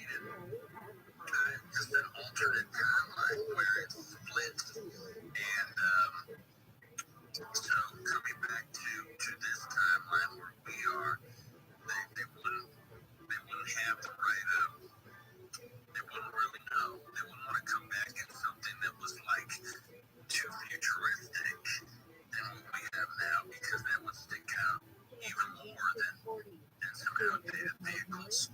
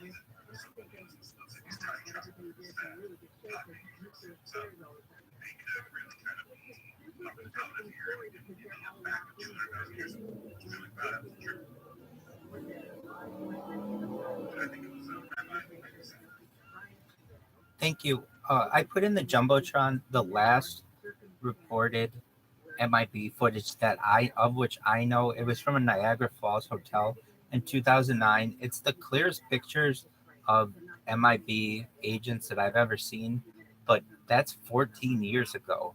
It's incredible to me. And I remember when that happened, I was like, oh, this is a big deal. Now we're going to start getting these things on camera like we're getting UFOs on camera. But I've never seen anything since then. Does anyone know of any evidence of an MIB that we actually have a picture of, aside from more recent than 2009?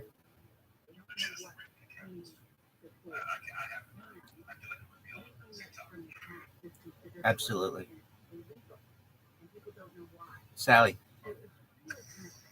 Something that really gets me, and I know, like, some people laugh at this topic, but to me, in my heart, the biggest evidence for me personally that we are that there was something that happened, whether we created it or it was a cataclysm or whatever, that created some alternate timeline, is the two Mandela effects of the Bernstein Bears and also the fucking man in the front of the loop, because I swear, man, I remember my Fruit of the Loom underwear having the cornucopia, and to me that's like, that tells me in myself that there was some alternate timeline, because it's funny, like, nobody's ever like in between when it comes to those Mandela effects. They're either like, oh no, I don't remember that, I remember the Bernstein Bears, right? Or the people that remember Bernstein Bears, they swear to it, right? There's no middle. And it just drives me nuts, because it's like, what the fuck is that, right? That's a good question. I remember this one, but I didn't get to question. the first question I want to ask you is, you said that these two clones, sometimes some ETs would describe them as not being exact clones, like they're 98% close to being clones of each other because of imperfections, and then other times it would say it's perfectly clones. So if those two people your daughter saw, if they were, both clones, would you say they're 100% clones of each other, or like 98% or 92%? Well, it wasn't my daughter. That was my friend who had shown him this. He saw this UFO on my farm, and this happened to him like a short time after, where there was these two men. They described them as like close to identical, right? But I also had like another experience, like within hours after my first big UFO sighting at this campground, a little bit west of Murfreesboro, Tennessee. This massive, shortly after the sun rose and all this crazy like psyope activity was happening, we were on the freeway. I was driving, and all I heard is my wife said, "What the fuck?" And I looked over to the right, and in this like two men, one driver, one passenger, and they looked like identical twins with suits on, but they looked like fucking like weird, like superhuman, man, like big features, okay, like, but they looked almost identical, but like really like big faces, and they just had this look on their face, like this, like soulless, like totally empty, like no soul within them.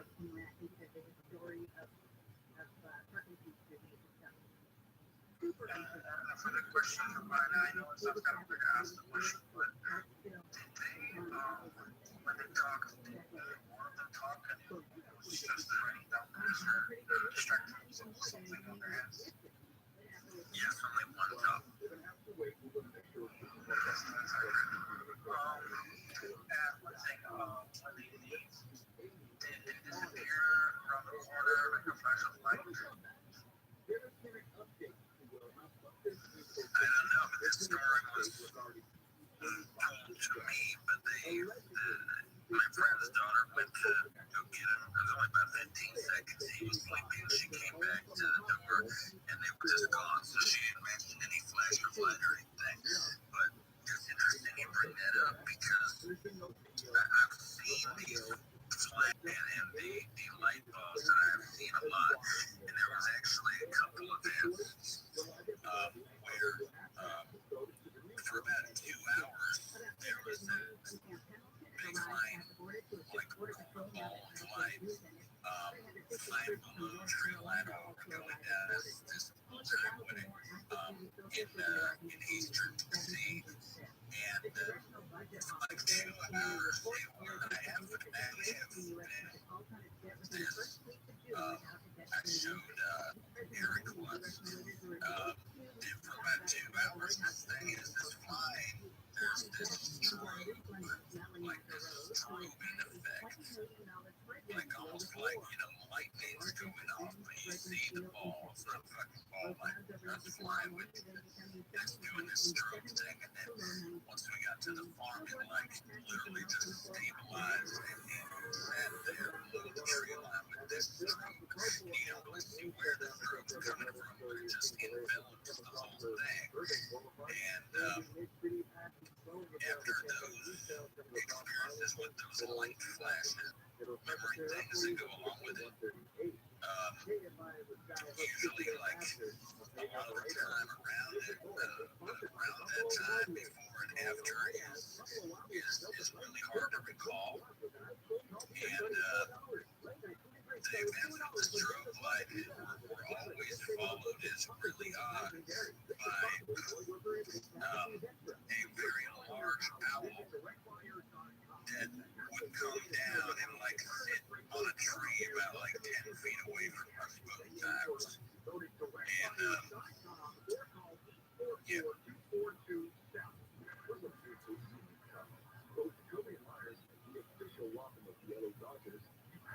Does anyone else feel that there, perhaps maybe in the last 10 years, just there hasn't been the kind of not just disclosure, but just like interesting evidence that we used to get from really anything paranormal?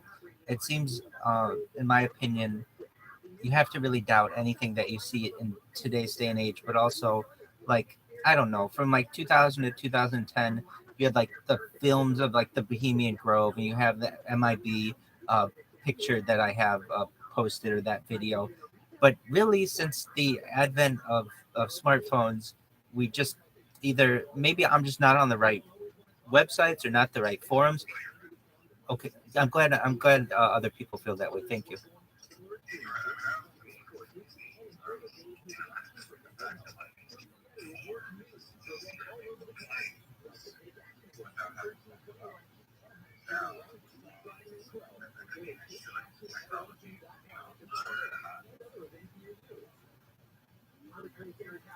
Agreed. And there's so much accounts are getting banned or shadow banned, so you never see it. And really, there aren't that many outlets for people to get out information anymore. I think people might just give up because they don't think that they'll be believed. But yeah, it's like this world was so interesting 15 years ago. And I don't know exactly what happened, but it was like after 2012. I don't want to say like that was a big like changing point. I'm just trying to figure out when it was in my mind where things started to just get more bland, or maybe it was just I was just not following on the right spaces. But yeah, I mean, really, all I get nowadays are pictures on Twitter of what could be a UFO. I don't really know what it is, but there aren't like leaked documents that I'm getting like we used to get. Like there were major leaks in the government, um, you know, from 60 years ago, people talking out on their deathbeds, people talking about, everything from Kennedy to Men in Black to the UFO phenomenon, everything in between. And we just don't get that anymore. Go ahead, Mello. Just to speak in broad terms, I agree with your kind of psychic philosophical analysis. If I were to pin it down to like the time period, it'd be right in a combination between 2007 and 2010. I believe it was 2007 when Facebook introduced the algorithmic timeline. And then also in 2010 is when United was passed. I think those two things is what caused the great shift here. You're sensing it affects all aspects of culture, investing in journalism, everything that has to do with human beings having the ability to get real information and share real information. It's a massive consolidation of corporate and government power. So the algorithmic timeline to the whole internet is funneled into like one or two places. And it's united. So all the power from people put into corporations, and just the establishment. So I think that's what it is. I think those are great points. Also, and kind of to touch on the Facebook aspect too, I think it was in the early 2010s when YouTube just started mass blocking or mass suspending accounts. And I really think that citizen journalists and amateur documentarians really almost gave up because they knew if they put all their hard work into creating a film for the masses, it probably won't get out there and they'll get their content banned. So that could be a thing too. Sally, go ahead. And I think a lot of it has to do with content aggregation and the switch from analog to digital, which happened in June of 2009. When you think of like some of the really awesome old like videos and stuff and UFO footage and everything, back in the day, somebody would film something or take pictures of something or whatever, or even document something, and they would like mail it to someone to just spread it out, or send a VHS or a DVD to someone and in the mail and upload it and everything. And what's really happened is everything now is basically firewalled from the content providers and the DNS layers. So every video and every picture and every post is ingested into this system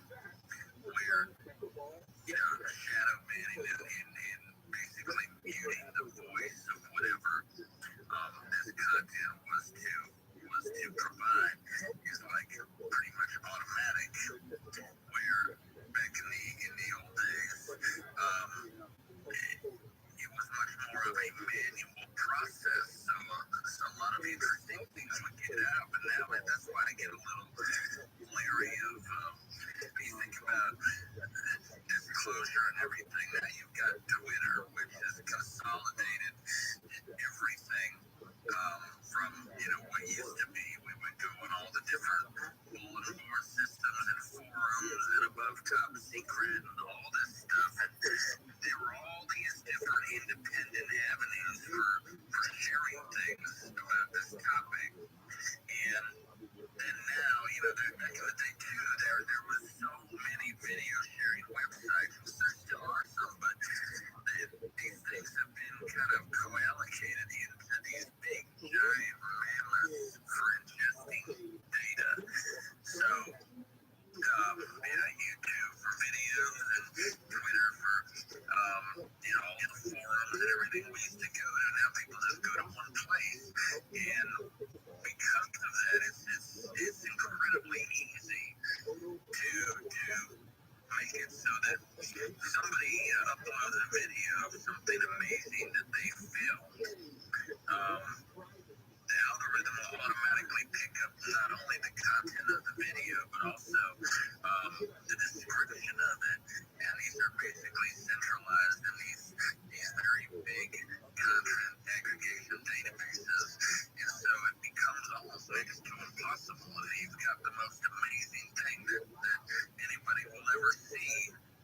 It's very hard to get out of that fence that has been created. I think the switch from analog to digital was a very big moment in changing how information gets out. I'm absolutely in agreement with you on that one, Sally.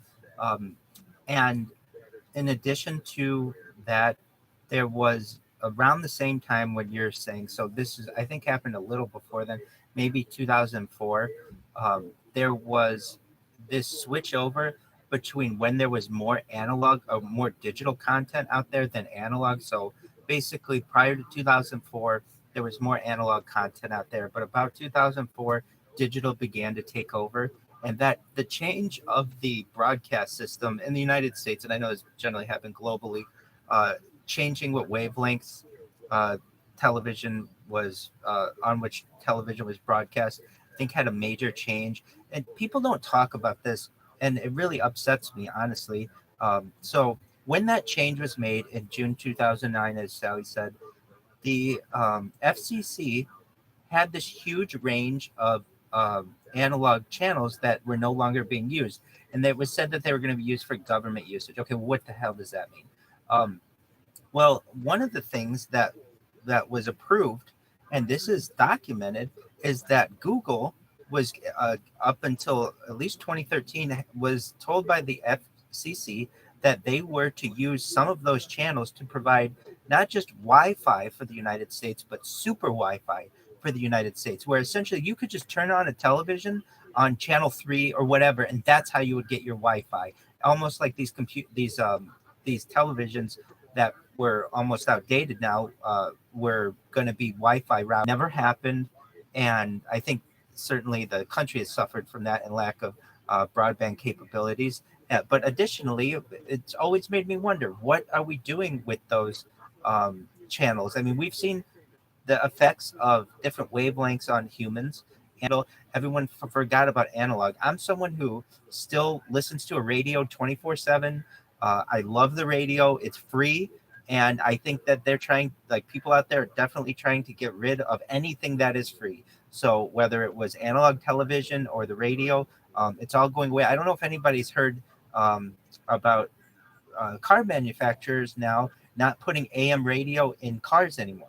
And essentially you may be losing out on AM radio, which would be yet another frequency, so that basically everyone has to just go to paid platforms. And it's really unfortunate. I think that if you were to talk to kids and today, they would be very surprised that basically all of their media, a generation or two ago was free and paid for by advertising. Now it is paid and it has advertising, and they say, well, you went essentially you took steps backwards, and we would say, absolutely, you're right, because of some of the corporate conglomerates that are out there. Anybody else have any thoughts on the digital, the analog to digital change?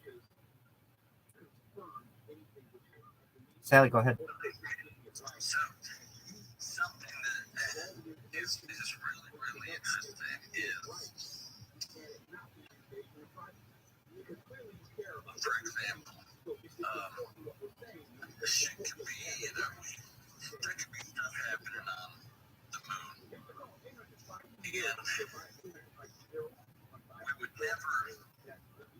would never even be able to see it. And so there was something that was discovered a few years ago by some Android developers that owns the firmware releases for Android. And there is, when you go outside, when you see like a beautiful moon in the sky, you'll notice that the big, bright, yellow moon in the sky will become clear, and you can take a photo of it.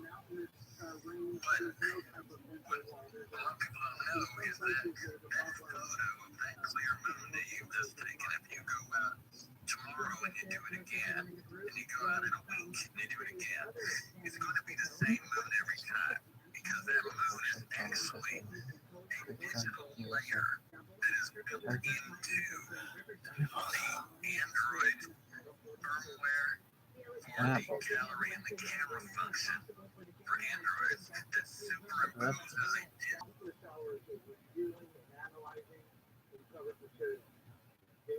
I have heard this theory as well. Ganga, go ahead.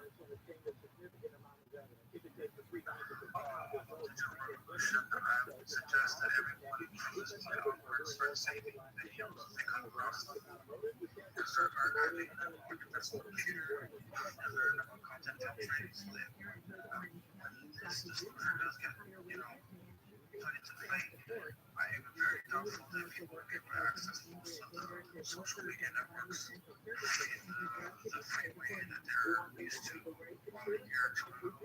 So if you look for content like you're trying to refer to a case, for content, I don't expect any results whatsoever. And therefore you won't be able to discuss these things except for what you remember. And so I would save these videos and stuff on your computer and learn about platforms to content filtering so that you can evade that system.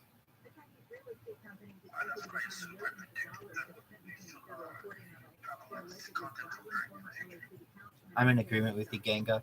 I know that at least what I've done is my best to put them on hard drives, and I know hard drives fail, but I have also uploaded them to Google Drive, though I know Google Drive uses Google DeepMind to read through all of that information and categorize you. And I'm sure a lot of it, especially paranormal or not necessarily mainstream, can categorize me in one way or another. I don't really care about it. I think it's really important to archive for future generations. I honestly did it for my kids. I don't have children now. God willing, I will someday. And if I ever did, I'd want them to know what their world, because I could see how the world was changing and how the evidence was being removed, and I would at least want to provide it to them in the best way possible. So I know many documentaries out there that you can't get anymore. I've done my best to archive. And I've also heard, that I'm not saying that any of this is fail safe, that I've heard two kinds of technology that are really interesting to me. One is a type of device where an intelligence agency or the police or someone could walk through your house, and it basically detects where you may have data stored, and it can read that data, so that if you did have a bunch of data stored on terabytes or some other kind of hard drive, that this information could immediately read through it and know whether you're a threat to the state or whatever, and that may be perhaps used in the future. The second piece of technology I've heard that's a little similar, used by the same perhaps government or police agencies, is a device that can sense metal, a concentration of metal, and can detect where guns are, even from as far away as across the street. Go ahead, Ganga. I don't recall what station I heard it on. I think it was Coldburgers, but not the platform. It's the AI software that I think, I don't remember what agency was running it, but supposedly they were using to evacuate. And also your phones are these apparatus. They come with AI programs installed, and supposedly they hear from those men ID information so that they were intelligent enough so that you can catch pedophiles by identifying, dicks and stuff like that. And if you look at a program, you can find more information about that. But really, people are worried about it being used for other nefarious purposes, like filtering out information or events. Like if a bomb goes off in, I don't know, then they can find all the deals that are taking place in that area and then restrict them from being retained on the phone. Of being able to search anything to protect children is overblown, in my opinion. Especially when we have uh, magazines out there like National Geographic that have taken pictures of nude children for decades, and nobody shuts those groups down. And I understand it's like there's just a double standard there, and I think it's a loophole that is used by governments to essentially just be able to spy on you. I think it's unfortunate, but it's a truth. I see we have a hand raised. Go ahead. So, National Geographic for over 100 years has taken pictures of indigenous people um, in their natural habitat. So, like men, women, children in the nude. And that is considered, according to many law enforcement, as child pornography. No one shuts down National Geographic. If you have an entire collection of National Geographic, no one shuts that down.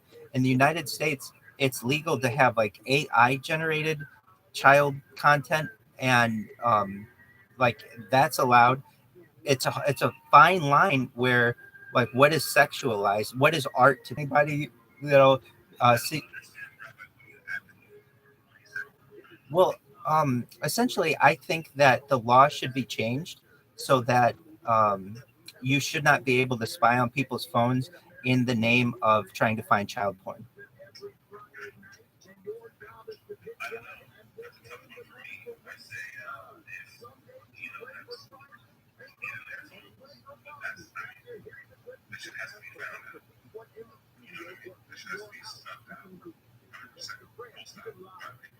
And that's an excellent opinion to have. I personally,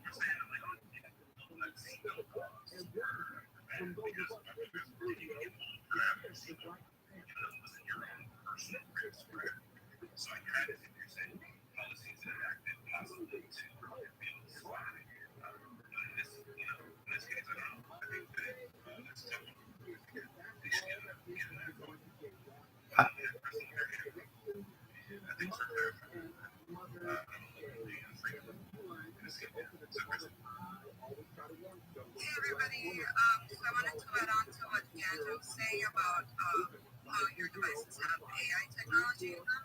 Most Android phones actually, they also use AI a lot. Reminded me about was certain telecommunications companies, they can block access from you receiving like a website link if they deem it as like dangerous or inappropriate.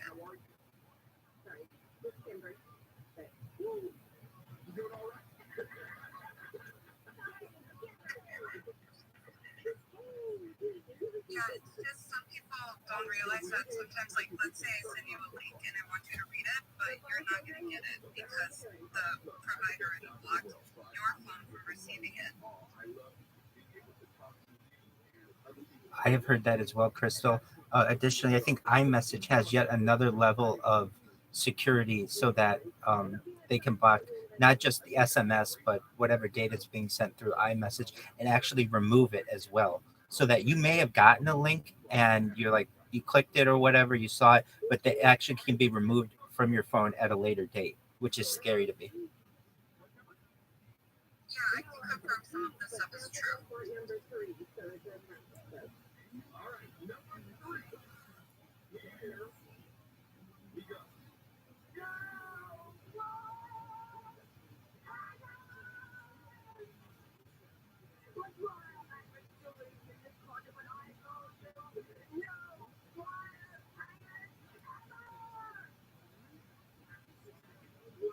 Dan, I see you joined the speaker panel. How are you today? I'm doing good, Rabbi. How are you? Damn well near perfect. Kicking ass, taking names. Every day's a holiday, every meal's a feast. How's life in your neck of the woods? It's stressful.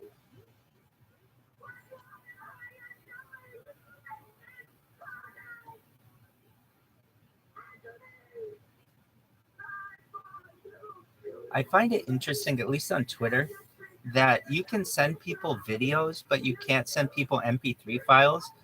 I think that a lot of that goes back to the file sharing days where they don't want people to essentially be able to just send others songs.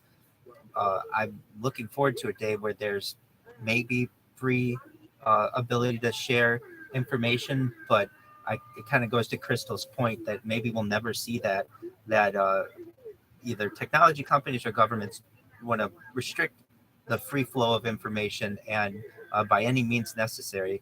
But I mean, when I was a kid, Napster and LimeWire and all those things, you could really share a lot of information using peer-to-peer systems, and no one does that anymore, or no one that I know of does it anymore. When it was so prevalent for many years. Just interesting to me that today's generation doesn't even consider using that type of technology. Yeah,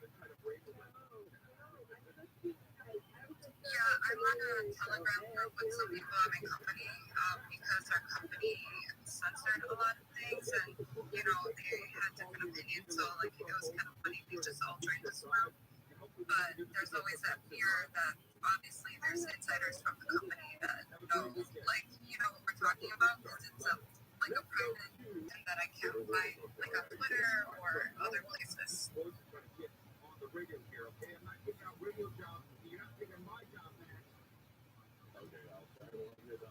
I find people are using Telegram more often. Does anyone else use Telegram for any, I don't know, whatever your interests are? I've used it for NFT and cryptocurrency. It seems like Crystal uses it for things pertaining to her employment. Anyone else use it?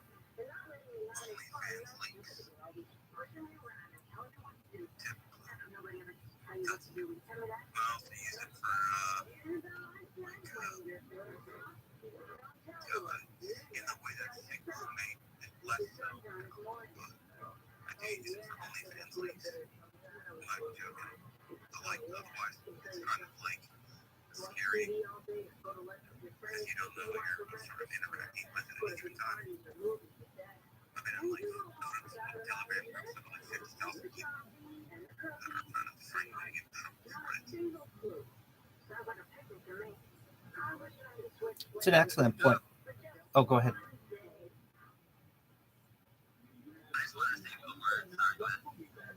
No, please, Logan, go ahead.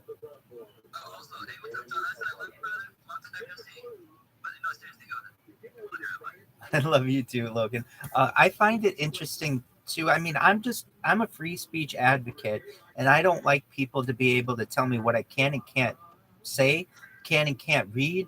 And one thing that I find interesting is well, let's say you're in one of those Telegram groups. If one person sends the wrong picture, you're all liable for it. And to me, that's ridiculous. I mean, I'm not in any of those. Again, I've only used it for NFT stuff, but to me, it's really unfortunate. And then a lot of times that information can't be shown at your trial because it's restricted for one reason or another.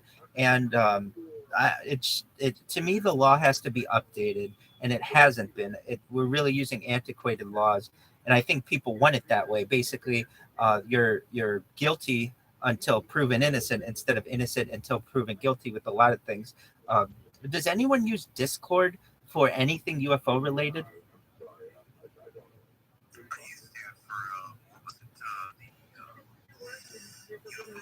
Was pretty active for a bit. this where you could buy a camera and NVIDIA Johnson Nano and sort of set it up, and it would be like an Internet of Things that would allow you to sort of investigate the sky and contribute to like a surveillance network. But it sort of degraded, I think, into some other things. Discord is corpo shit, and Telegram got a little scary, especially after Ukraine. I joked about the OnlyFans thing, but that was basically it. And then I was involved in other Telegrams. So, like I would say, there's no real peer-to-peer sharing service. I mean, even apparently the NSA has like a way to. I don't care how you feel about him, but Tucker Carlson has actually said something about like how even Signal is like sort of compromised, and they won't tell you like if it's compromised or not until they catch the biggest fish. So I agree with you regarding free speech. Thank you. I think that well, I use Discord, but it's very gatekeeperish, and it's also very difficult to use. I mean, I'm a tech person, and at least on my phone, it's difficult to use. On my computer, it's difficult to use. The Discord links are sometimes confusing. Then you have to verify yourself. You have to go through like 15 captchas just to find out that no one uses the Discord that you wanted to research anymore. And I mean, I'm in one right now as we speak. It's the Wall Street Bets one. So there are some that are active. I mean, there's some that are really active, but I just, you can almost drive yourself crazy going through. It's almost like deserts of what people their previous work, but they're just absolutely dead. And does anyone use any other types of social media for communication that they find beneficial?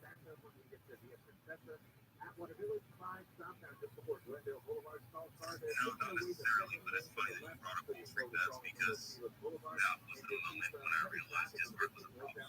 Because quarantine, I got COVID and got quarantined, and I bought AMC shares. And I don't like talking about this, but like, I bought AMC shares at like $2.97 at one point. Just not even on like a Wall Street Bets influence. I was a subscriber to that Reddit, and just lost more hours where I was losing money. And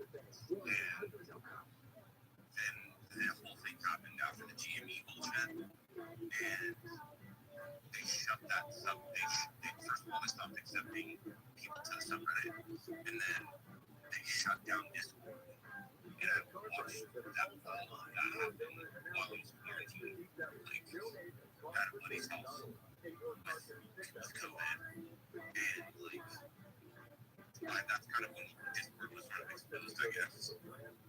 Yeah, I don't know if you're around back then, or like, or in the Wall Street Bets Discord, I've heard about that, but like, I was with that. To some extent, and I know that still is pervasive today. There are at least on Discord, at least three Wall Street Bets Discords that are used, and I have been in all three of them, and it's very interesting to me that how gatekeeperish where if one person doesn't like your opinion or doesn't like you for some reason, they can cut you off from thousands of people who would benefit from you and really enjoy you. I stated this, I believe, yesterday, but still think it's an important fact, and I read it to the room. 92 of Reddit's top 500 subreddits are moderated by the same 5 people.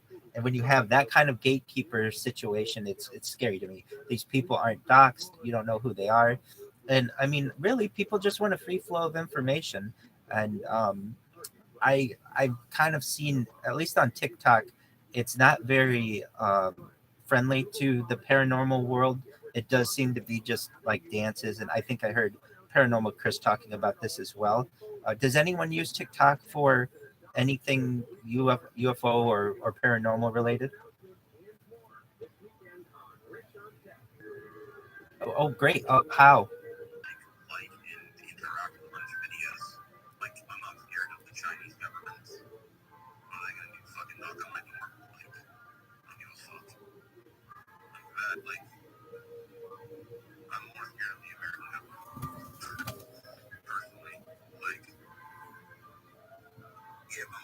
about my information, but I do consider it like popcorn, like fast food, terrible information, and I know the algorithm is not suited to give me that, but I'm an adult. Check it out. You watch it. It's actually affected on my food. But I have this release. So I was surprised when I use everything. And they're tracking better overall. Like, one thing that I noticed on TikTok was like, they don't like nudity and or like guns and stuff. But they give their patient way better about that. That's what it means, right? If you're giving information out, that's going to be attractive to some people. The algorithms can pick that out and show that people instances. This year they're looking to entertain. If you bring some comments or you're in your phone, you've been on for an hour and a half, you forgot. We're going to learn this shit. And you're going to catch things today. You're going to want to use. So, I don't know. I don't know shit about the exit. I don't know shit about the trend. I just know that if you make some, you make it well. TikTok is really good. You should see it because, for us, you're going to be scrolling to see videos, shooting videos, and the next thing you scroll has 4 views. Like, it doesn't matter. It's going to show you shit every time. So, for that reason, you're just going to really whereas with Twitter, it's not like that. Twitter is a social media platform. That's for sure. It's the best. I know they're trying, they really should. TikTok should get but there's still this weird Twitter is not TikTok as far as my experience. If you had to create a tier list, and I think this is sort of what Rabbi is getting at, like, if you had to create a tier list, don't worry about like what the purpose of the platform is. What would be for getting the information sort of unfiltered? What would be the tier list and include all like some of the one-offs, I guess.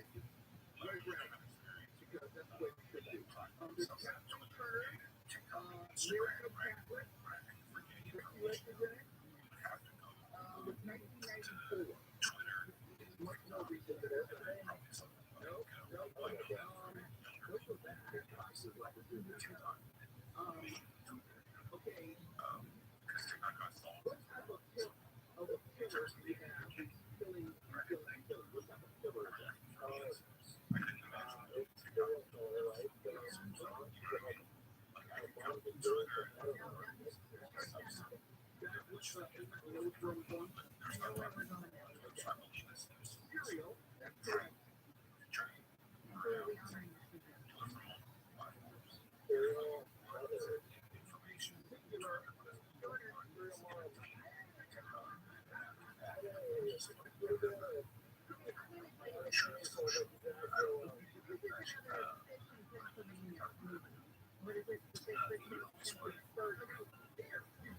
Yeah, and details that if you want memes, I think memes is, not maybe like our bread and butter here, but it is kind of the main currency moving forward. I feel like, and so if you want that, still TikTok. And then it also comes down to a matter of like, what do you want information about? If you want information about China, I guarantee you that TikTok is the least accurate source of that. But if you want information about the United States, it's nice having TikTok around because they don't give a fuck,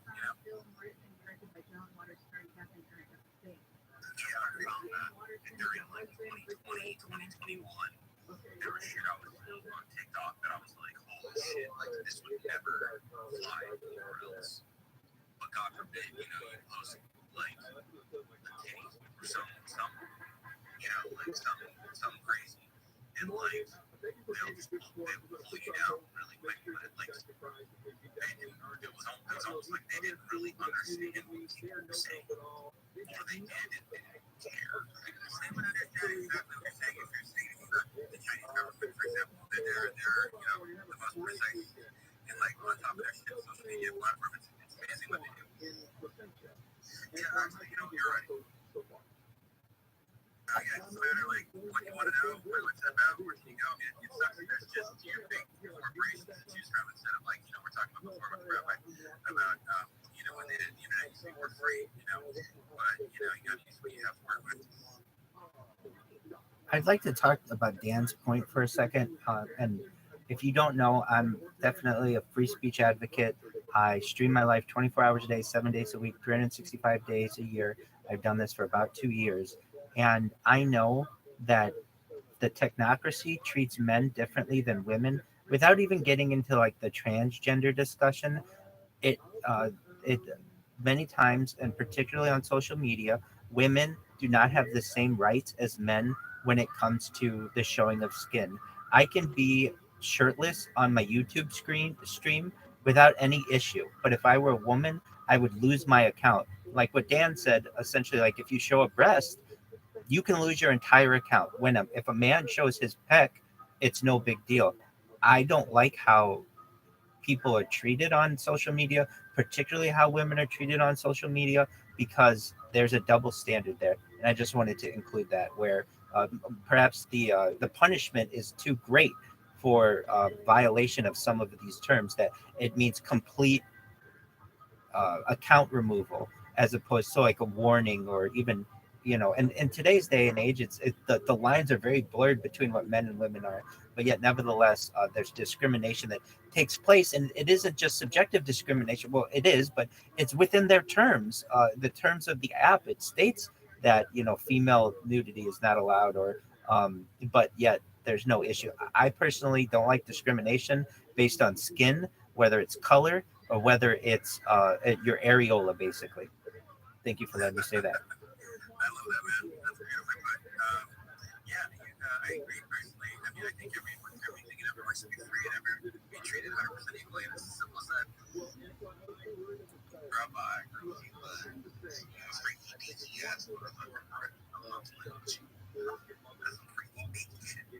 I understand. What I do, it goes against the grain. It's I know what you're saying. I like how you articulated to push it to the edge like that while still being reasonable. That makes it interesting. Thank you.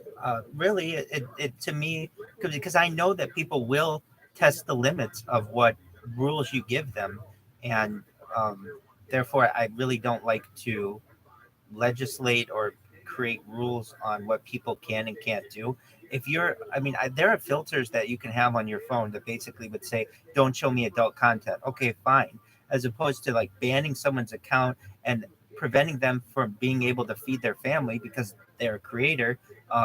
It's almost. I saw a quote, I think from Tom Hanks. I don't know if he's the best role model for this, but it came out yesterday, or perhaps in this week, where he said, "Don't tell me what by what I should be offended. Like make me social, like to all social media apps. I don't want you to dictate to me by what I should be offended. I can make those decisions myself, and I'm in agreement on that." It seems as if there are enough things that a phone can do, where you can mute people, you can block people, you can say that, like, don't show me not safe for work information, and the app can still allow for the free flow of information for some people who want that, and for those who don't, they can still have their content curated in any way that they want.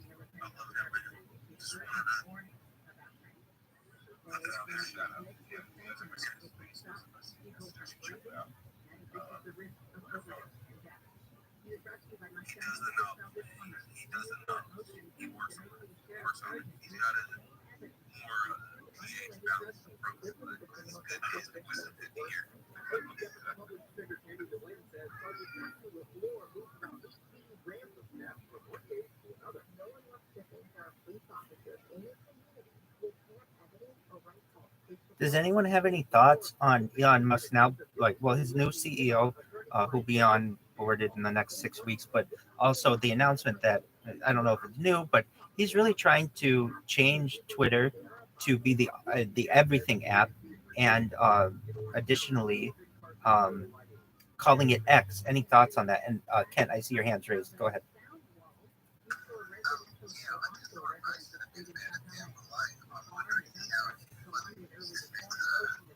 Social media applications like with my social training, my psychological, cultural training, all of that understand, cultural, sexual, or gender preferences. It's like my kind of was like Very interesting point that many of the people who either designed the software or coded it in society, not to paint with too broad a brush, but weren't known for their social skills, right? Well, that's one thing I've seen a lot of, like online with the moderators, and follow a lot of turf content, if anybody knows what that means. But yeah, I notice a lot of people are doxing people, and a lot of them seem to be from the same community. Yeah, I know what turf content is. And like, I think people like OSINT is so available, open source intelligence, that anybody with a sort of modicum of understanding, like Rabbi was talking about, like sort of rubber ducky devices, I know the authors earlier, like related to tech, and like all it takes is like one person to sort of understand how to like fuck people technologically. And if you put too much value, I think, in these apps, or like, for instance, I've never had a Facebook or Instagram, and officially I've never had a Twitter, but like, you know, like, if you put too much into this, you know, and like sort of hitch your load to this wagon too much, people can fuck you if you take opinions that are against what they believe because of open source lookup apps that can basically take a picture of you and say, like, how close is this picture to the other pictures scraped off of the internet across the sort of LLM model that they use. I can't remember the name of the app, I think it's sort of legit, but like, you fucked out here. If you take like that conversation, Crystal, can you brief the room on what turf content is? So it's essentially trans exclusionary radical feminist content, but it just means that they're against, like, you know, the gender affirming care for children, and, you know, just not for adults. It's mostly based on the content that's created for children. They create harmless. Go ahead. Yeah, you're probably better at it. And I'm sure Chris is like way more ingratiated in this information, but basically it's like, if I'm a woman and I'm a biological female, and what's my feet are men, like women facing my identity, you know, like blackface, like women face, and, you know, sort of like hurting my ability to sort of, like hurting my ability to sort of ascend and taking my identity and what it means to be a woman. So like, and they're also feminists, right? So they're like sort of, they're like feminists from the 80s. They're not from the 80s, but it's like a feminist wave, I guess, third wave. And that would be saying like, hey, I don't want men calling themselves women to ingratiate themselves in the fruits of our labor as feminists. Tell me if I'm wrong. So you're really correct, but I was gonna say, I mean, it could define different things as like being trans, but even trans people don't agree with it. And there's a lot of people in the like LGBT community who don't agree. It's for them to express their opinions, but even they are getting doxxed, even though there's people who've been fighting for LGBTQ rights forever. On this topic, I at least it's a question that I've had when people say that they're women. I mean, I believe them as I have. I mean, like, I can't believe we're having this conversation, but I don't know why there isn't more emphasis on the chromosome. So basically, like when it comes to sports and stuff, instead of just like having random people join your sport and start dominating, perhaps, if why there aren't tests based on chromosome, so that like, okay, we're gonna have our own like league, whatever it is, but you have to be XX or XY. Has anyone ever heard of anybody talking about this? Or Crystal or uh, Dan, you guys seem to be more well versed on this. Definitely, like the discussion, right, Rabbi? Like that's definitely the discussion, right? But you may hear people saying biological sex to sort of obfuscate the discussion. Basically just stealing it. This is not an opinion. I'm not taking an opinion or like a position because I'm not obviously not like I'm not a feminist. What I would say is like I thank you or as they currently stand. But like yeah, there's a bunch of people that are saying in order to participate in competition, this is such a cultural topic, but like yeah, there's a bunch of people trying to advocate for what you're talking about. Like that's just the only barrier to compete in any sort of competition is to take a genetic test. That would be the barrier. Say, hey, you compete in this group or you compete in this group. Exactly, and I'm a little disappointed in the National Organization for Women and their silence on some of these issues. When I was a kid, they were a really great group for women's rights, and they've just been pretty silent on this. And it seems like they should be very outspoken turf advocates, and I just don't see that. And then when it comes to many of these debates, at least when it comes to sports and things like that, to me, it's very simple to make it a genetic test. And what if your chromosomes are XX, you compete with XX, and if they're XY, you compete with XY. And you no longer call it men's champion, and you no longer call it women's champion. You can interpret it to be that way. Scientific to me, and there's no real changing of that until there's some kind of technology where you can change your chromosomes.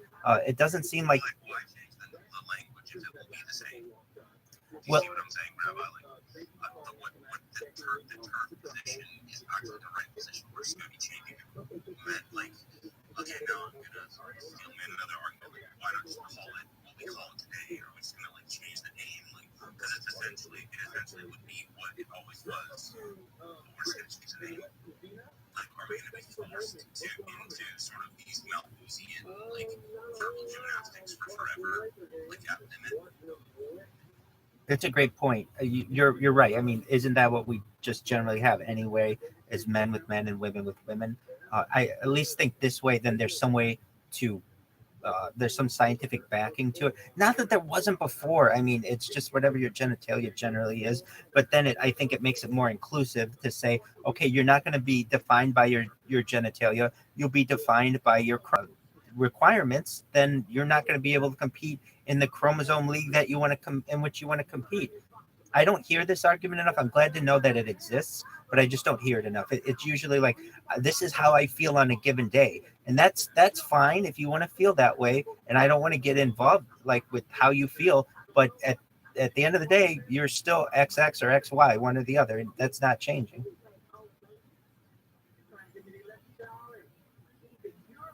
I was just gonna say that it's really important because, like, right now there are lesbians who don't want trans women in their spaces, so it's kind of like, okay, this is a battle of why sex is different than gender, and why, like, we still need to keep that as a barrier to identify, like, the differences between sex rights and gender inclusion, because it just goes deeper, because it's also a part of, like, the D&I agenda that, like, corporations are pushing on everybody, and that's why there's a lot of silence, because people look at dogs, and some people might lose their jobs. And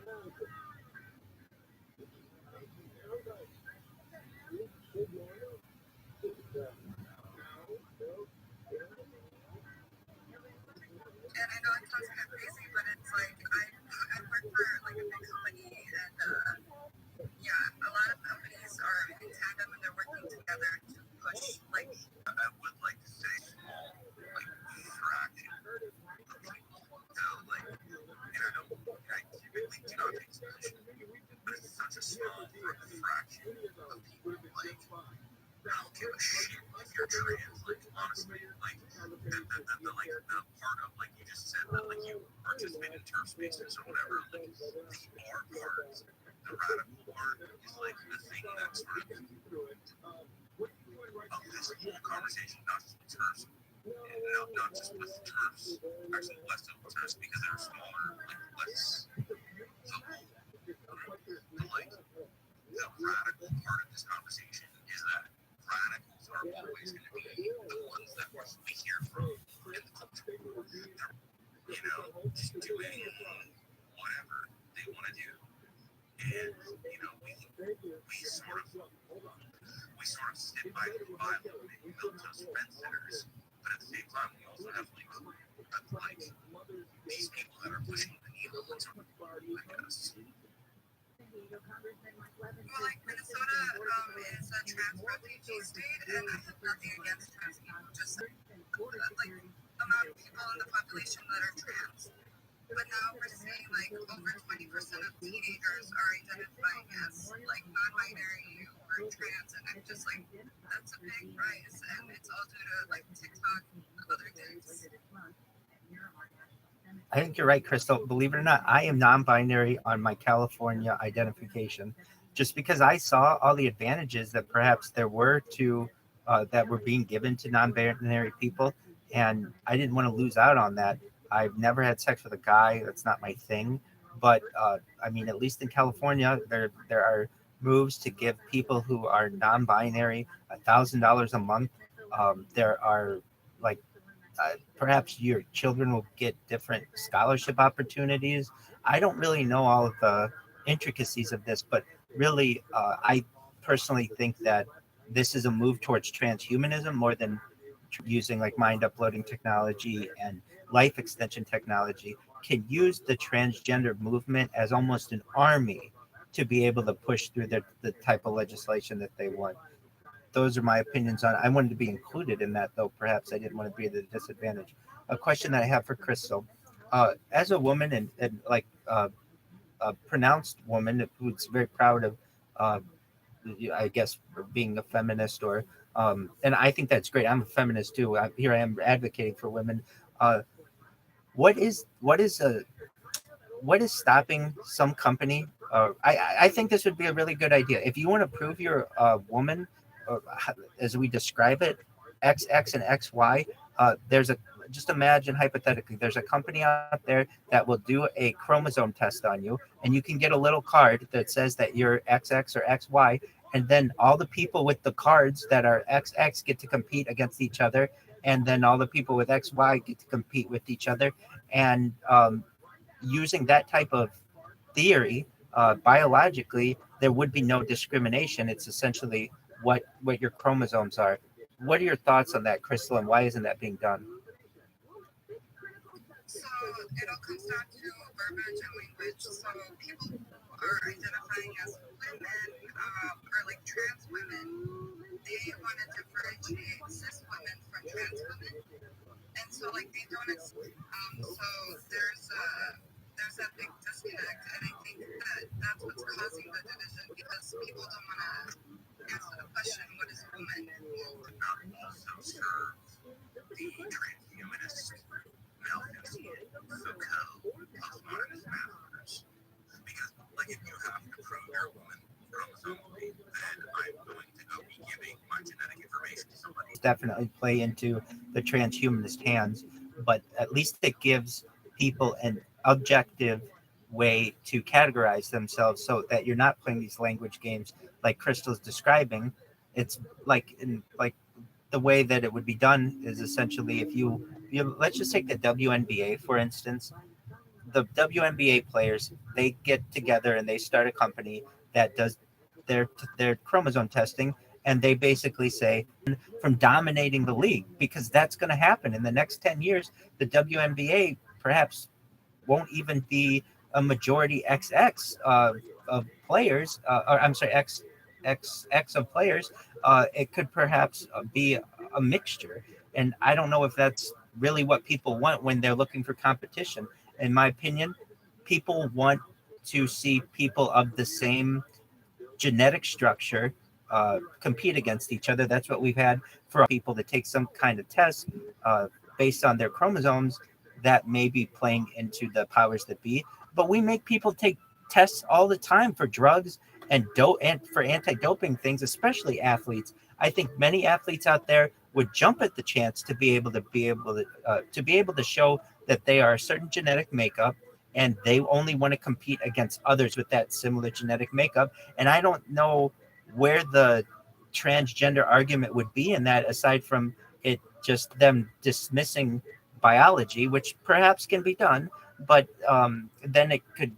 I'm trying to find a way where women can compete against each other and not have to worry about perhaps competing against people with unfair advantages. But I was gonna say that so everybody has mtDNA and their Y DNA, so it doesn't matter. Like if you're a woman, you're not gonna have the Y DNA. That's your paternal lineage, and so it always stays the same because you pass it on. Like your mother passes it on to you, and then if you're a father, you have your mtDNA, which is your mitochondrial DNA. And so it's like, why are we arguing those facts? Like, I guess that's why it just doesn't make sense to argue that for me. And then also, I question, like, okay, so if we are allowing people to just identify as anything, so are we going to see, like, a rise in women prostate cancer? Transcultural people first. That's coming, right? Like, I identify as a Korean, or I identify as a black person, or a Latina, or whatever. That's probably what's going to happen first. Some things that's been carved out for those people will be aggressive on, and then, you know, countries like America, and like that's what this is set up to be, right? Like nothing is real, right? And nothing really matters. And yeah, I know you think you're a Native American, but so am I, right? Like I want what you got, and like what you got doesn't really matter. I know you think you're a woman, but so am I. I know you think you're black, but so am I. Like that's what's coming. And then once that's sort of broken down to the knuckle levels, then they can rebuild what the new culture is. You know? Well, you're definitely right. That's actually already happening. There's a politician who identifies, I think, I don't know if it's a black woman, but I think they're a Republican, and I just saw that. I'll have to find. They identify as an Indian woman. I think that's what it was. Yeah, I think you're actually right. Going through all this stuff, back when I was in the British, 17, 41 years ago, we knew all the good tradesmen. They got paid more than the other tradesmen because they were the very best. The very best builders got a slightly higher day rate or butt rate for basic welding jobs. And then what it had, because I've been an observer for my sociologically, and philosophically, whatever I became, and I had a look at those big building projects and stuff. And I was there, their wives got taken away from them with little promises of money. My guys were going to say, hey, they're bringing out these big plan agreements, and we're going to get a 10% pay rise. And I said, yeah, you are. I said, but in 2 years from now, you'll have lost everything. You won't have union representation anymore. You won't be looking after each other. You're going to be competing against each other. It's a less than that. Over the years, we had got working remote, what we call working remote, from 12 weeks on and 2 weeks off. Then about 6 weeks on and 2 weeks off. Some of us are doing 2 weeks on and 2 weeks off offshore. And 4 weeks on and 4 weeks off on fly in, fly out. And what they did was they dehumanized society so that they could use the platform whatever way they wanted. And no one would say that's not the right thing to do it. Because our shit's getting to their grave. You know, like, you're right, it's like being Ken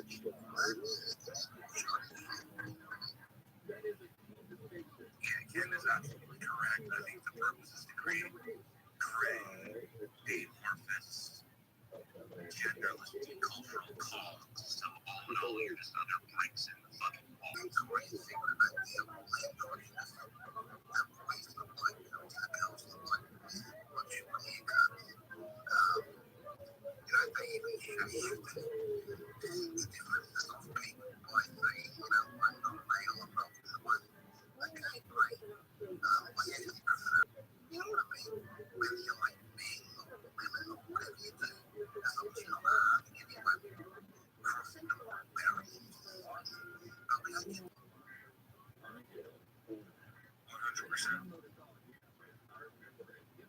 Yeah, that was spot on. I agree with you, Kent.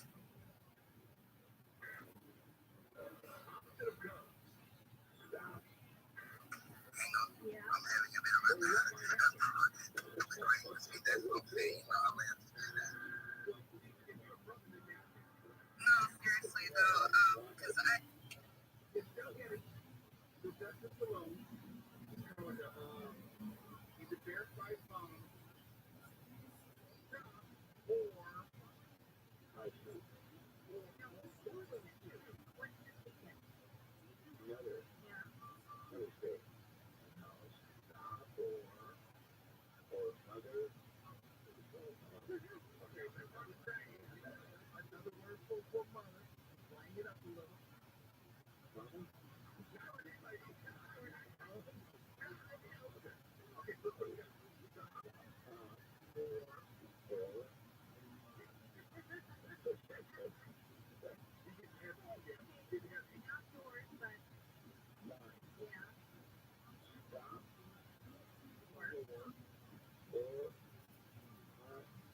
You're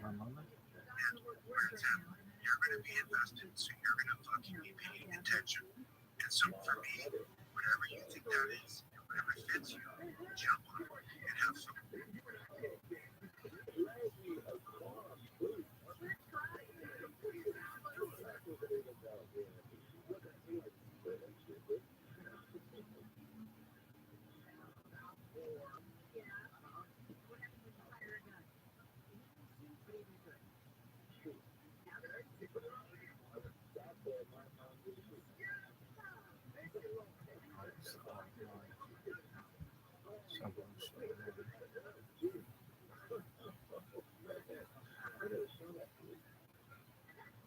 Other stuff, I mean, sometimes I'll wear it if I'm really cool, but other stuff, 30 years ago, I don't want to like wash it. That makes sense. But then you're like wearing it, like, why am I wearing this? This means nothing to me. I don't know if that makes sense what I'm saying, but I kind of hope you understood where I'm going with this. it 100% does, but I just have to push back hard against one thing you made. If your chip bites are being linear, one, they're not cheap. There is one of the things I suppose since I moved to New York, but for saving money, it was way more worth it there, but they cheap. No, you're 100% right, but I will tell you, like, I'll go in there, I'll get like my whole cup of coffee there sometimes. But if you were going in there to get groceries, you'd spend like $12. Yeah, you're 100% right, it's very expensive. But then they do have some things that you know if you're getting there, that they're good quality, they're clean, they're organic. Like they definitely have vitamins or if you need help with stuff like that, you go in there. I don't think there's any people more knowledgeable about this. No, I know it. I would basically like my early in the week routine, Sunday, Monday, Tuesday, or Monday, Tuesday, Wednesday. I would go to the gym and then not have wine or go out for drinks or anything, and usually pick up marijuana, which it wasn't even that expensive, but it's all organic and it's really fresh and good. But I don't know. So But we ended up being was it the cauliflower buffalo and the broccoli and the salmon? they were in the mix. Yeah, I really also miss the Thai, the white fish with the Thai season, like sauce. Oh, it was, I want to franchise one of the foods and it was delicious because they LA, like Beverly has they have like it's kind of like a tonic bar. And if you go in there and you're like not feeling good, whatever, like I remember when I got COVID, I sent my money over here to pick up like this drink. I swear the next day I was like these guys know they make you tea curves, and it's awesome. Just to close the loop on that conversation, I think there might not ever be another Bored Apes first hype site, and that still is to be seen. There could be, and I think there's going to be companies coming in, and then there will be companies being born out. And I think Apes is one that, all right, it's an NFT project that has art, there's backing into businesses or adopting, getting close to the community in the form of creating business, and it is yet to be seen. If that can be successful outside of Great, can you turn that brand into something that's nationwide and becomes a consumable? And in some ways, this is like a social project in the world that is space in general, but it's also like an exercise in business and discipline models. And it's just like that's what's going right. And we're sort of on that side working our way out. And I don't know if they'll ever be giants like Bored Apes, but if EAs and some of those giant games, the metaverses that will come in the future, drop in. I can see those projects being much bigger in the future. That's the bigger thing. Yeah, no, for sure. We're great at the grind and we're making that. That's kind of cool. That's the kind of living that you It's funny because Enrique's here. I want to get to Enrique. Somebody has actually wanted to call you today, but we should connect on WhatsApp. He comes from the telling world. I come from that telling world, and I've been watching stuff like crazy. And I've been working on a lot of stuff behind the scenes that I didn't talk to you guys about either. And I can tell you right now, I'm not 90% sure there'll be something as big as Bored Apes, but I'm more than 50% sure there's going to be something much bigger than all of this NFT tokens that we've seen. Because this community and this technology is so young. Imagine somebody like Nike partners up with somebody, or somebody like Adidas and Gucci and Chanel or Tiffany partner up and come up with something that's actually sustainable. It makes more sense. I mean, like we're very small, like as much as you guys think we're huge on Twitter, you think there's a lot of Braves. There's probably 6,000 Braves left amongst them. 4,000 probably got burned to backball that sort of disappeared or something happened to.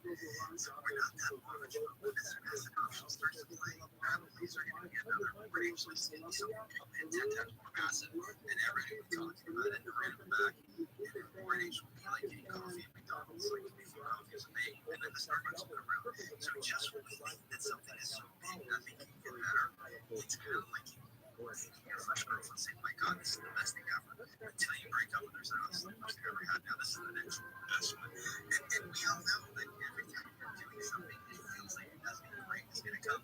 This is it, this is the best thing ever. But I'm telling you, this technology is so young. I'm looking at metaverses right now, like my partnerships that I'm working with, and it blows me away. I'm doing an entire car.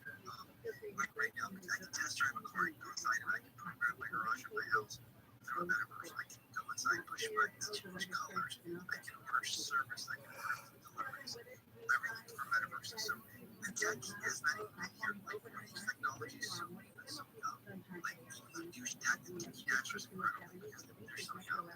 It's not anything on a level of a TRILLIONAIRE. Honestly, like we're probably 2 or 3 years away from seeing really great stuff. We're going to see some amazing stuff soon.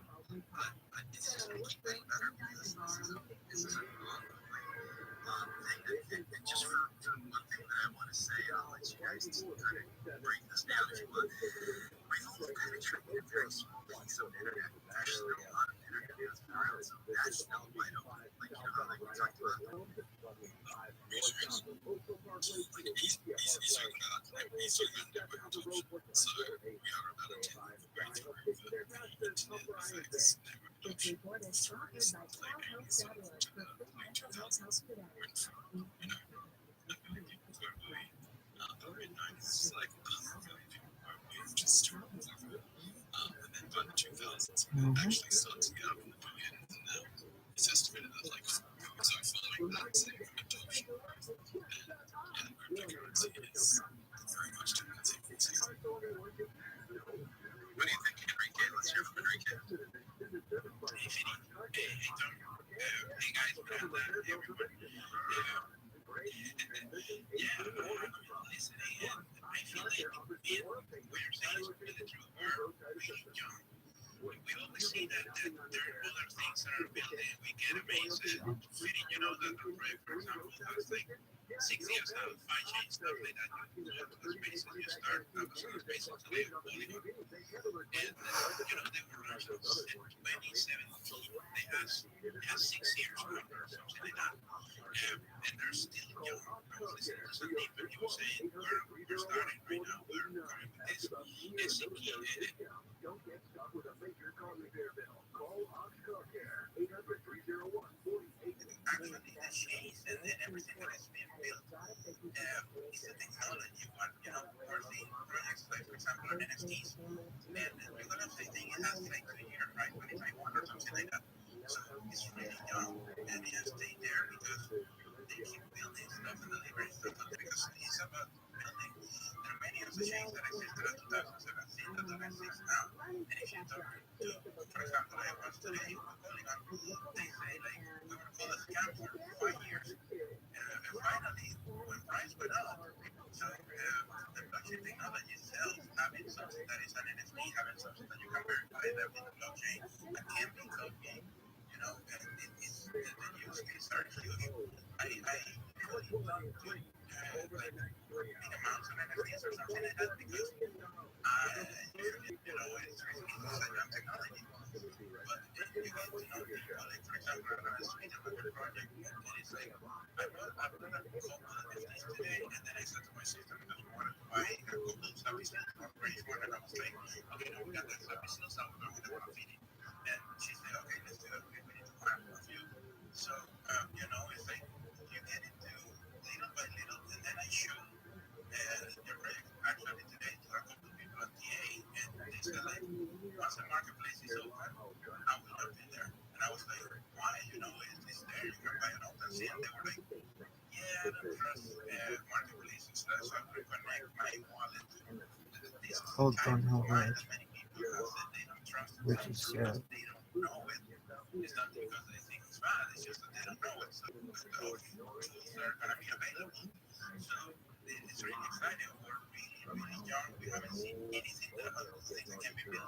Usually an NFT project offers things like it's like a startup. You get some funds, you start building, you continue building. The thing is, if you continue building, if a project continue building, then it would be more money, it would be more growth, there would be disease involved or anything, and they can continue having something bigger. It happens the same in DeFi, happens the same in everywhere. So I'm really excited for what is coming because it's like we can be here in 5-10 years, and that was something I was listening to today. And then the Polygon says 5-10 years, we'll see where we are, and then 5-10 years more, and it's crazy, but it's like that. It's like an internet adoption. Oh yeah. Okay, so I was just gonna say, like, share with the room the open metaverse summit I went to this week. It was free virtually, and it was interesting metaverse summits, but I knew a lot of what people were saying, but I learned a lot as well. And there were top executives from like Google and IBM, and it was expanded. Like it was actually an open source summit, so there were also things on like AI and the cloud, and like there were some really like high level developer things. But if you got like anybody who's a founder or involved in a community who wants to contribute more to the communities, it's really interesting. Like there are a lot of conferences like that, not only the NFT conferences, but a little bit more broadly tech. And the reason I raised my hand was because of a comment about the internet and how much the internet was engaging with this technology. The whole internet is like basically changed, like adapted to open source. And so there's a lot of opportunities, especially if you think about it in the context of like not necessarily the board game metaverse or a specific metaverse, the concept of the metaverse and how it's rising up around us as opposed to like being a destination that we're going to go to. We find a lot of stuff that's like really interesting and valuable to listen to. And like I said, that Open Metaverse Summit, I think the recordings are still up, even though the conference ended today, if anybody's curious. And I had one other comment, but I forgot, and I see other hands, so I'll throw my hand up if I remember.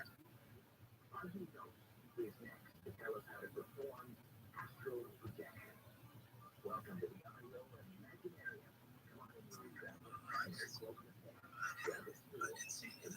maybe it's song choice, which was awesome. I don't think I ever listened to that song, but that was great. Dave and Jennifer. Yeah. The rabbi dies to stand up. Stand up for ages. Oh, sorry. Shalom. Let's go. Shalom, Shabbat Shalom, everyone. Thank you for the opportunity. I would like to introduce myself. I'm Rabbi Rothschild. I stream my life on the internet like the Truman Show. And I really want to reinforce some of the things that Fiddy was saying. I think he made some really great points. Really, NFTs have not been in a thing for 10 years yet. And we look at things many times with a micro view as opposed to macro view, and treat things as perhaps having a 1 or 2 year lifetime as opposed to 10 or 20 years. And I really think, honestly, everyone in this room, if you own NFTs or crypto, you're going to be very rich in the future. Once mass adoption occurs and commercial organizations have more support of the NFT, you all will be seen as the top 1% of who was on board early, and your early adopters of this. And I just want to thank the room for allowing me to make those points. Thank you. I remember saying a question if it's okay. I wanted to ask the leader about his profile picture because it's interesting. I always laugh people. I always get a little bit in trouble if you're named teacher winner. It just makes me laugh. And now you have a profile picture that looks more anthropomorphic, but it's not quite. It's still an avatar. And so I'm just curious why you changed it.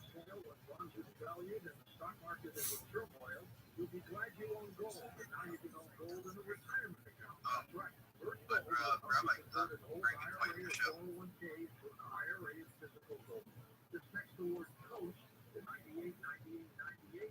It's interesting because, like some people, like when they think we're so big, and I used to come in here and I was so intimidated when I first came in here. I see these big screens of 1,000 people, 2,000 people, and I have like 30 followers, 40 followers. And I'm like, wow, this place is so big. There's all these cool people. They're not. They're not that cool. You're kind of seeing who they are. A lot of I see some of these guys, that place sucks. This is the worst thing ever. 3 days later, come into the meeting.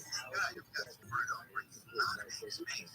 So that's what we're saying, like we're never going to see another Briggs. I mean, honestly, when I think of Briggs, I think of like Franklin and like a few other people that are, I think of like, even Franklin's gone. Like he's done. Like maybe he'll be back, maybe he won't. But I'm just saying, as big as they are, and as massive as they are, I mean, they move really fast. And it was a big deal here because they were the first NFT when like CryptoPunks are retrying. I just don't feel like they've scratched the surface yet. I just speak to Dylan quite a bit. And he talks to Bert Bonner almost every night at like 3 in the morning. He says, Bert, he's got some health stuff going on. But Gordon does something I get there's full respect for. He says, like, this is what the thing to me when I was first starting out, and I'm not stopping until I give them back what I want to. And he doesn't feel like he's done enough. And to me, that's something that I respect. And that's kind of how I put it. That's why I think that we could actually see somebody come in and step in here and work with the Braves and actually create a big new brand. So I just think we haven't even scratched the surface here yet. I know we said it like early, and a part of that felt like it was just conversation. But watching a lot of media, like you told me 3 months ago that people are going to bring tokens in here and just start shooting tokens. And the founders of the tokens are saying tokens are stupid, they go to zero. And you're still going to invest with them. And then you're still going to talk about it. And I would be shocked. So I'm just saying, like we can see some big things happening really with real estate, business, medical billing, all kinds of stuff that hasn't touched the space yet because blockchain is a much better use case for business than like traditional real estate. Anybody's ever here leased a house or had an apartment or bought something. I mean, title, escrow, you're taking 6,000 pages of stuff to sign. Nobody will have to buy a $300,000 house right now. And you get a 30-year fixed loan And if you really broke it down, when you're paying to spend $1.5 million on that house in interest over the next 30 years. So if I told you, how would you like to buy a house for $300,000? But it'll actually cost you $1 million when you're done paying it off. Would any of you buy that house?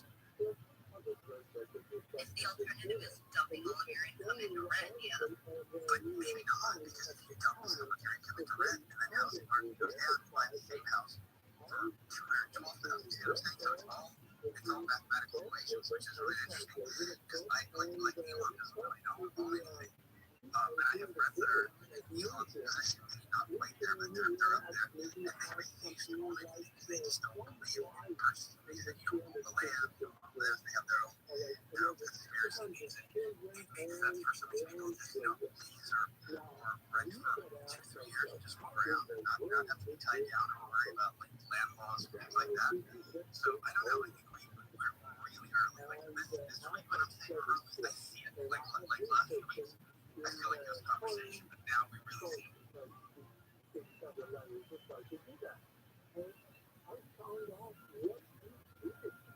Filipino people.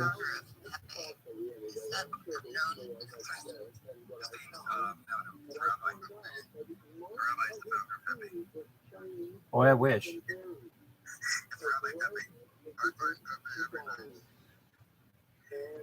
I think that whoever the founder of Pepe is really smart. He got that contract audited. He worked on it for a really long time. Whoever is also probably had the guts to get up some of these things that are right for some of the team. So I feel like we're going to see unique stuff come out of that. I don't think Pepe's over, not even close. It just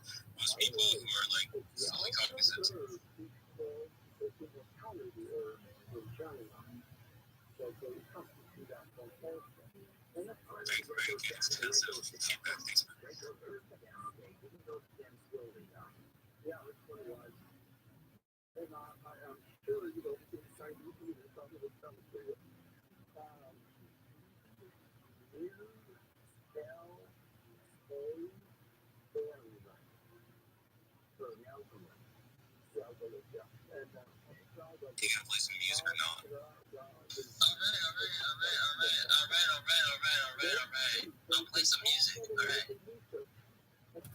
job. Let's get to it.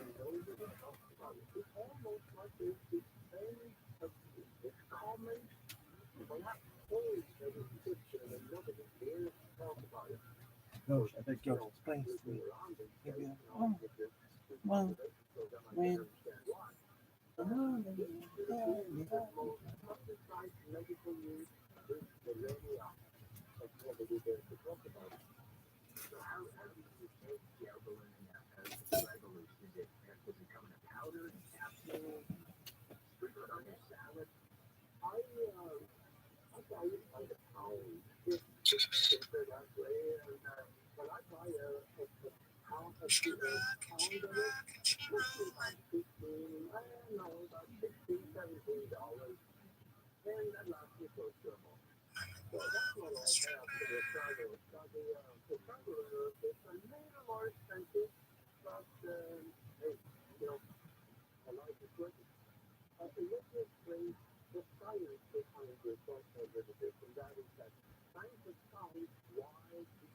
Tomorrow I'm gonna be working at a Combs concert, which is gonna be weird because What do you do at concerts?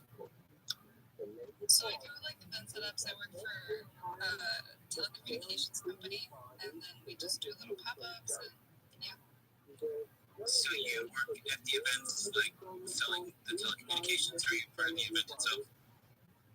So it's both. We're not selling anything because we can't sell on site, but sometimes we do. It depends on the concert and in the venue. But Is that a telecommunications company plan concerts? we sponsor artists, so then we go. So you work with the artists and you sell shirts and stuff. How international is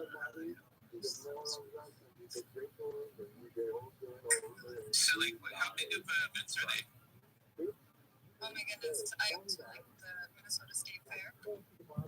That's so cool. I'm actually for part of this project I'm working on. I'm trying to meet people, see them together. I know it's a pretty crazy business.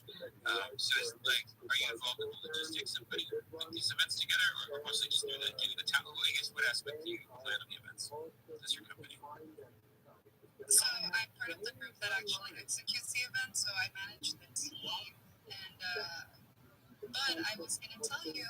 So my daughter's grandfather, he's been in the music business for like a really long time, and I could get you.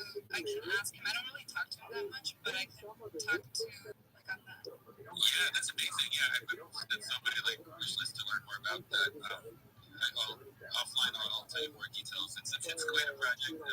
It's related to the research I'm doing here, actually.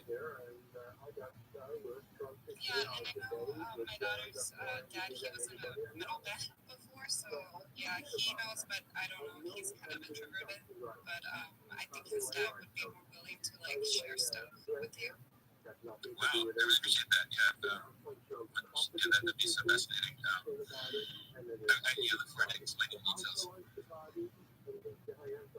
Yeah, just message me, but I'll see if I can get it over the weekend. Oh, cool. Thanks. I'm going to send you a little message now. I appreciate it. You know, this Milo was loving talking shit about me in this message that he sent you. Just say it. It's cool. Yeah, he was expanding his love to the AI, giving me very comprehensive ideas of how one can accentuate something of that song. Okay, now for this. But the song is about him too. So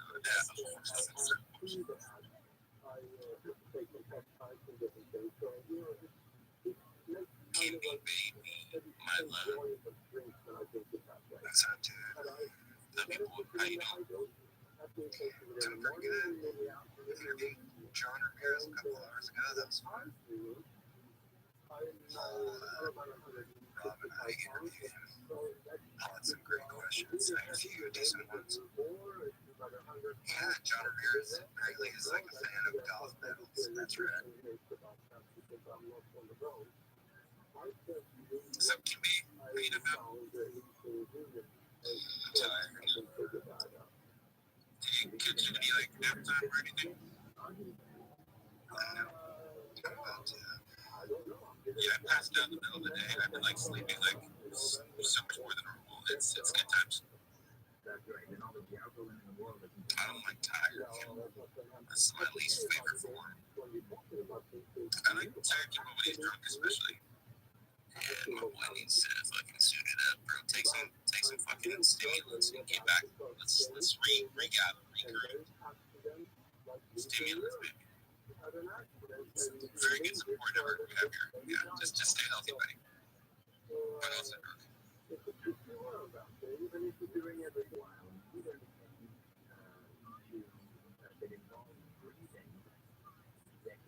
Yeah, speaking of drinking, I haven't been drinking like anything, and I'm a little sad about it, but it's sort of like a health initiative kind of thing. I am going to smoke a whole lot.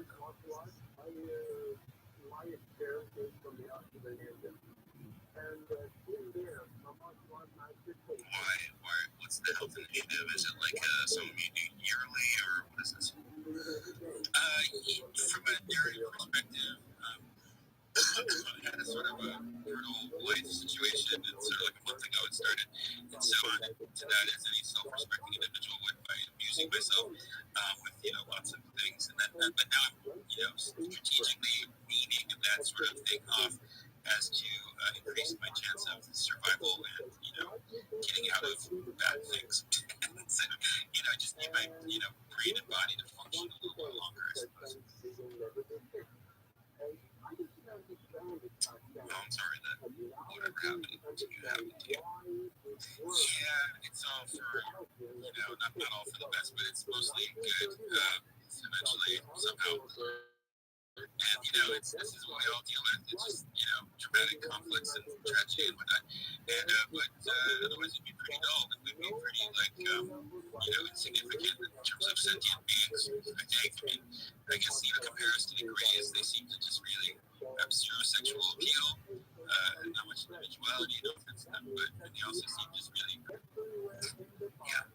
How long is this health initiative lasting? I mean, I think if I had access to alcohol right now and I could readily available, I would have some alcohol. I mean, I'm not being anything up. It's Friday night, but I'm not gonna go out. I'm just gonna focus on the alcohol mostly because it's so bad for your health. And the herbs just after the afternoon only at least. So it's not like I'm being straight edge about it. I just need to I'm exercising a lot more and stuff. And I just need to. I can see myself actually confused on the amount of work I was doing and how I was not taking any regard for my survival. I was killing myself, but not actively sustaining my survival. What is your line of work?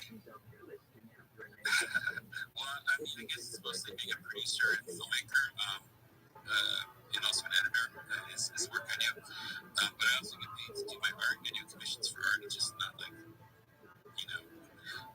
it's just part of it, part of the income. And then I also get paid to make music videos. So creative shit, basically, mostly filmmaking. I'm getting paid to produce some music too, but it's just sort of a piecemeal sort of creative process.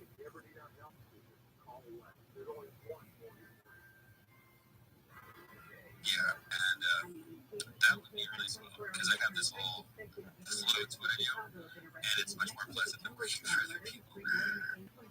I definitely feel spiritually detached when I drink, though. Sometimes I feel sometimes I'm sorry to interrupt, but I started for me and hopefully for the community, been doing these meditation sessions and sort of HICE attempts, and with some degree of success so far. And for that, I was that's the opposite of what I'm doing. So kind of coincided with that, and also I just been wanting to meditate anyway. So I figured, trying to do something constructive with that also for other people maybe.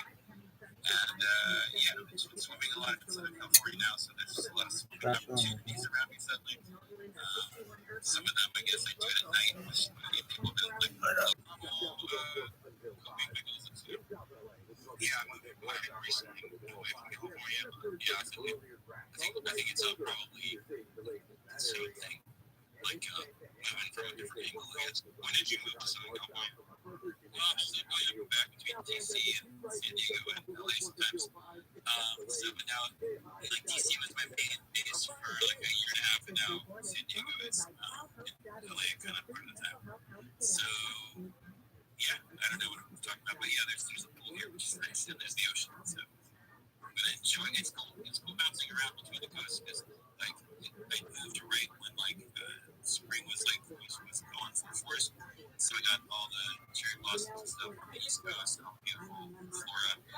But then on the West Coast, it's so equally beautiful, but completely different looking, completely different, plants and things blooming and such. So that was kind of really cool. Really enjoying that.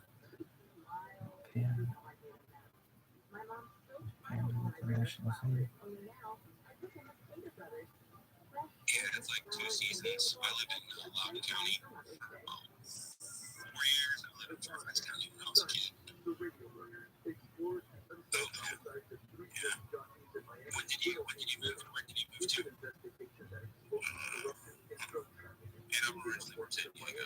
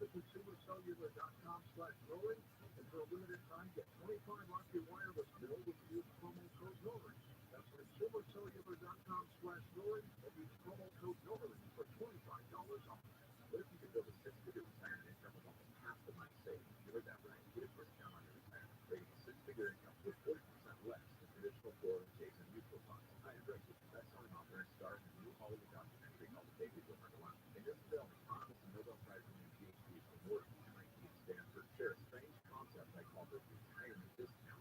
It's more retirement income for the same dollar saved. And your money is never at risk if the market crashes. That's right. If the market crashes 30%, you lose nothing. Even people who are on track have shifted money to this new strategy because it increases their retirement income, but can allow them to stop. She's gonna ask you their number. Okay, this girl behind me is super cute. I'm seriously gonna ask you their number. Creepy. Hey, I thought you were really cute. Can I get your number? No? Can I? What is it? I'm just kidding. Do you want to get married? We're getting married? We're having babies? Oh my gosh. Dude, this turned out different than I thought.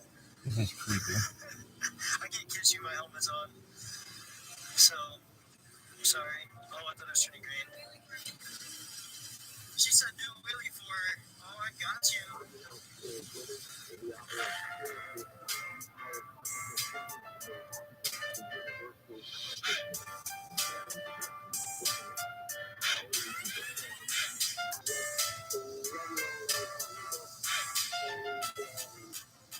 Dude, you're fucking up all the fucking traffic. Okay, this girl behind me is super cute. I don't think that's real. Really? It's creepy.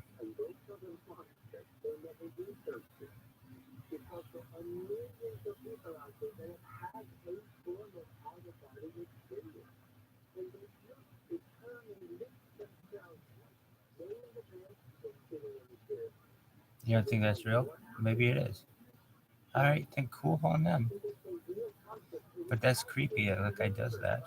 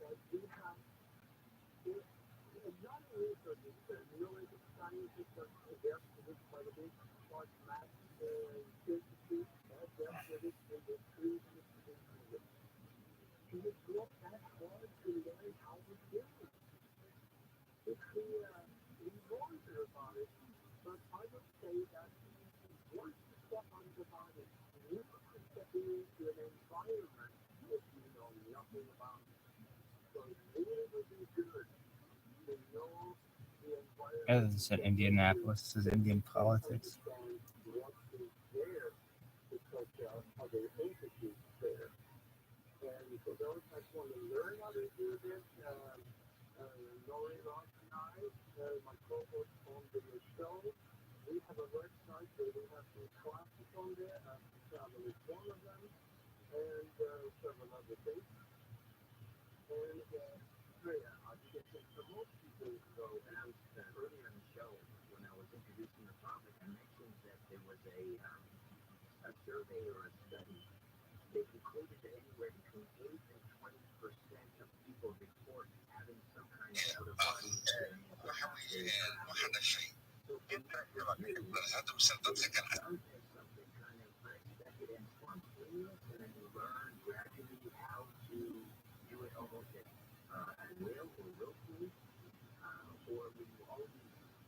Yeah, people, I totally agree. I mean, just realistically speaking, in our lifetimes, if we want to see things change, it's going to take really rich people who have some kind of principles beyond just making money. And, he is like that, he's a risk taker, he's not perfect. And it should inspire people because, hey, he's not a god. He's able to do all that, but he's not like a Superman.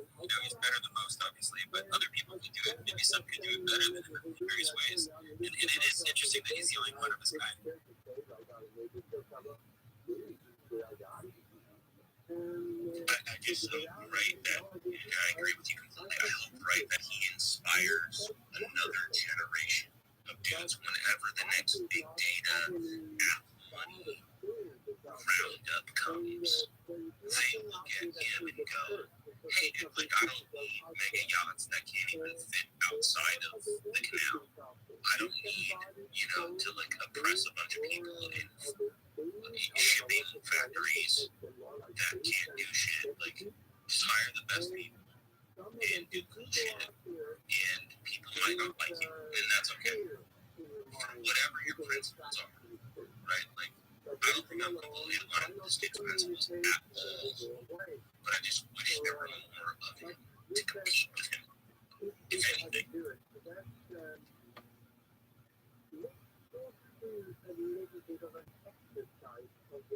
Yeah, and just to go a little bit astray on this, you guys familiar with like the stone ape theory? Yeah, I think I kind of enjoy. I have sort of my own version of it. I think it makes a bit more sense. But essentially, like in the modern age version of it, I think it's pretty cool that we had like Steve Jobs was a stoner, right? We had, okay, before that, the Beatles were stoners. They changed culture of the world more than anyone. And then Steve Jobs was a stoner. You know what he did. And then we had Elon Musk was also a stoner. So I just think the stone ape theory in the modern age is kind of accurate. Do you think it's an activator, or do you think it's the source? I mean, it's a source. I think like it's always been around. Ancient times, the shamans, the philosophers, the people who were revered in society, were taking the mushrooms and the herbs, and they were using their perspectives that gives you more humanity. Ritualistic sort of focus settings, especially. And those people, I think, evolutionarily succeeded. They were the great elders, and they would make more people. So I think from an evolutionary perspective, in survival of the fittest, those were the fittest. And then, the same fittest things, I think it affect our genetic development to some degree. I'm not being a scientist or anything, but just thinking through. You just look at how lives changed, and the biggest change in the world has been done by people who have incorporated this into their perceptions. It's like, the whole package is just part of it. Like,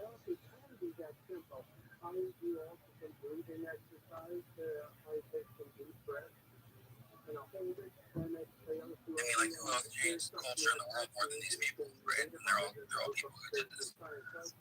Yeah, it's a very Da Vincian sort of Renaissance model, right? But hey, Rabbi, welcome back. Thank you so much. Appreciate it.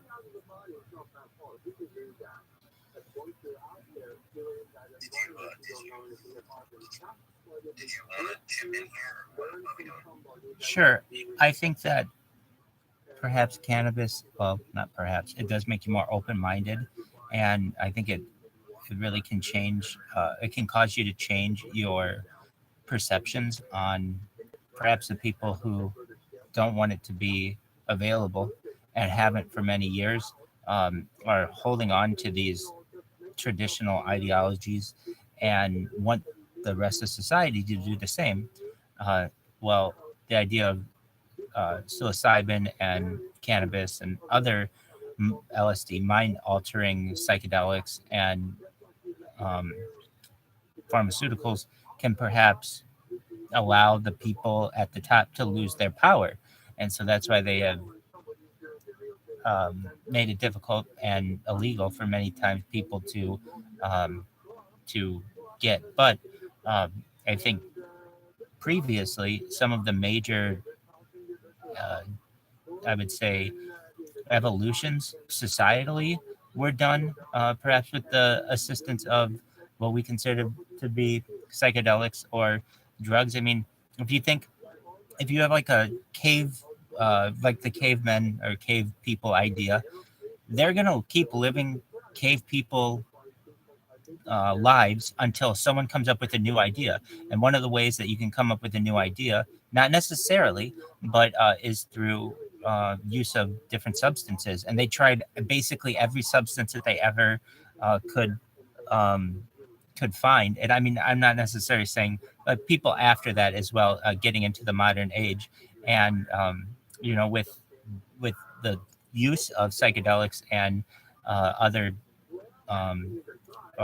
what we other recreational drugs, it could perhaps have changed the way that society has developed. Do I think necessarily that has to be the way that we only advance through use of psychedelics? I don't think that at all. But I also think that it's interesting, like the examples that were just given, Elon Musk, Steve Jobs, the Beatles, they were able to do so and open up a lot of different minds, and they were able to do so using recreational drugs, and I'm definitely in favor of it. I think that the question is whether or not it was sort of the source or an activator, and I think that whether or not these people are already going to do this, and it was sort of activated initial, whether or not it's a source of inspiration, what they were going to do, and I lean towards more. It's a spectrum. I lean towards more of the mellow side of things in the spectrum that's been outlined. But if you look at like the early Vikings, I don't know if any of you have ever seen Silicon Valley, the show on HBO. There was a moment in Silicon Valley where the main character says, "We are the modern Vikings of our age." And in the first season, and that is what a lot of these early tech guys from the early 2000s and 90s were, right? They take money from these institutional companies that these institutional companies didn't facilitate for themselves. And yeah, I think that a lot of this was sort of grounded and focused on their information. But if you look at that metaphor for just a moment and think about berserkers and mushroom taking and the early wines and early concoctions, there's a lot to be said there. Like, I think that these dudes were like, oh, this interconnectedness that we have coming on over the hill, yeah, we're gonna take full advantage of this. Homeboy's beating me up for my milk money every single day. I'm taking all the money. Yeah, so yeah. Yeah, and that sounds like some pretty aggressive stoners. That's cool though. Yeah, it is interesting though, because these people do end up conquering. Like they kind of begin with sort of conceptual things, but once it gets into like the business realm, especially, it's the setting of capitalism is if you want to succeed, you have to become a Viking, I guess, right? Yeah, it's what I was saying is more like the shroom taking, right? When we're talking about Steve Jobs, it's more than just like smoking weed. You're right, dude. When I smoke weed, obviously I don't fucking shit. But when I start psychedelic nature of things, you look at what happened with the former Zappos and whatever, you start to go, holy shit, like, you start really getting into your psychonautic, and whatever the fuck is going on. And I think that's what happened to Steve Jobs. Steve Jobs, yeah, he was the least stoner of all time. He was totally. He was a straight up demon, you know what I'm saying? That doesn't, since he smoked weed, doesn't make it chill, right? It makes it great. So I think that the inspiration and the inspirational nature of these psychonauts, it allows you to fucking say, no, we're sieging the games. Otherwise, we'll lose for forever. Yeah, no, it's cool. I mean, I think on a metaphorical idea level, like, okay, taking substances upfront is your respecting just your ideas. But what are ideas? Ideas are what do everything. I mean, ideas are what created the Holocaust. Ideas are what did much more positive things also. Ideas move society, and when you move society, people are going to get hurt. So it's, it can start off peaceful, but then by the light of day, in terms of trying to turn your ideas into reality, not necessarily all the time, but sometimes it can get very bloody and aggressive. Yeah, and aggression, like you said, stoning for beating the shit out of each other. But I think we're both in agreement for the most part. But hey, Guy, did you want to say something here or New Year? Maybe not. Oh, I know, Guy. Guy's not here right now. But hey, Guy, nice to see you, buddy. Hey, just saying hello and good morning. I thought this is the expect him as going from one side, but obviously it's blue, yeah. Just, all you guys know, just chime in, post any little ones that I've found on my phone. But some are pretty out there and weird. But yeah, Guy, you post UFO videos. Do you ever find that you have issues posting? Like, I'm not saying internet connectivity issues, but that like you're being silenced. all the time, yeah. I after a while figured out that I need to back them up first onto like a USB drive before I actually post them on, because a lot of the time they get basically destroyed from the inside out, and then I used to have them back in the day, and I lost a lot of them due to that. And yeah, but I just found a few ones that I'm not sure if they're real or not. I'm going to check, but yeah, I've got a couple of good ones. I have. Do you post to Twitter? Are there other social media platforms to which you post? We used to post pictures and so forth, but I don't really post them anymore. It was a while ago where I used to post them. But it just brings an unwanted attention most of the time. Good and bad. So I always send them to individual people and so forth, but so I can trust and whatnot.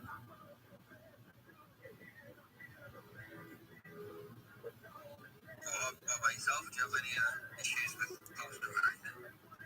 Well, I have my own issues with the internet. So I don't know if you're familiar, but I stream my life 24/7, 365 on the internet like a real life Truman Show. I have more content than any person in global history. And while that may seem cool and all, it's not cool to my ISP where I get throttled a lot. And so it's very difficult for me to upload anything. If you look at like my upload download rate, routinely my download rate will be like 50 megabytes per second. My upload rate will be like 0.01. So whenever I'm trying to post anything, I've run into issues. On top of that, many times social media platforms can consider such a large amount of content spam. So I know on TikTok and some other platforms, my ISP or my IP address has been flagged so that I'm not able to post anything to Reddit anymore without it getting flagged as spam, and then perhaps that account being banned for using a different, like an alternative account. TikTok, I find that my content is definitely either shadow banned or just doesn't get really any kind of movement, any kind of interaction. I don't want to say it doesn't get any. It gets some. Someone, like, at least when it comes to posting that, I haven't run into too many issues with that, which is great. I think from Twitter's free speech aspect. But I would say if I were to do the same on TikTok or some of the other platforms, at least in my case, I think I already have been shadow banned or my IP has been marked. So many social media applications want to prevent spam. When it comes to some of the things that you send to friends, we were discussing this a little bit earlier. Have you ever found that you've sent something to a friend and they don't receive it? Yeah, quite often. Yeah, it's happens quite often. And so forth. Like on WhatsApp, you should always use the security QR code or something that you can send your friends to double check that it's actually that person and they're actually there. Because like I say, these things go missing, and it's bizarre how they go missing, and it's not just a coincidence. It's fair enough. A text used to go missing back in like 2001, but in this day and age, the data's all there. It's all got a timestamp and all got metadata printed on it, and they're out there somewhere. And like I say, these things go missing. I've got a mate he's witnessed lots of CR3Bs in Brazil, and he constantly tries to send me stuff, and it constantly goes missing. His account gets shut down. He'll find me after about 3 months after setting up a new account, and then his account will go again. It's constantly like this. It's like this with a few people I know. For a lot of people just stop sharing data. They just throw them up on on websites online and kind of archive through the Wayback Machine, and that's probably the best way if you're looking for videos and so forth. Is stuff like the Wayback Machine and BitChute. Occasionally you'll get a video for about an hour and then it'll be gone. Like a video of a black triangle flying out of the wildfires in California, and then the video will be gone like an hour later, and then the recording you've done, the re-recording you've got of it will be corrupt, and unable to view. Kind of like, when you like trying to take a screenshot of your bank account or something like that, it's exactly the same as actually a blank screen. It's quite infuriating how they actually siphon this information so rapidly, and get it done so efficiently. And the fact is that this stuff on the internet is this awful and horrible, and that remains on the internet. And not took off. Do you know what I mean? It's a massive double-edged sword, and it is being built and given to us in what they want us to believe and what they want us to roll forward with. And it's gone through all really, isn't it? So I'm just chatting away. Sorry. No, you're good. What you're saying is very interesting, and I find it good on you for still sending it to your friends. Unfortunately, it seems as if they've been able to silence a lot of people. That was part of the discussion earlier of the alternative platforms for video. So I think the big one is YouTube, and you've got like maybe Vimeo. Okay, fine. You mentioned BitChute. Do you like BitChute? What do you like about it? What don't you like about it? It's just a free kind of, it's not as regulated on the copyright side of things. You know, when you post something on YouTube, they'll pick up like a little bit tiny. So if you've got a UFO, you can film a UFO video, and you can hear a little tiny clip of a song in the background. It won't let you upload that video and so forth because of the copyright laws. So there's really probably aware of that. When you get the series, you like play something on YouTube, instantly you'll get like a copyright even if you're doing a live stream. But they block you straight away, and you can't get back up. And it's so efficient to provide this material from us because the amount of data that's out there and the amount of stuff that's actually there but not there. It's like Operation Hydro. Operation Hydro. In the couple of months that they had there, they took 150,000 pictures of Antarctica. And out of those, there's so many of us, but go for it, Crystal. Hey guy, first I want to say I love your music, and then second I was going to say you just reminded me of the dead internet theory. So I don't know if anybody has heard about that. Yes, we actually talked about it last night. Please tell us about it again because we have a different room. Oh, I didn't know you guys talked about it, but I was just going to say that, so essentially, I mean, I'm just going to say it how I know it, is most of the stuff that we see online is kind of like just recycled and repurposed. So like you can dig through like Google and type a certain, like you can search for something, but if you're in a different state, somebody else is going to get different results. But then if you keep clicking like probably page 385, you're just going to find the same thing over and over again. So like content hasn't really been updated. Correct. And basically 2016 is seen as a major time when a lot of algorithms had changed and their effects were taken on the internet where really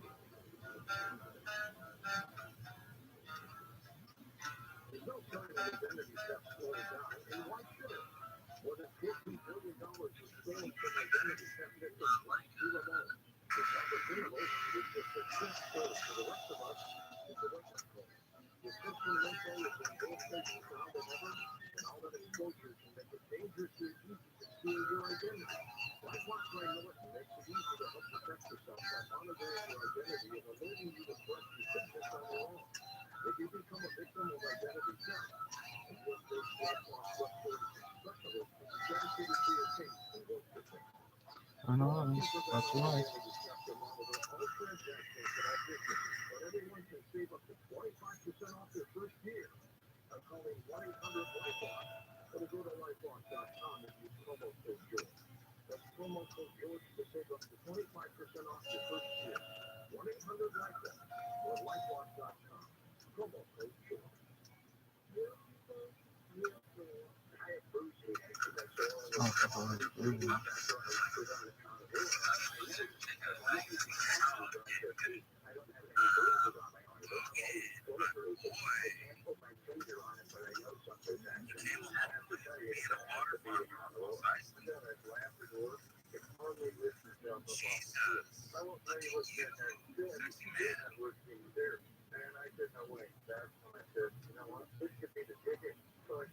That was a great compilation, Logan.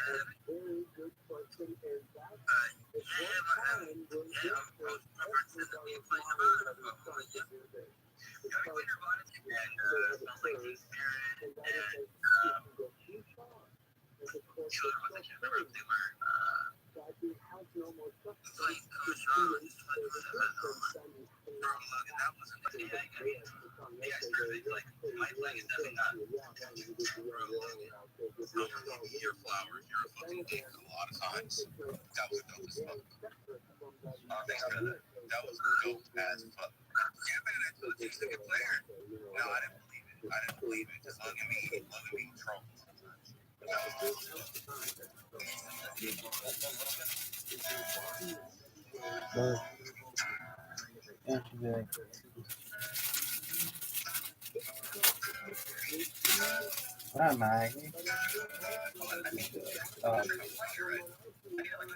Wait, wow. Dude.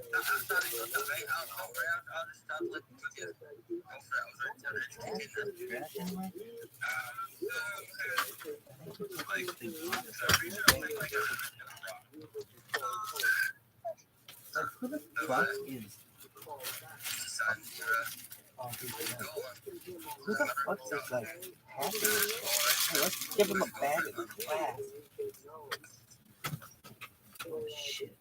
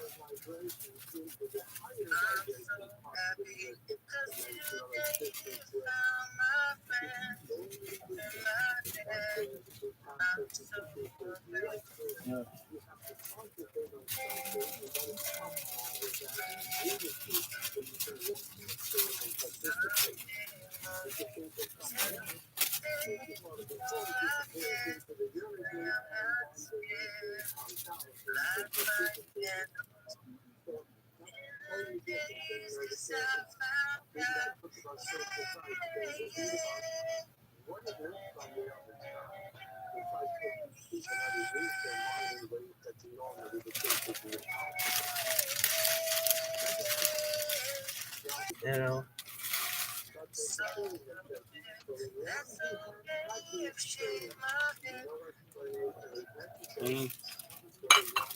Oh, Yoshi. Go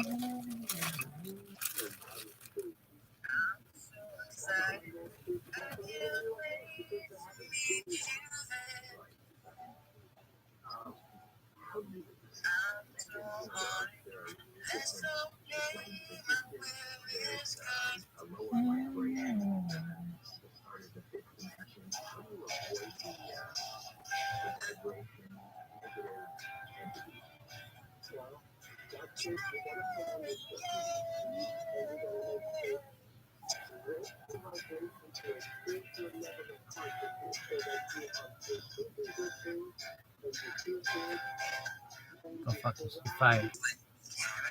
Oh god, it worked. It didn't work, but it was like it felt live because of the imperfections. Right.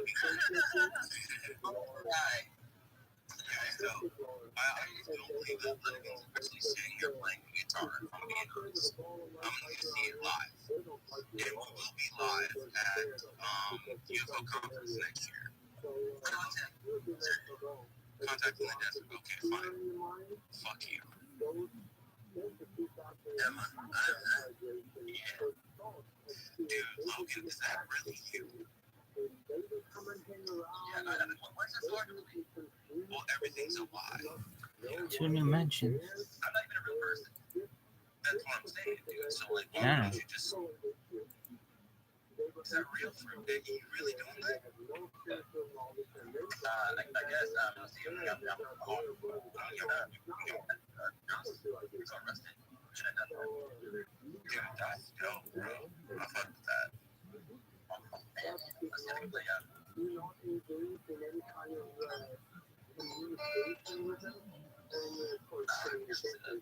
You're over there. Yeah, I can hear that. Go ahead, Hotel California. Hit that.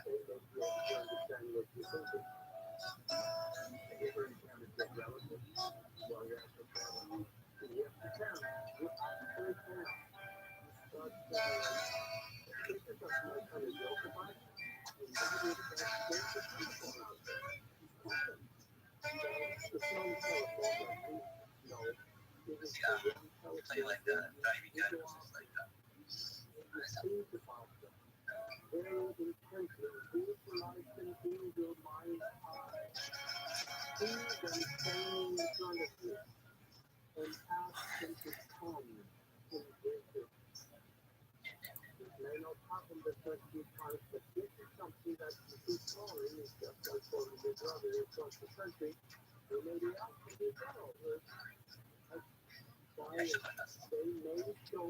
keep the hose on you. This is the miracle unlock. So this is where we're at. I'm like Native American, so I don't need a tan.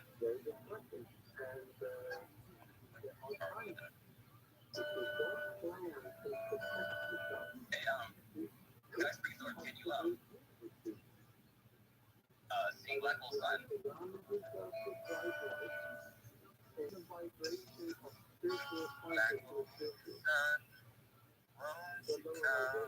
you come? Get there, guy.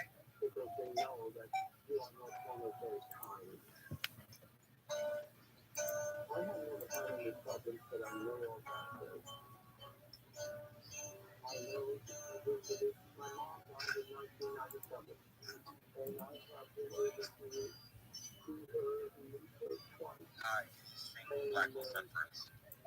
I gotta learn that song. I just was trying to learn earlier. I don't need that song so much. It's taking me like specifically like a trigger to play it. Thank you.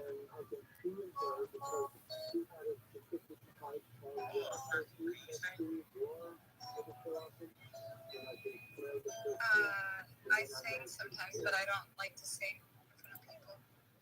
We're not in front of people now. Well, like, I don't want people to hear me singing. You don't know these people. Fuck everybody. We're all half naked. Living in a room. I don't know what to say. Zero knowledge, technology, scalability. We think of that as like the plumbing. If you think of the fiber optic cables, remember you couldn't have had YouTube and Netflix with dial-up. You couldn't have streamed content. The same is true of crypto use cases. We think that there will be a lot of new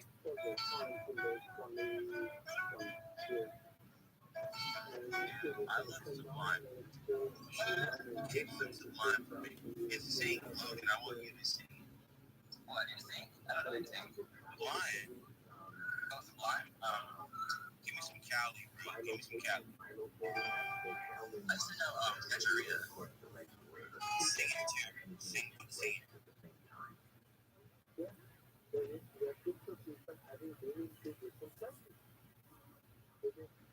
I don't care how it sounds. Just sing it for me, babe. Just sing it for me, babes. Sing for me. Hold on.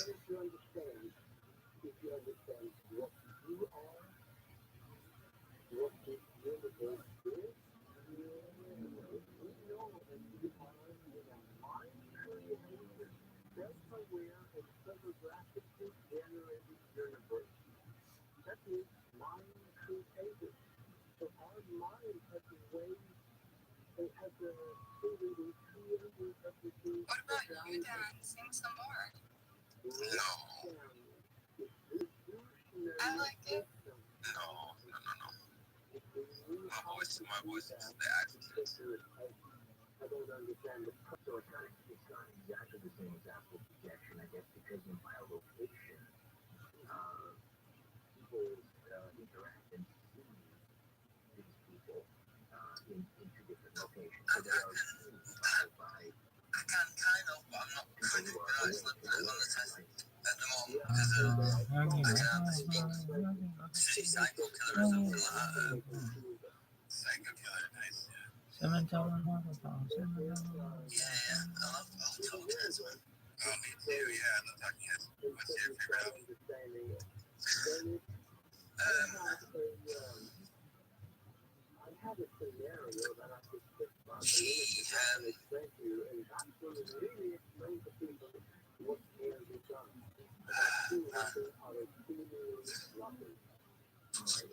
Yeah, it's kind of a hard question.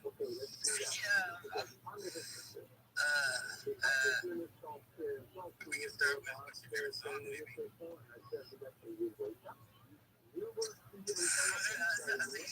Talk about top 5 songs. Top 5 songs.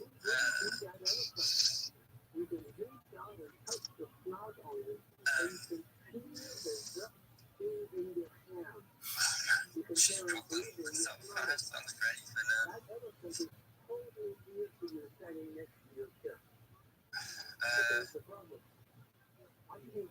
Once in a Lifetime is probably my favorite. It's probably my favorite. Yeah, I mean, that's a pretty perfect song, huh? Yeah, don't worry about the government. I just like a psycho killer. There's a few, yeah, it's a tough one with top heads. Yeah, those are definitely tough choices. Yeah. Cross-eyed painless. It's called. What are your favorite genres of music? My favorite genres? Sing for me, man. You are mellow. Or crystal, whatever.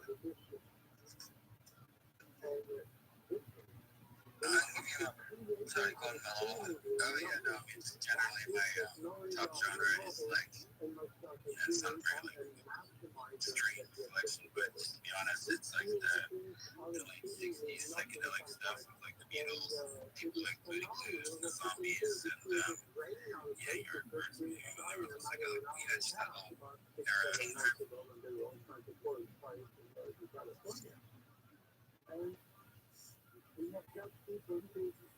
Yeah, I feel like music kind of reached its climax of the best it had been with the Beatles and Life. I think that was the best example of what music could do.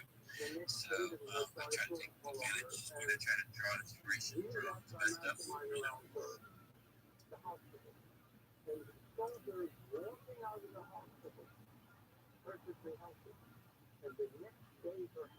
I also really like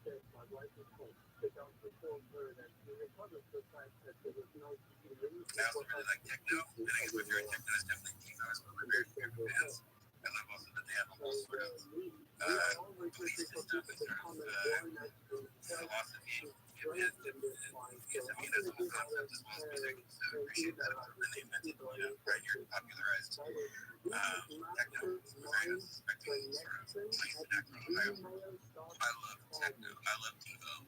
I don't really like techno as much. I like trance for sure, but Devo's dope as fuck. You're a Devo fan? I love Devo. I have Devo shirt that's I think now like over 15 years old. And like I love Devo, but like techno's not my favorite. Yeah, I love Devo's version of techno basically. As far as like electronica, I think like Daft Punk sort of comes in and sort of takes over.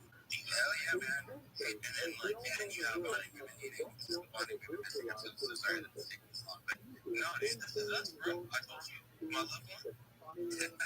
Love, bro. Oh, it is. It's just addicting right now.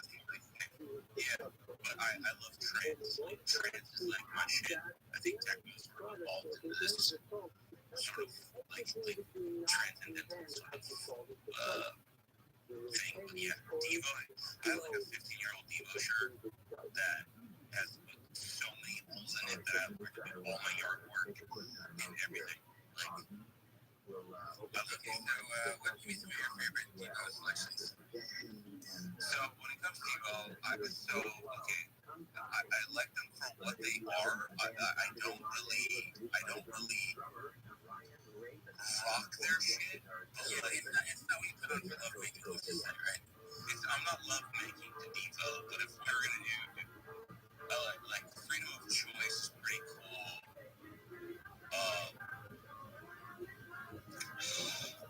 Whip it, of course. Right. Probably like Satisfaction. Hell yeah. Is that not objectively speaking the best cover ever done? Well, it's sampled. Their version is sampled a lot. Like hip hop, right? Because I fucking hip hop rap is like my number one. And then I would go like trance number two, then maybe like reggae, then bluegrass. I don't have a single genre I don't like. So, yeah. But like, yeah, that's my shit. Devo's, yeah, those are good selections. Yeah. Devo's pretty dope. Hell, hands in the air. Yeah, well, me, I'm all over the show. Started with Queen when I was young. Did all for Pink Floyd when I was still a tiny bit older, about 10.